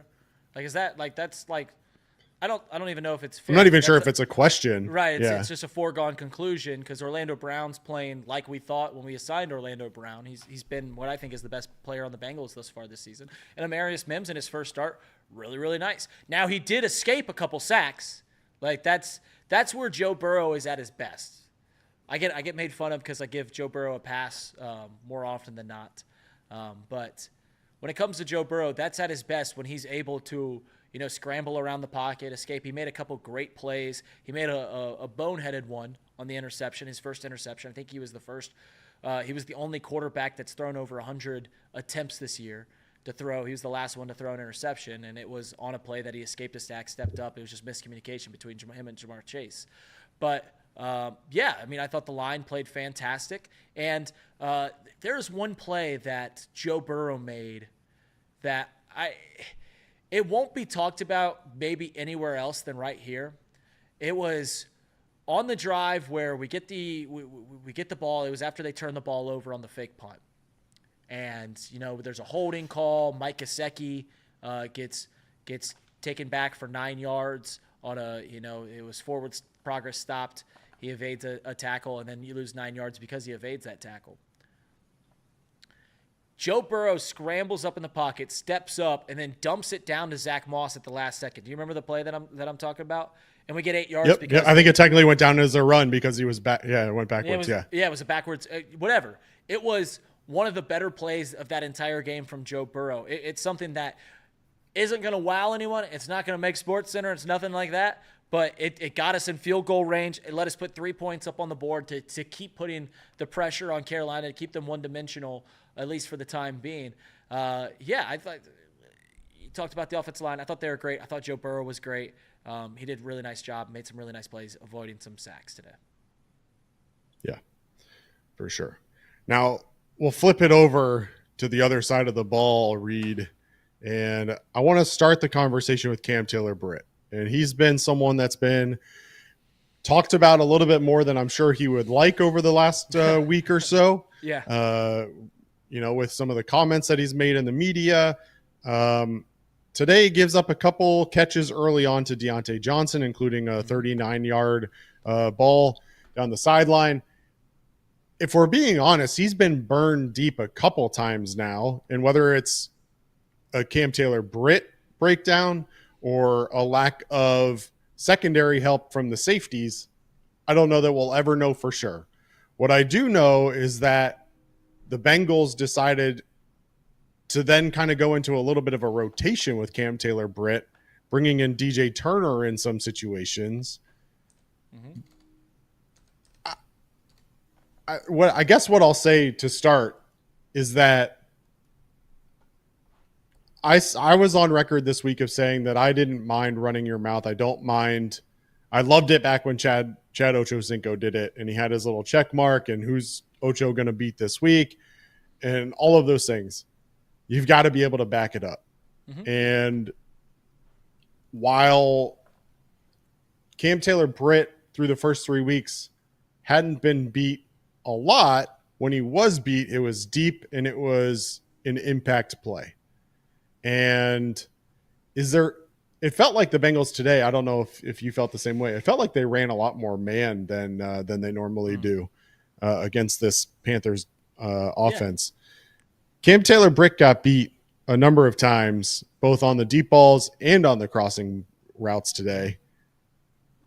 Is there any concern from you with Cam Taylor-Britt's performance today? Yeah. Because if you asked any Cincinnati Bengals fan, who's the two defensive players that you are most excited about going into the year? Trey Hendrickson's everyone's number one. He's our best defensive player and has been for some time. I would say if the ball knowers or the guys that coming into this year that you're like, hey, who do you think's the second best defensive player? Who's the second guy you're most excited about? I would say almost universally people would say Cam Taylor-Britt. And it's because of the major step he made last year. I have this running bit with my friends. I did it on the stream today. I used to say, like, Cam Taylor-Britt, former Husker, current Bengal, future star. And we saw him blossoming into that star. He had the big play against the Kansas City Chiefs. What is concerning isn't the fact that he's getting burnt in back-to-back games. Isn't the fact that, he's making national waves for, trash talking. I will always support guys trash talking. In fact, I think it's actually crazy. I think it's actually more awesome when you're not playing well and you're still trash talking. I remember the Michael Jordan documentary, The Last Dance. He was like, anyone can talk junk when they're winning. It's the guys that talk junk when they're losing. Yeah, anyone can talk junk when they're playing well. It's if you could still keep that confidence when you're losing. And I saw someone in the chat earlier say, like, is Cam Taylor-Britt losing his confidence? I don't know about that. The most concerning thing is that it's becoming a trend that teams are attacking Cam Taylor-Britt. I know they went the opposite side of the field against him more often than not against the Commanders, but they still had that deep ball. Very early in the game, it was pretty evident that the Panthers were like, we're going to try and exploit Cam Taylor-Britt downfield. That's what's concerning, Craig. That's what's concerning to me. Isn't that he's not playing well. It's that other teams are seeing that he isn't playing well, and they're putting it part of their script. They're saying, hey, I think we've got a chance to take some shots downfield against what should be our lockdown corner, what should be our blossoming star defensively, what should be, besides Trey Hendrickson, should be our second best defensive player. Teams are looking at Cam Taylor-Britt, and they're licking their chops right now. That's what's concerning to me.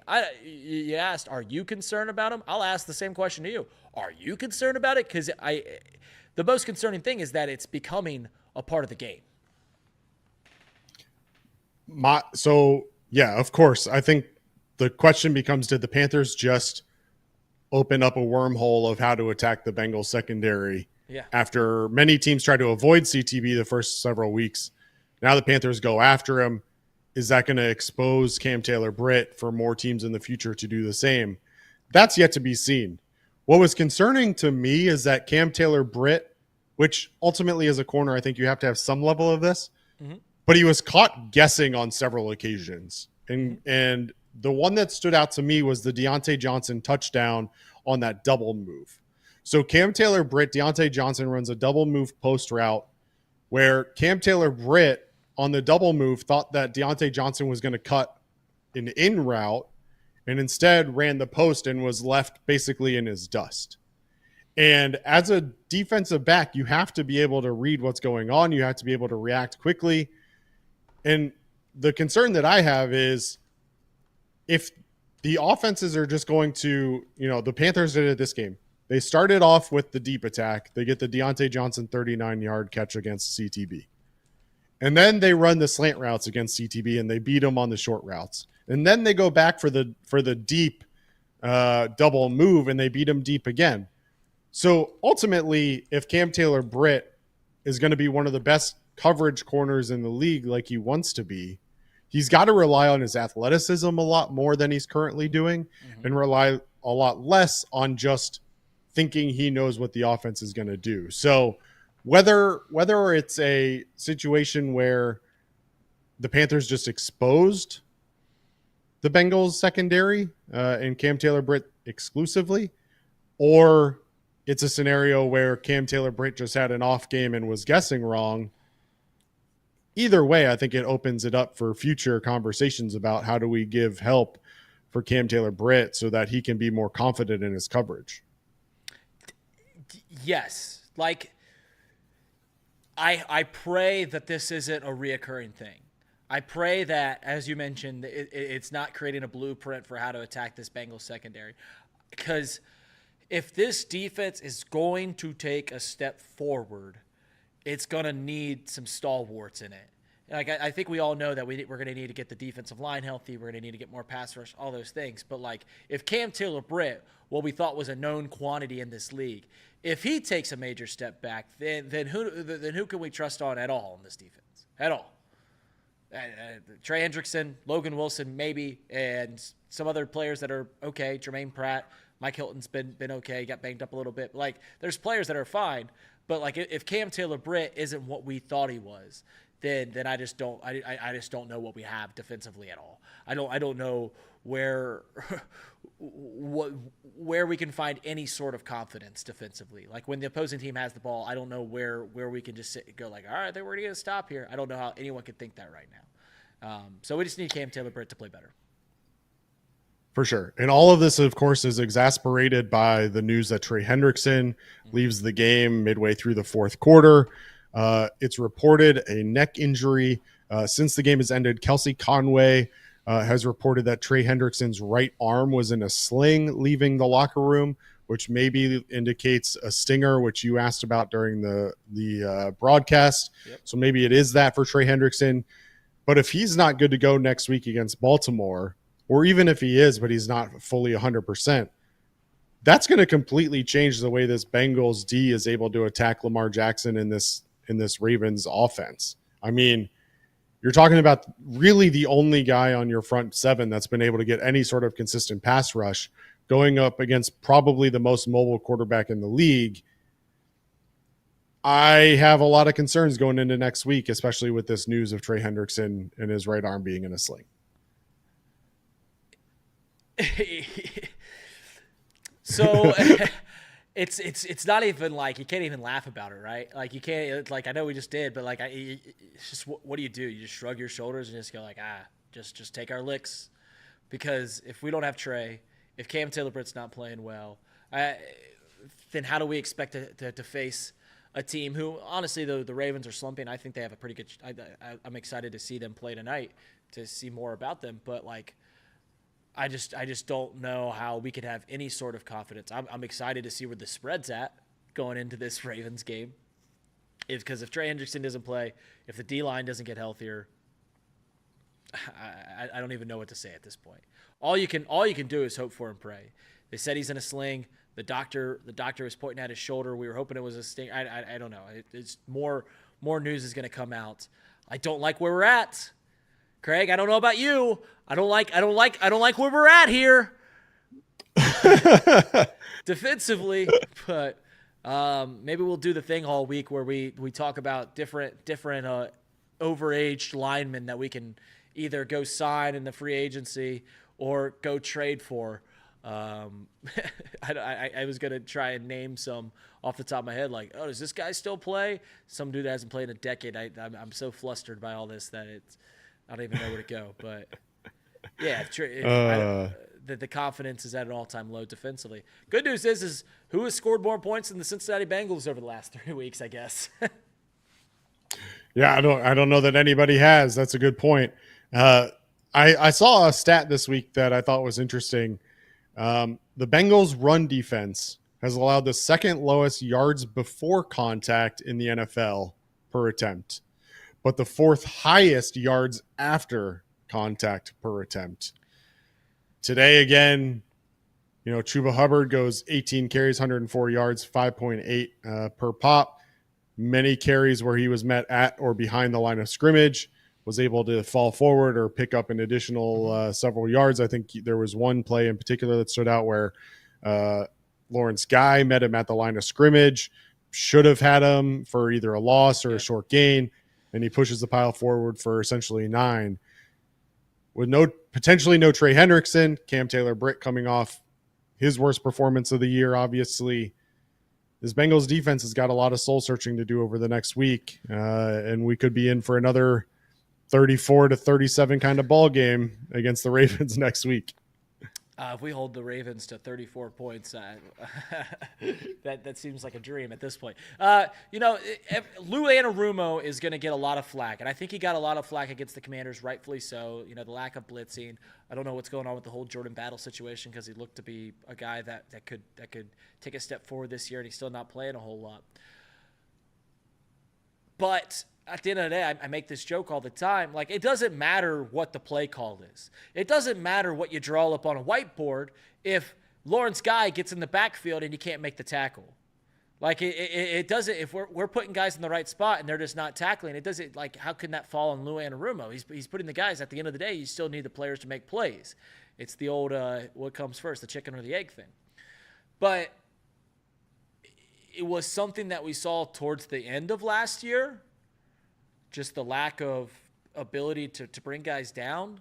Anytime I think of our inability to get tackles, I think of the Texans game last year where, we score, take the lead, and 2 or 3 different plays where we had a guy down for 3 yards and he breaks it off for 15. That's kind of where we're at right now, to where we're just not straight up not swallowing dudes up. The Panthers' final touchdown. I believe it was Mike Hilton. He gets there. He doesn't get the hands on the running back, but he's right there to meet him at the line of scrimmage. And Hubbard just takes a sidestep, shuffles his feet, and gets around him. And that's that. And he gets 15 yards, 16 yards, and they eventually score a touchdown because of it.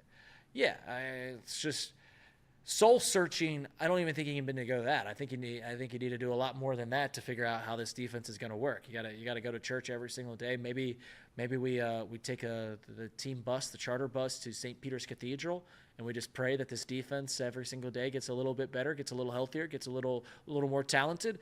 I don't even want to think about the defense, Craig. That's where I'm at.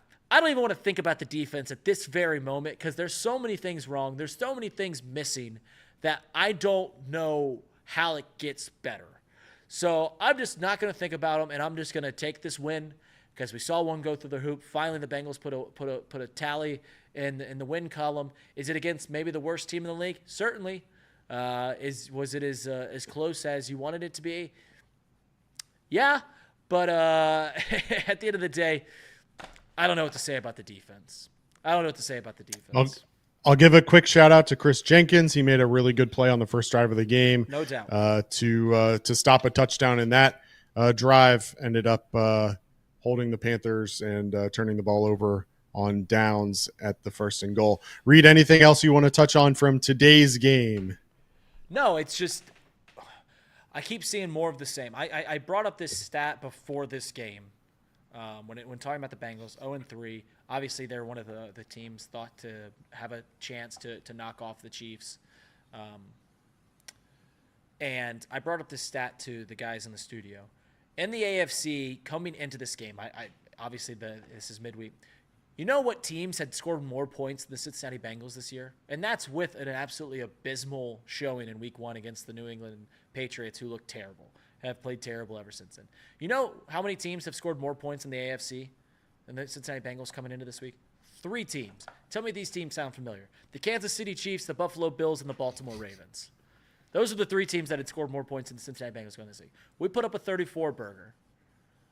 And if anybody, if I get on any Chatterbox show, anybody in Cincinnati media talking about how the Bengals left points out on the board again this week, I'm going to lose my mind. Because at this moment, this offense has done more than enough to be. There certainly should be better than 1-3. Should be 3-1, to be quite honest.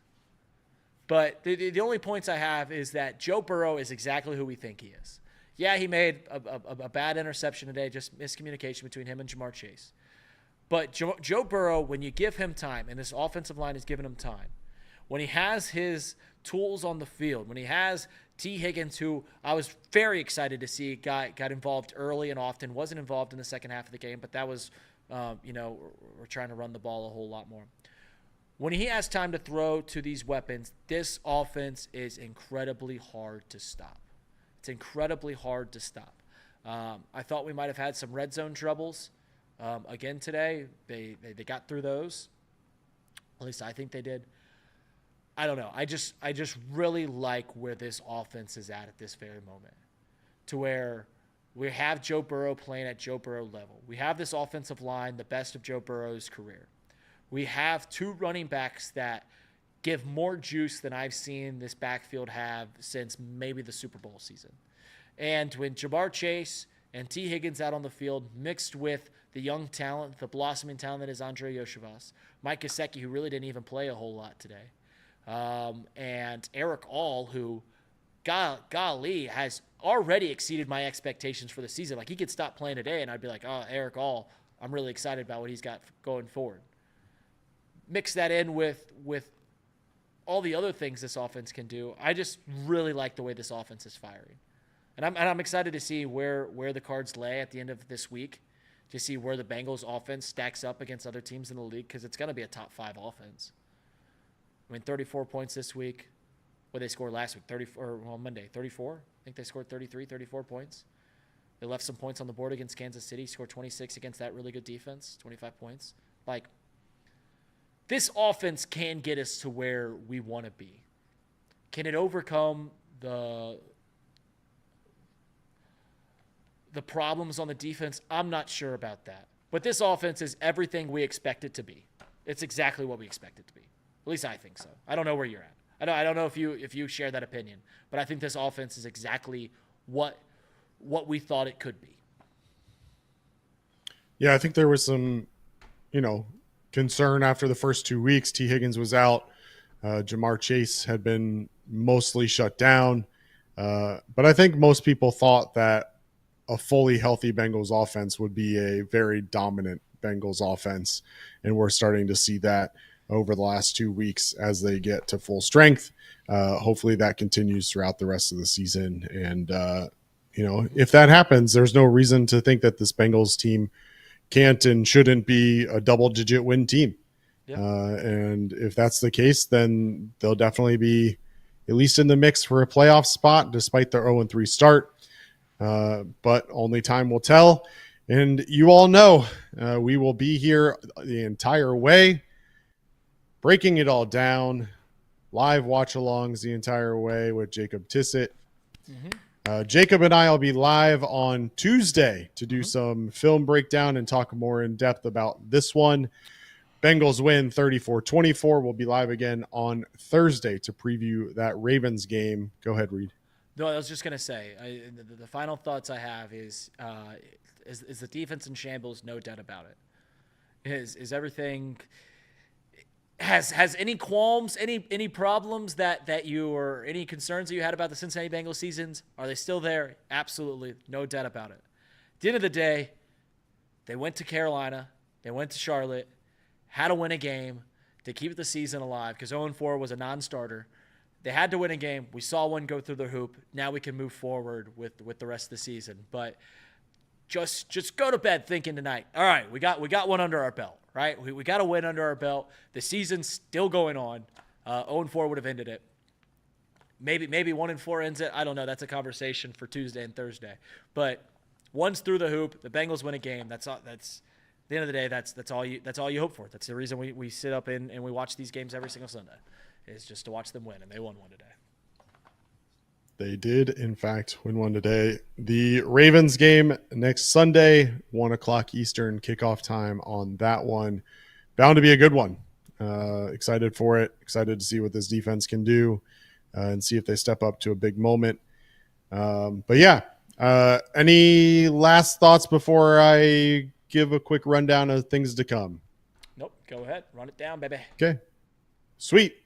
Again, appreciate you all tuning in. This show is available on podcast, wherever you get your podcasts, every day, and then on Tuesdays and Thursdays.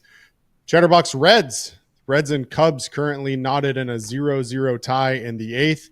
Nick and Trace will be live to break that one down live right after the game. I know it's Sunday and they typically go live at 9 p.m. They're going live right after the game on this one.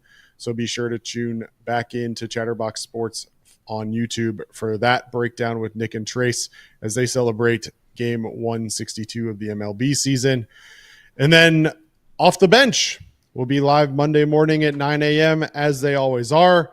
Justin Kinner, Jacob Tissett, and Elliot Rearing, along with Casey McAllister, will be wrapping up the weekend of action across the NFL.